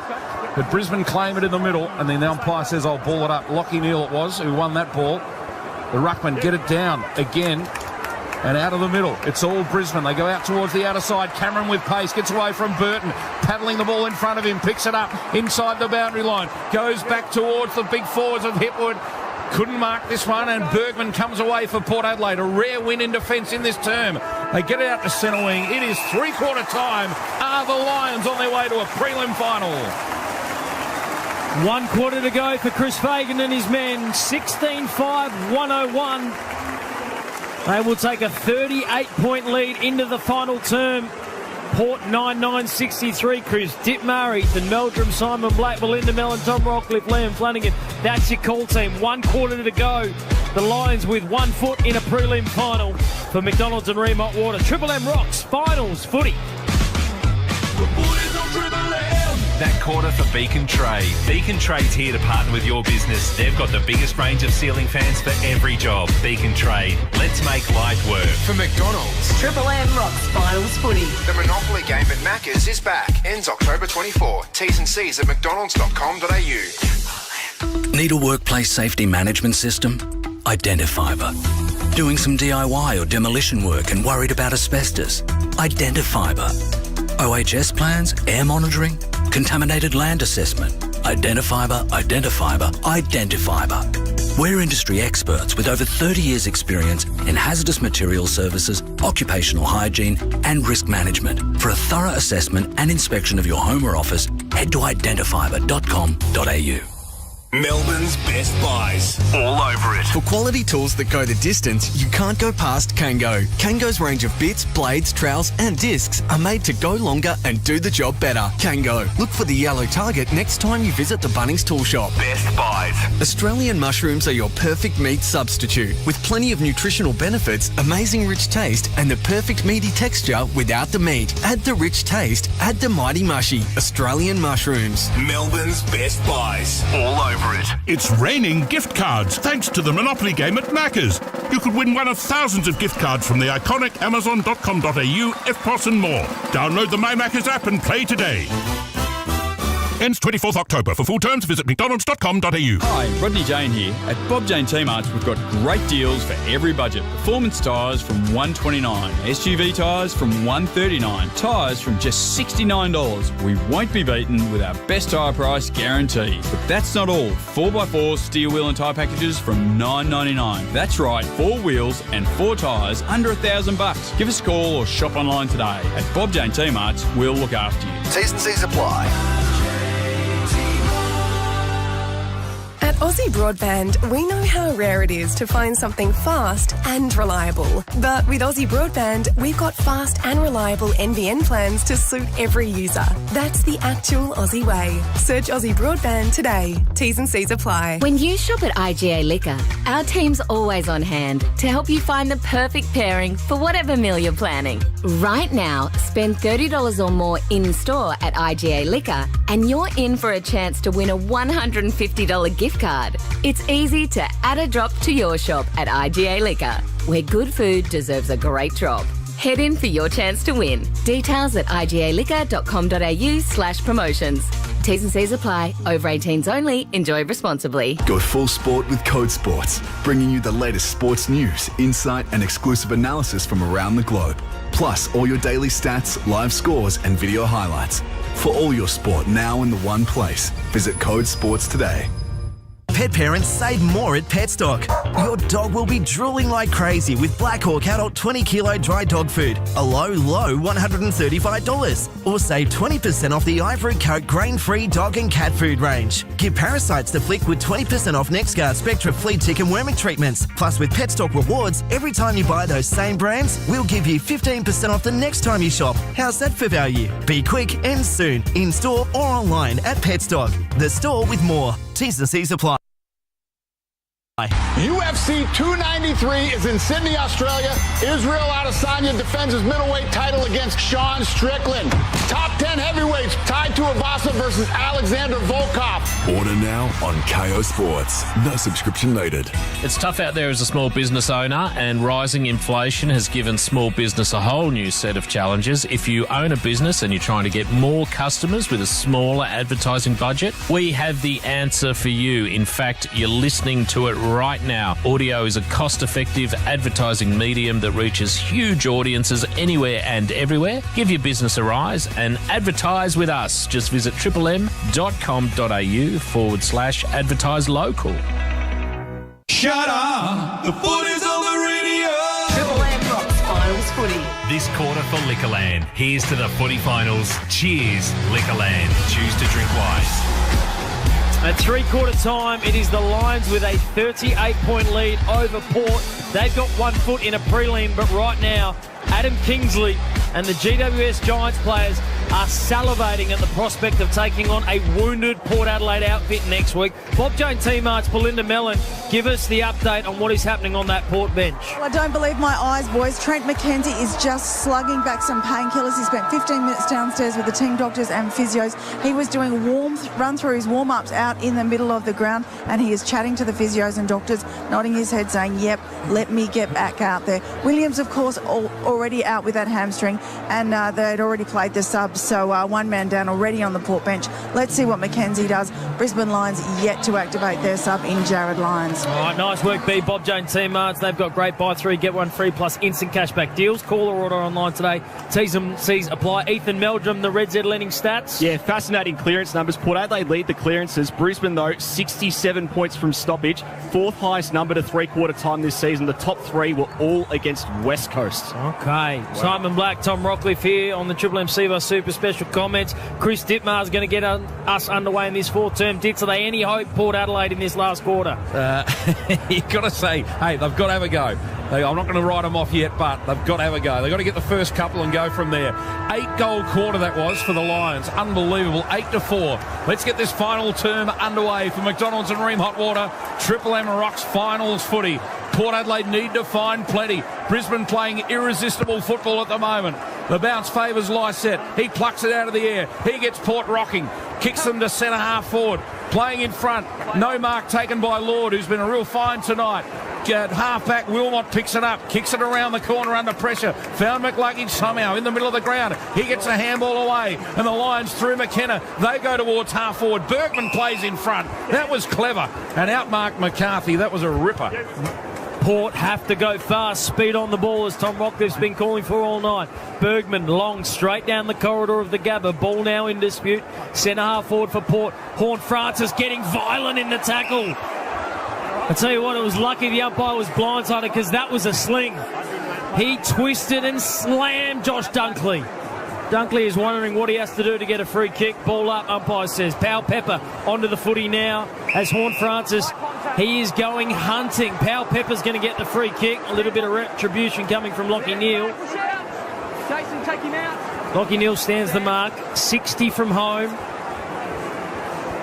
Push out. Dan Houston trying to get loose. He does. No, the umpire's called it back. Inside the protected area, apparently. It's all getting a little bit messy. So Powell Pepper will take the free kick, lowers the eyes. Wanted Finlayson. Went straight past him. We'll have a boundary throw in next to the right-hand point post in Port Adelaide's 50. Finlayson's been the most disappointing for me tonight from the Port Adelaide outfit. He's just uncompetitive at times down there in that forward half. He needs to find a way to get a bit of momentum so he can carry it into next week. Comments from Tommy Rockcliffe. Port Adelaide deep into attack, the throw in. Power Pepper with the run by. Buddy's handball straight to the opposition, and the Lions clear through Cameron. High left foot kick to the middle of the ground. No mark taken, but dragged out of the contest was McCarthy, and he gets the free kick in the middle. Bergman gave away the free for Port Adelaide. McCarthy kicks the Lions forward, goes all the way to half forward, and Farrell plays in front for Port Adelaide and takes a timely mark. Poor kick, just didn't advantage his teammate at all. Seabus super comments, Simon Black. Farrell from halfback, the left foot kick sort of chips one in the end out towards centre wing, no mark, and it's a Brisbane free. Chop of the arms. Harris Andrews to take the free kick. Didn't think we'd say this, but he's had his colours lowered by Ollie Lord tonight. 4 goals to the young man. Been superb, hasn't he? Port's found one tonight. Lions moving it forward across right half forward, free kick going to Rayner. Got to keep their heads here at the moment, Port Adelaide. They're giving away silly free kicks, and it's not going to do anything for them to get momentum and try and shift back into this game. They need to keep their heads, keep their cool. The only way you get back into this game is start to win the tough footy and then move it fast. Cam Rayner with 3 goals. Could feature in the Triple M MVP award for Case IH in post-match. No? He won't, because we've already given that out, haven't we? Zach Butters won it. Yep. Good thing we've already done the clanger too. Boundary throw in. Inside, Port's forward 50. They desperately need a goal if they're going to be any chance. Horn Francis knows it, so he took on everybody. That's going to be a free kick. Going to the Brisbane Lions.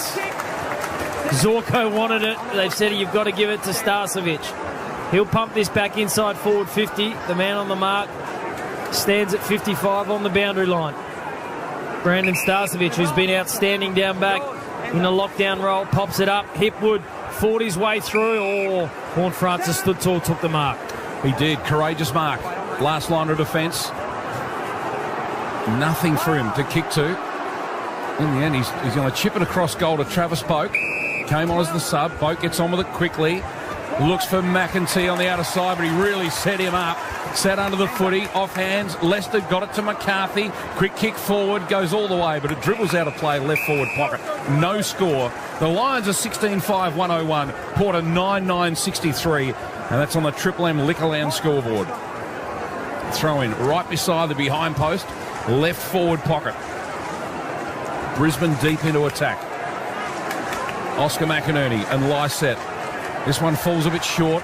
Favours McInerney. Brings it down in front. Porter got the numbers. Clearing kick. Horn Francis. Wilmot sits under it. Didn't take the mark. Pressured out of it by McEntee. Picking it up Starcevic. Quick kick inside 50. Oh, what a pick up by Bailey. Great pick up. Turns around. Has a ping. And he just gave it too much. Pushed it a bit left. Minor score. The Lions, it's really good kicking from them tonight. 16-6-102. Porter 9-9-63. Has been great kicking, hasn't it? Because so often Brisbane up here, they are inaccurate. It really can cost them. And tonight, as you say, kicked beautifully in front of goal. Burton goes corridor. Lockie Jones takes the mark. Kicks wide. The run from Dersma. Doesn't have to break stride. Sits for him. Continues. Has a bounce. He's pursued by Hipwood. The big man got to him. Affected the kick. What about that from the effort from the key forward? Chasing down a smaller man. Outer side, a long way from home, refused to give up. This Lions side, there's belief. Chris Fagan said they've never been better positioned.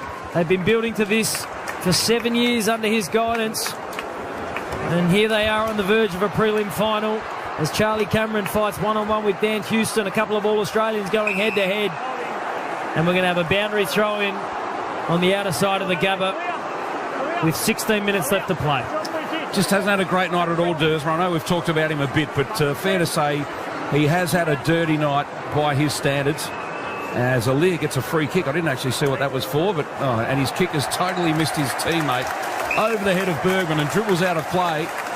So Port Adelaide making a ton of errors at the moment, but fair to say it's the pressure of Brisbane that's forcing them. They are playing too well, the Lions, at the moment. Throw in on the outer side. Big Oscar and Lysette. What a battle these two have had tonight. It's been a pretty good battle too. Both have had their moments. Great tap came down to Powell-Pepper. Handball over the top for Rioli to run onto. Rioli chips it to half forward. McEntee went to ground at the wrong time. Finlayson caught behind, couldn't get a run at it, and the Lions go forward again. On the end of it, McCluggage in the middle of the ground. He then chips it towards half forward. Charlie Cameron the target, couldn't pick it up. Berry does. Berry shrugged a tackle, ran hard, then delivers to the pocket. Rayner takes the mark. The man of the moment. Saw him hobbling late in that third term, but he's looking okay now.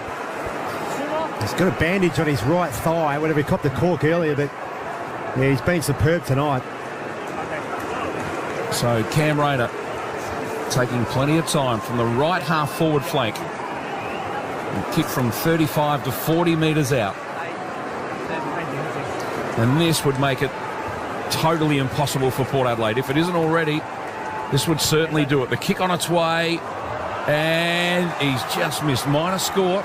The Lions are 16-7, 103. Lead Port Adelaide 9-9, 63. So the margin out to 40 points now on the Triple M Liquorland scoreboard. And Triple M Rocks footy, thanks to Ream Hot Water, built tough for Aussie conditions. When it comes to water heating, ask your plumber to install a Ream.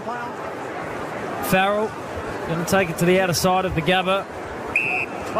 Pulled the kick, found Houston, releases Rosie. Searching kick to the outer side. Lord and Finlayson. Finlayson's dirty night continues. Lord, his impressive night continues as he hunts the footy. Hands and knees, refuses to give up on it. Jones stood over it. And Lord takes it over for a boundary thrown right in front of the Port bench, where we can see Dylan Williams sitting with ice on the hamstring. Darcy Byrne-Jones subbed out of the game. Trent McKenzie just came back on as well. Trent McKenzie's knee is... I shudder to think what sort of damage he's got going on in there, but he is still out there fighting to the last. Dunkley tackled by Butters. That midfield contest has been so willing, and again Willem Drew, the game might be lost, but he refuses to give up on the assignment. Pins Lockie Neal holding the football. Here come Port through the corridor. So Rosie found down Houston and was loose. Houston comes right across the ground to Burton, who's got a ton of room to play with. But he takes a bit of time. I thought he could have run hard and really delivered. In the end, the ball gets there on the bounce to Marshall. Not Burton's best kick. And the Lions can mop it up. And in fact, they take it out of play. Right half forward for Port Adelaide. And I think it's Zorko behind play is in the hands of the trainers. He's on his haunches. I think he may have caught one again. He hasn't got many friends from Port Adelaide, has he? They'll go after him, though. Yeah, he's holding the stomach. Might have caught one in the guts, I think. So he jogs back to the middle of the ground. He's going to carry on. He's okay. So Finlayson just taken right out of the contest. Where the ball was kicked from. Starcevic and Powell-Pepper not happy with one another. So Brisbane get a free kick. Powell-Pepper did something to Starcevic off the ball, I believe. And it'll be a Brisbane free. Down the field here. Yep, down the field. So Danaher's got it. No, in fact, it's going to come. A bit of confusion here. It'll come back to Lockie Neal, who's got the ball at halfback. Now it's Dunkley's kick. Lockie Neal, smart. No he hasn't seen much of it tonight, so he thought he'd just wander over there and try and get one. So Dunkley with the ball at halfback. Kicks it high, along centre wing, looking for the ruckman. Big Oscar. Bergman got up high. Ball out wide. Butters had it. Then lost it. Zorko comes through. Zorko runs to the 50-metre line. Kicks it in the direction of Cameron. And it didn't matter if Cameron didn't mark it. Fletcher. Because Fletcher's marked it anyway. Plays on. He kicks another one. He's got 3. Great game from him tonight. And the Lions kick right away from Port Adelaide. The margin is 46 points. This is getting ugly. The Lions are 17-7, 109. Port are 9-9, 63. Triple M Liquorland scoreboard. Well, I said pre-game the Lions need to make a statement tonight, Dits. They've been thereabouts for 3 seasons, 3 or 4 years, and tonight they've done that. They've to this point, had a commanding win and a commanding lead. They've made a statement. And for patches through the grand final, going to get a home preliminary final, all going well the rest of this quarter. But they did. They've been super impressive. They've absorbed the pressure from Port Adelaide and they've gone back at them. It's a sign of a mature group and a really quality football side. Been outstanding. Zach Butters and Dane Zorko having words again, so it'll be good to get a replay of what happened to Dane Zorko out there. Hopefully Butters hasn't given him one in the guts and misses a week. You're mates with him. Is he as annoying off the field as he appears to be on it? Yeah, 10 times worse off it. He doesn't make friends easy, Dane Zorko. Oh, I thought you meant Zach Butters. Yeah, no, both of them. Both of them. 666 warning in the middle for McDonald's and Ream Hot Water. Triple M Rocks finals footy. The Lions are relentless. Zach Bailey shovels the handball. Jared Lyons, the subs into the game. What about that for an introduction? First touch goal. And they celebrate like he's never kicked one before. The Lions are rolling over Port here. 18-7, 115, 9-9, 63. And we've still got 12 and a half minutes left to play on the Triple M Liquorland scoreboard. Red Z Landing stats, just looking at those clearances again, it's Port Adelaide +4 for the game, but the scores from stoppage, that was goal number 13 for Brisbane, 13-179. They're plus 46 points from stoppage, 5 goals from centre bounce, absolute demolition, Blackie. That would have to be one of the most for the whole season, would it not? 13 goals? I reckon Sydney West Coast, where Sydney put on 200 points, I reckon there might be close to 100, but this would be close. Bob Jones teammates, Belinda Mellon, we see Lions into the game. Who's been subbed out? Deb Roverston has put the sub shirt on. That means he was wearing 2 shirts right now. That's very disappointing for some. Good on you, Belinda. For Bob James teammates. For McDonald's and Ream Hot Water, Triple M Rocks finals footy. Oscar McInerney working hard in the middle. Brisbane are away again. Bailey's got the footy. He turns and delivers with the right boot to half forward. Lions playing in front. Everything's going right. No mark paid. I can't believe that. Lions had it. They need to get Jeremy Finlayson out of the ruck immediately. He's just been non-competitive in there again. Oscar McInerney's just wandering out of those centre square bounces, and they look so dangerous, the Brisbane Lions, with Finlayson in there rucking against him. Yeah, good call from Tom Rockcliffe. A ball up at centre half forward for the Lions, who are into attack again. Thought Lions had a mark, I really did. But anyway, Oscar McInerney gets another tap away. Butters tried to sock a forward. Port Adelaide with Rioli, tackled by Archie. Oh, umpire's letting it go. Now he'll ping him. No, says held to him. So the umpire to ball it up right on the 50 for Brisbane. Red Z Landing stats, Jeremy Finlayson, 16 ruck contests tonight. Clearances are 10-4 Brisbane, 3 goals from stoppage. Oscar McInerney plucked it out of the air. Was immediately tackled by Finlayson. Red Z Lending, loans for the self-employed, REDZED.com. Pretty damning numbers there for Jeremy Finlayson and his impact in the middle. As Powell Pepper dances around, you heard the call. Touch play on. Ball was allowed to bounce. It spins backwards to the Brisbane Lions 50. Everything going in the way of the home side tonight. Lions, the sub, trying to leave an impact. Fletcher, good handball. McCarthy hooks it to the top of the square. Rayner. The call was for touch. Aaliyah got there and fisted over the line. We'll have a throw in next to the left-hand point post. Trent McKenzie on one leg out there. I don't see the point in having him out there. You're better off icing him up, get him ready for next week if you can. He's just sort of limping out there on Rayner at the moment. Well, as I said, the Giants would be watching this with interest. They will take on Port next week in an elimination final. Willem Drew, Powell Pepper, Rioli. Rioli wants to combine with Powell Pepper again. No, he feigned the hand pass, went corridor. Butters to Rosie. Class combining now for Port through the corridor. Out wide. Good kick finds Horn Francis. That's the big 3 for Port for the future. It hasn't come to fruition tonight, but Butters, Rosie, Horn Francis, he'll go back and have a set shot. Not much angle to speak of, 45 out. Good ball movement. They're able to hit the corridor. They look a really damaging team when they move it fast, Port Adelaide, but they just haven't had the opportunity tonight, and it's credit to Brisbane, the way they've defended the ground and forced them into those long options. Now this young man wasn't a part of the 22 under 22 side that was named a few weeks back. That is beyond me. But the Brisbane crowd likes the fact he's pulled that to the left-hand side. Minor score Port, 9-10-64. Missed everything. He missed everything, Rocky. He made me look silly. I don't like him either now. 9-9-63, 18-7, 115 in favour of the Lions. So 16 minutes gone in this final term. Waiting for the Lions to bring the ball back into play. Starcevic, one of their better players tonight, gets it out to centre wing. Aaliyah in the middle of the pack, hands on it, didn't take the mark. Gee, Dunkley had an airy in the end. Aaliyah. Houston sockers forward for Port Adelaide and hits a line right on the chest. So Brisbane, Wilmot goes very short, finds Dunkley. Dunkley chips another one short over the top. So Brisbane just hanging onto the footy at the moment, edging their way forward. Danaher takes a mark. He's about 70 metres from goal. Improves the angle, runs inside from the boundary line and then delivers all the way to the forward pocket. Gee, Hipwood got up high and early and it eludes everyone, goes over the back of the pack and just dribbles out of play. 36,020 people here tonight. Wonderful crowd at the Gabba. 36,020. Charlie Cameron said during the week he'd have to sort 20 tickets for family and friends for tonight. A milestone game for Charlie. Game 200. Ball spins back into play and he's thumped back out, so another throw in. How many people turned up at your 300th, Blackie?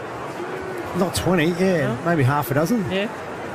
Not as popular as Charlie. No, he's big numbers. Not cheap, the finals tickets either, are they? Tiffany didn't pay for them. Throw in. Butters goes out of midair, sends it down the line. Powell Pepper overwent him. Coleman, quick hands. Berry, Neal inside forward 50. Bailey, big class whenever he's touched it. Not on this occasion. Burton, quick hands, and we'll have a throw in just outside lines forward 50. One thing you'll learn up here, Ditz, is that when we get to this stage of the game, Simon Black and Tom Rockcliffe start giving you very little. Is that right?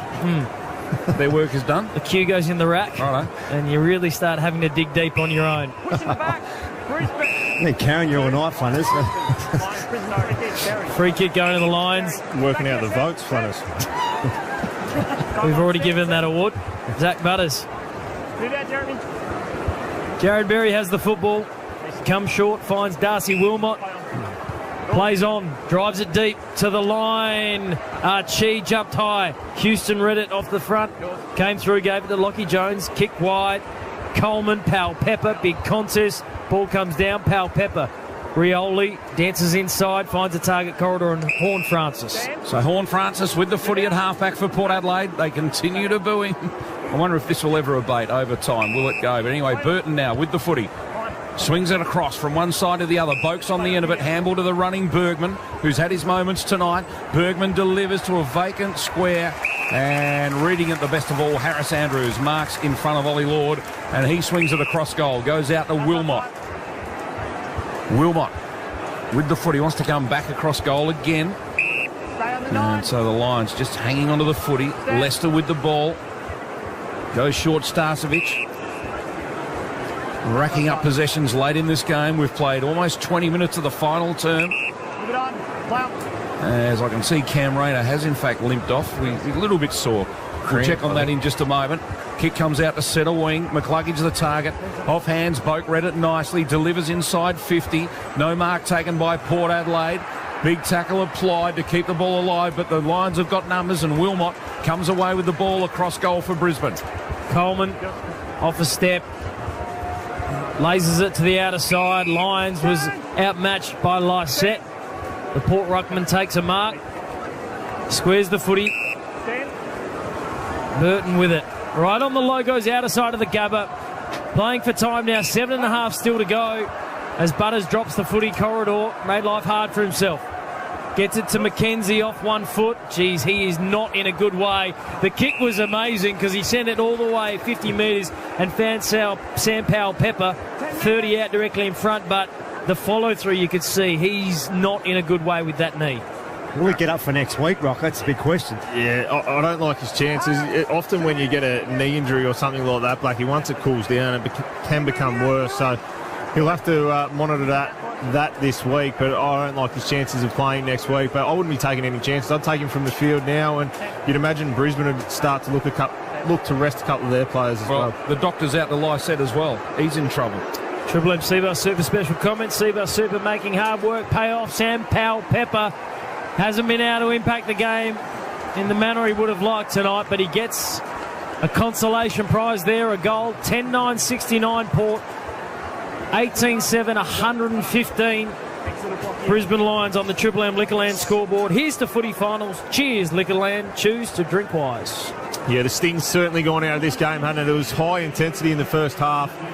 There was no doubting that, and it had something had to give at some point. Brisbane absolutely dominated this second half. Let's check on those injuries with Belinda Mellon for Bob Jane Team Arts. So Lysette's just come off the ground and pointed to his right hamstring. Physio's just working on him now. Fingers crossed for Port. It's only just cramp, because goodness knows their injury list from tonight is long. Sure is. But that's not an excuse. The damage was already done. Brisbane had well and truly put them away before all of this carnage for McDonald's. And Ream Hotwater, Triple M Rocks finals footy. Port Adelaide through Butters, wins it out of the middle. Handball out towards Rosie, didn't find it. He had to go and work hard to get it. Takes it back in the 1-2. Then he gives to Houston.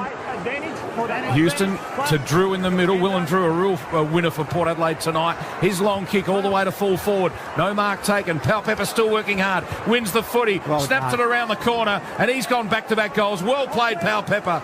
In a team getting well beaten, he hasn't given up tonight. He's tried his heart out. And as I said, that forward line has been really well beaten. So Port go to 11-9-75. Trail the Lions 18-7, 115. Triple M Liquorland scoreboard.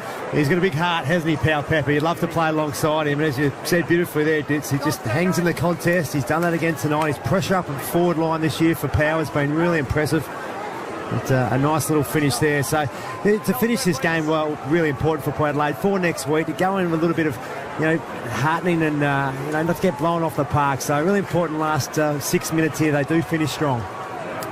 Well, when you looked at the first week of finals and you tried to pick which one, if there would be a blowout, not many would have picked this one. At the moment, it's 40 points. It's the highest margin.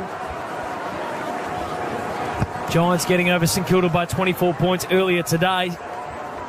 Giants will await Port Adelaide next week. Ball back in the middle for McDonald's and Ream Hotwater. Triple M Rocks finals footy. The Lions get it to Charlie. He'd love another one late. Short kick. Gave it to Danaher. Then continued his run. Joe picks it up. The tackle sticks from Miles Bergman. Alir. Quick hands. Butters. Corridor. Free kick. Port play on advantage. Take a look out, Willem. Almost got hit. Thankfully it was Zorks. Wasn't going to do a lot of damage. Rosie through the corridor. Willem Drew. Inside forward 50. Horn Francis is deep. Big mark. Good mark. Taken by Harris Andrews. Chips wide. Finds Leicester. So Leicester. Plenty of players getting plenty of the ball here for the Lions late in this game. Pass to Wilmot was good. He's been a good player tonight too. Many of them all over the ground. And they're taking a while to pick themselves up here. He and Rosie that went for that contest. They are tired players. Short pass Coleman. Coleman's got it. Centre wing in front of the coach. The interchange benches on the outer side. Then goes to Archie. Archie with the footy. Wants to bring it inboard. He's over a couple of metres inside the boundary line. He is. So goes backward, retreats a bit. Brisbane just hanging onto the footy. 1 metre back. Another short pass is on. Zorko's got it. Brings it into Starcevic. Keepy's off at the moment. Port Adelaide can't get their hands on it. And they retreat. Back to defence to Leicester. Leicester comes right across to centre wing to Payne. Payne's got the footy. He takes a bit of time. And then goes very, very short. McKenna. McKenna chips over the top. Brisbane just controlling this footy amazingly. McCluggage turns, wants to deliver inside the forward line. Goes to the lead of Dunkley. Still not inside 50. This one should, and it does. Goes out towards the pocket. Goes towards the tools, and big mark taken. Danaher, too strong, and he plucks it. And the left footer is about 2 metres inside the boundary on the left-hand side. So wrong side for a left footer. Well, let's see what he can do with it. Well worked then from the Brisbane Lions. They just maintain possession, just take the sting out of the game, run the clock down, but they were able to transition the ball forward just through uncontested marks and then found the mismatch inside 50 with Danaher on Bergman. This is for a big bag, a handful here for a big impact tonight. Danaher on his way in, 40 metres out. Nice looking kick. And he's nailed it. He has. It's a goal. 5 goals to Danaher tonight. A lot of talk about his inaccurate kicking early on, but he's been on song tonight. What a performance in a final. 5 goals, Joe Danaher. The Lions go to 19-7, 121. Port Adelaide 11-9, 75. Triple M Liquorland scoreboard, 26 gone, final term. It's good to see big Joe Danaher standing up in a big game like this. A lot of pressure that he's had on his shoulders, Ditz, ever since he's been up here, and whether he can stand up in a big game. So for him tonight to do this, very, very impressive. Becomes the leading goal kicker for the Lions this year, overtaking Charlie Cameron. Little Side battle going on between the two forward players for the Lions. Charlie came into tonight's game with a 2-goal lead. He's got 2 of his own in his 200th game, and Joe's bagged 5. So looks like that award is going to go down to the final game of the year for the Lions. But the ball is back in the middle for McDonald's and Remont Water. Triple M Rocks footy. Port Mids aren't giving up on the contest. The free kick's going to Zorko, though. Against Connor Rosey for holding on. Zorko, such a good kick of the football. The money kick finds Neil on a 45-metre pass. He chips short. Jared Berry has it, goes back, and he'll kick from just inside the 50-metre arc, tucked up against the left-hand boundary. Another one from centre bounce clearance as well there for the Brisbane Lions. Zorko was able to win that free kick, but they've completely dismantled Port Adelaide Footy Club around those stoppages tonight. Ethan gave us some stats before. Port Adelaide will be bitterly disappointed with how easily they've allowed Brisbane to transition from those stoppages and score. 46 points the margin before this kick. Jared Berry to stretch it back over the 50 mark. Needs to come back. It's not going to. In fact, it's not going to get to the line. It's forced through for a minor score. 19-8, 122. Port 11-9, 75. So Red Z, that's 80 points from stoppage, 4th highest number of the season. The other 3 all wins over West Coast. It was a 70-point win over West Coast to Carlton, 120-point win by Adelaide, and that game against Sydney, 171-point margin that game. So that's how big this game has been for Brisbane from stoppage. Ethan, that's a very damning stat for Port Adelaide. That's an embarrassment, isn't it? When you weigh it up like that against some of the shocking performances throughout the season, as Brisbane continue to share the ball around. McLuggage kicks it out to the outer side. Huge effort from Brisbane. They've had all the pressure on them to win these big finals at home, and they've come out, answered all those critics. Outstanding second half, blown Port Adelaide completely away in this game. So Port Adelaide managed to cut this one off at halfback. Connor Rosey takes the mark, fires the pass forward. Port through Dersma. Again, has to go sideways and backwards. There's nothing forward for him. Comes out to Butters. Butters draws the player. Handball to Wines. Took it back in the 1-2. Forward to Bergman, who marks it centre wing. Handball to the running Butters. Butters chips it inside 50. Looking for Rioli. Won't get to him. Wilmot intercepts. Wins the ball at halfback. And then it's held to him, and the umpire comes in to ball it up. So the clock ticks away. We're inside the final minute. It's a big, big win for Brisbane tonight. And they're down to the last 4. The pain for tonight is almost over for Ken Hinkley and his men. They've been outclassed. This is a fortress of a ground for Brisbane. They haven't lost here all year. And that streak's going to continue. Dane Zorko says can't be stuffed catching it. I'm going to kick it out of midair. Dersma and Berry battle. Dersma goes to ground. McCarthy takes the footy. Handball inside. Lockie Neal. Runners everywhere. Just has to pick his poison. His poison is Charlie. 40 out directly in front. Charlie slides, and if he uses his full 30 seconds, Charlie Cameron in game 200 will kick after the siren for goal number 3 to put an exclamation point on this win for the Lions. Not as quite as famous as that position of Ash McGrath in his 200th game after the siren, but Charlie Cameron will savour this moment. Not quite the miracle on grass. But the Lions didn't need a miracle tonight. They needed an even contribution from the 22. And Charlie... shanked it. Well, he's taken the air out of the balloon, but that doesn't matter. Minor score, full time at the Gabba. 19-9, 123. The Lions prevail over Port 11-9, 75 to the tune of 48 points.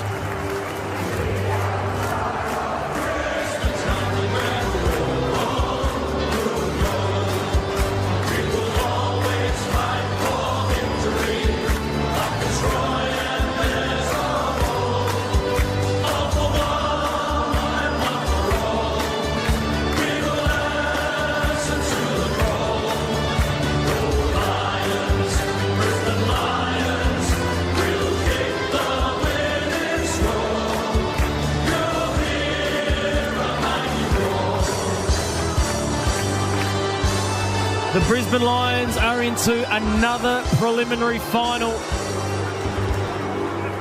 They'll get the week off.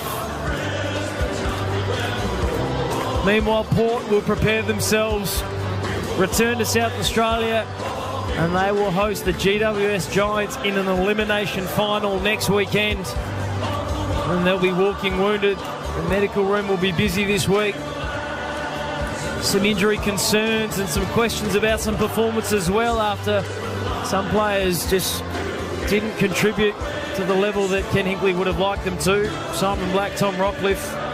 We'll wait to get a TV interview in a moment. In fact, we do. We've got the milestone man, Charlie Cameron, thanks to our friends at 7. What are you most pleased about with his effort from your boys tonight? We got challenged in that. I think it was the second quarter. We got Russian momentum back in that second quarter, and I think we just tried to put it on in that third quarter. But yeah, like I said, they were quality side. 2 goals in as many minutes in that third term. You're happy to see Country Road get a workout tonight? It was pretty loud tonight, but yeah, I tried to get another one just then, but all good. Your 8th final series, unbelievable. How hungry are you to take home that silverware this year with this group of lads? Well, I haven't been back since 2017, so I wouldn't mind getting back real soon. So we'll see what happens next week, but yeah, we'll see how we go. It's set up beautifully for your boys, though, isn't it? You've won 12 games here this year, have not lost this season, but a home prelim, hopefully win through to a granny. You're prepped and primed and ready to go. Yeah, we'll have a good week off from track, I guess, just to watch the footy, but yeah, it's great for the boys. We put a good performance on tonight, and yeah, thanks to everyone coming out, and especially everyone back in my community, back in Montreal. Thank you. Interesting decision by Charlie Cameron there. Thank you to Channel 7, Abby Holmes, with the interview there. But for Chuck to keep the mouth guard in for the interview. He clearly thinks he can speak clearly with the mouth guard in. A bit unusual, isn't it? Has that got anything to do? Didn't he get his teeth knocked out earlier this year? I think he's missing Richmond? a tooth or something. Isn't A little bit self-conscious about the missing teeth. He might be. Yeah, righto. Okay. Do you think Abby was going to throw one or what? I think he might just want to keep it in because he might take the tooth out to play games of footy, so he might be missing a tooth there. Okay. Anyway, well, look, what a milestone game it was for Charlie Cameron. Tell you what, we'll take a break because we've got a lot to work through still from this game. We've got to talk about a Macca's I'm Loving It moment, and we've got to talk about how things look for next week for Port Adelaide. Brisbane Lions 19,923. They got the win. They did it in style. Port 11,975. We'll break it down all for you next. For McDonald's and Ream Hot Water, Triple M rocks finals footy.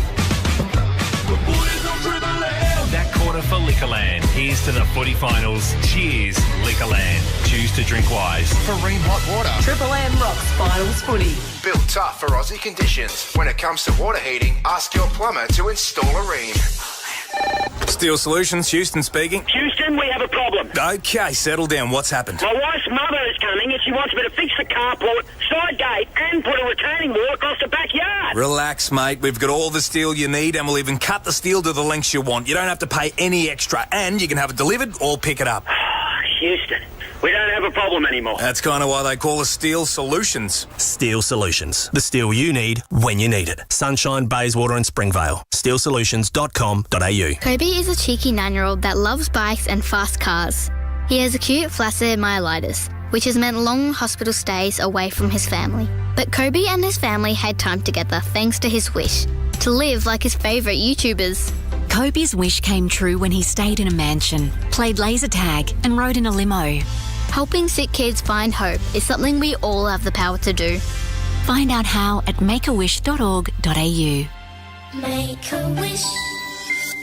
Hello, Frank Walker from National Tiles. National Tiles continues to relentlessly spook our competitors with our unbelievable checked and locked prices. Here's proof. 60 by 60 Stone Co concrete look floor tiles? No, not $29.95. National Tiles price just $19.95. That's right, National Tiles price not $29.95, but an unbelievable $19.95. So rush into National Tiles now and save. People Care is a private health insurer supporting you through every stage of life. Join their hospital and extras cover before October 30 for up to 8 weeks free. Plus, they'll waive the 2 and 6 month waits on extras. T's and C's apply. See website for details. Purchase any 4 and 20 product for an opportunity to win a share of up to $1 million in $100 gift cards instantly. Plus, 3 lucky winners can win $10 grand towards the ultimate theatre and gaming setup, a dream holiday or your dream home. Enter now for your chance to win. T's and C's apply. See fntpromo.com.au/terms. Ends 8/9/23. Max 3 entries per person per day. Retain original receipts or wrappers. And get them all out hot. Get the LTV Deliver 9, the best-selling large van in Australia, from just $43,990 drive away for ABN holders. Test drive one at a dealer today. LTV, bring it on. Based on VFAX, year to date 2023. T's and C's at ldvautomotive.com.au. Virgin Australia's Queenslanders Calling Sale is now on. Get up to 30% off flights to Cairns, Hamilton Island, Gold Coast and more. See the world's largest reef, ancient rainforests and local towns. The wonders of Queensland await. Book now at virginaustralia.com. Hurry, sale ends September 10. Discount based on one-way economy light and choice fares not on sale. Economy light fares exclude checked baggage and seat selection. Payment surcharge may apply, subject to availability and travel periods. T's and C's apply. See website for details. Pet parents save more at Petstock. Your dog will be drooling like crazy with Black Hawk adult 20 kilo dry dog food, a low $135. Or save 20% off the Ivory Coat grain-free dog and cat food range. Give parasites to flick with 20% off NexGard Spectra flea, tick and worming treatments. Plus with Petstock Rewards, every time you buy those same brands, we'll give you 15% off the next time you shop. How's that for value? Be quick and soon, in-store or online at Petstock. The store with more. T's and C's apply. Shut up! The footy's on Triple M! In 2023, Triple M rocks footy. We're excited. Temper, a mattress like no other, aiding in players' rest and recovery. Discover Temper at temper.com.au. How good is that? Seabus Super, making hard work pay off. And they're going to be hard to beat now. Hard Yakka, for a new breed of legends. They make it tough. They make it look good like me. For Ream Hot Water and McDonald's, Triple M rocks footy. Shut up! The footy's on the radio! Triple M rocks finals footy. The Triple M Footy Review. Amy, who covers clangers, Amy does. And we're going to take you live down to the Brisbane Lions room for the club song as the players circle up. 48-point winners over Port. They've got themselves through to a home prelim final. In 2 weeks from now, Port will have to head home, lick their wounds and get ready for a GWS Giants outfit that is flying high after a 4-goal win over St Kilda earlier today. Meanwhile, Brisbane will get to sit back, kick their feet up and prepare for the winner of Carlton and Melbourne.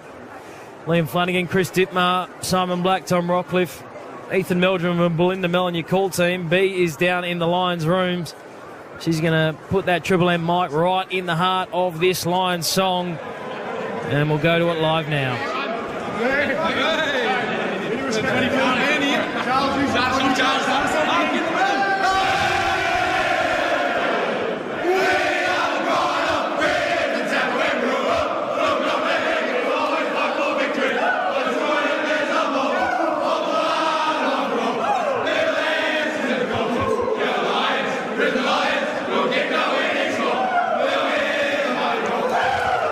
Brisbane Lions there with a fairly quick rendition of the club. You used to sing it that fast, Blackie? No, that was high velocity. That was very rapid, wasn't it?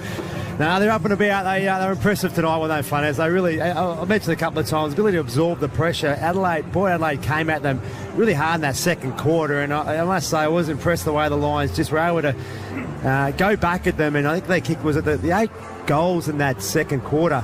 It was the third quarter, actually, it was. But, yeah, they just absorbed that pressure and ran away with it. So, they had to make a statement. They did, and they've got themselves now in a position to have a home preliminary final. So they're in the box seat to that passageway through the grand final if they're good enough. The pressure was outstanding, but also what they were able to do around that contest, around the stoppages, and score so heavily from there. But they set up so well behind the footy as well. They got those repeat entries, and that just sort of built from there, didn't it, in that first half. They just continued, put that wall up to try and keep them in the front half. From Port Adelaide's point of view, there were two things you'd point out. The poor kicking early on, I think got to about 1 goal 6. And you can have poor nights in front of goal, but they were 5 set shots, as Ethan kept pointing out. And then there was another shot that didn't make it. So I think they had 7 shots at goal that just didn't, score. And then the other thing they kept doing, which you talked about in commentary, coming out of defence, how many times did they go to a one-on-one contest against a taller opponent. They're just bad choices. But again, maybe that's all of Brisbane's great play. You know what I mean? When you point those things out, maybe it's just that relentless pressure, because I just thought Brisbane were good all over the ground in every position. Yeah, I think you're right. The accuracy on goal dits early on, if they kick, 3 out of those 5 goals, they're right in the contest. The emotional morale that they get on the back of that, and they're in it, and the way they come, and they've got more resolve for longer in the game. But yeah, some of their execution, and Rocky mentioned a few times from their back half, just really slow, stilted. Yep. Just there to take a bit of courage, flick the handball on, just go, and almost just kick it without knowing at times to a long contest, get ground level coverage, and just sort of just play a bit of territory game. But there were some good signs there tonight for Port Adelaide. But Brisbane, they obviously absorbed their pressure really well, and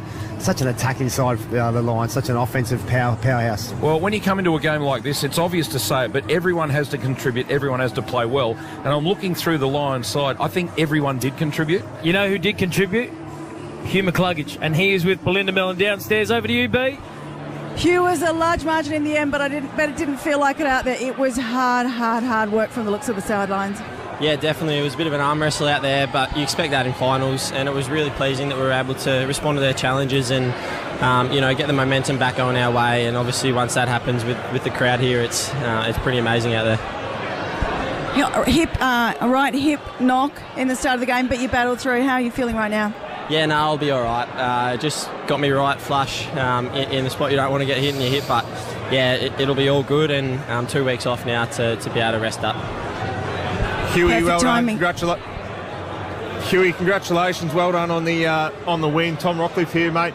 You must be proud of the midfield group, the way you were able to control those stoppages and your scores off them tonight. It was really good.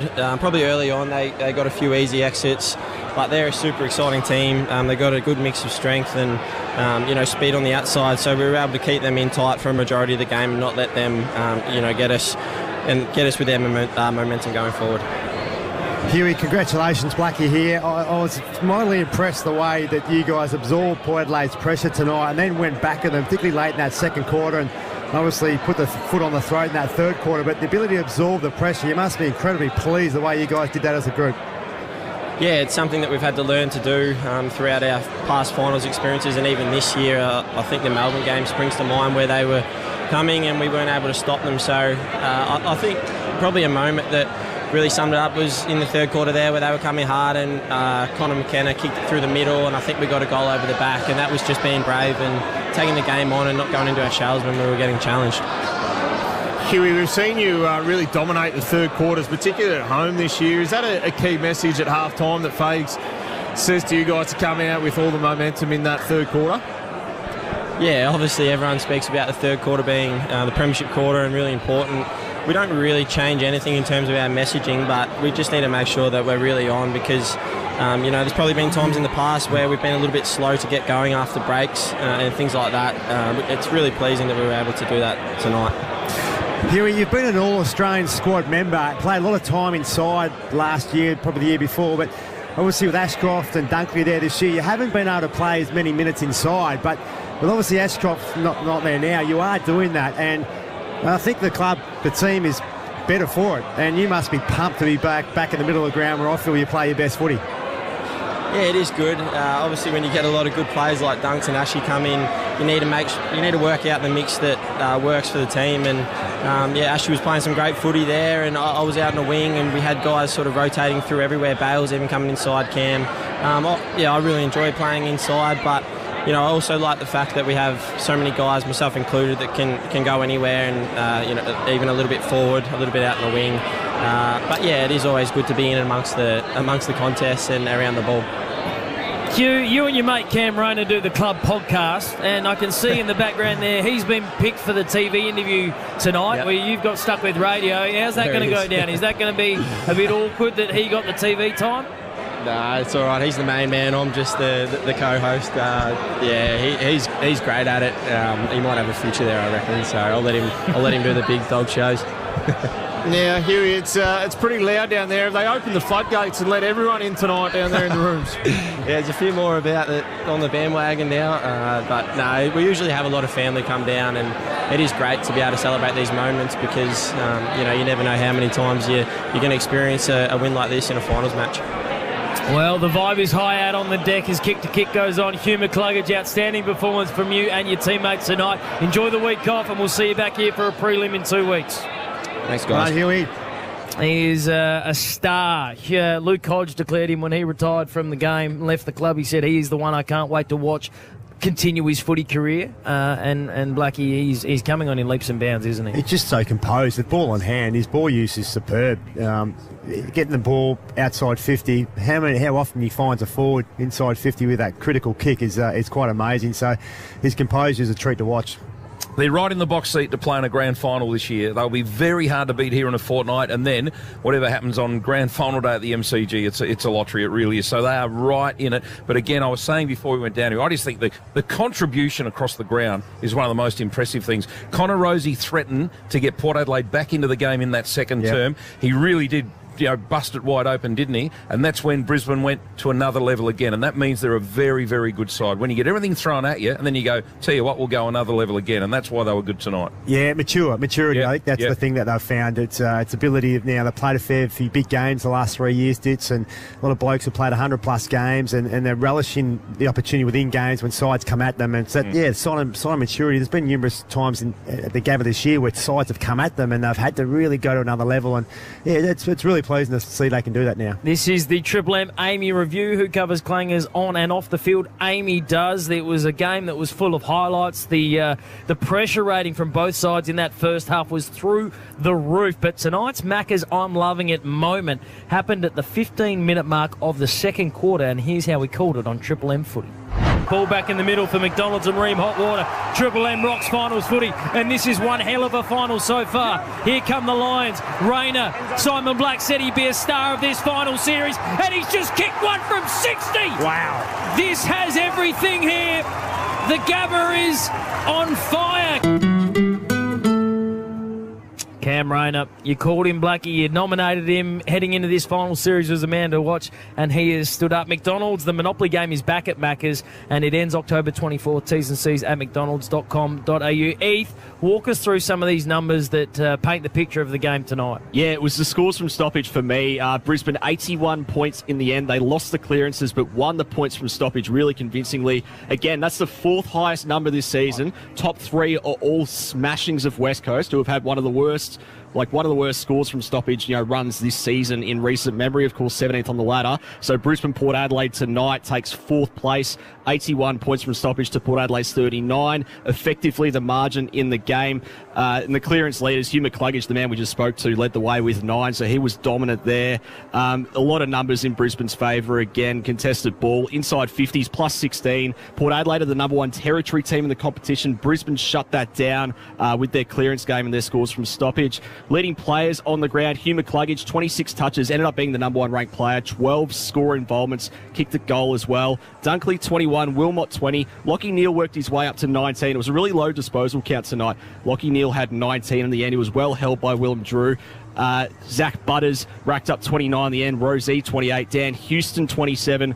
Ollie Lord as well. Got to shout him out. He was one of the Port Adelaide's highest ranked players. 4 goals in the final. Last time a player had, with less experience, kicked 4 goals in the final, Ben Brown 8 years ago. And only 8 players now have done that to Harris Andrews. So well done to him tonight, but pretty convincing from Brisbane's end tonight. All right, Heath, you're very good at analysing the data after the fact, but how do you go looking into the future? Choice Hotels around the grounds. We know what the matchups will be. I want to see if you can tell us when and where the second week of finals are going to be played. I can only make an educated guess. So it'll be Melbourne v Carlton and Port Adelaide v GWS, a repeat of 2 round 22 clashes. You'd have to think that's Friday night, Melbourne-Carlton, and Saturday sometime, maybe twilight, maybe night, Port Adelaide GWS. Otherwise, Port Adelaide gets stuck with a 6-day break. You'd think that's a bit unfair. And then the winner of Melbourne-Carlton will play Brisbane here at the Gabba. Winner of Port Adelaide GWS. Port won that last game by 51 points as well. Will take on Collingwood at the MCG. Jeez, I tell you what, Melbourne Carlton at Friday night at the MCG. That'll be. There's another 90,000 lining up there. 90,000. You reckon the Port one might be earlier because GWS might argue well, if they were to win, they might want to fly home that night or whatever. Because there's an interstate team involved, I don't know. They might play it earlier in the day, but I guess they love the night games, don't they, with TV and everything? That means more eyeballs on the sport, and what a final series it's already shaping up to be. Choice Hotels around the grounds, whatever your reason for travelling, you'll get the lowest price guaranteed when you book direct at choicehotels.com, so go ahead and book it. Tonight, it was the Brisbane Lions stamping their way into a prelim final in a couple of weeks' time. They got the job done over Port Adelaide, who will be looking to the medical room this week with some serious injuries to take into consideration. Brisbane 19-9, 123, a 48-point win over Port Adelaide, 11-9, 79. For McDonald's and Ream Hot Water, Triple M rocks finals footy.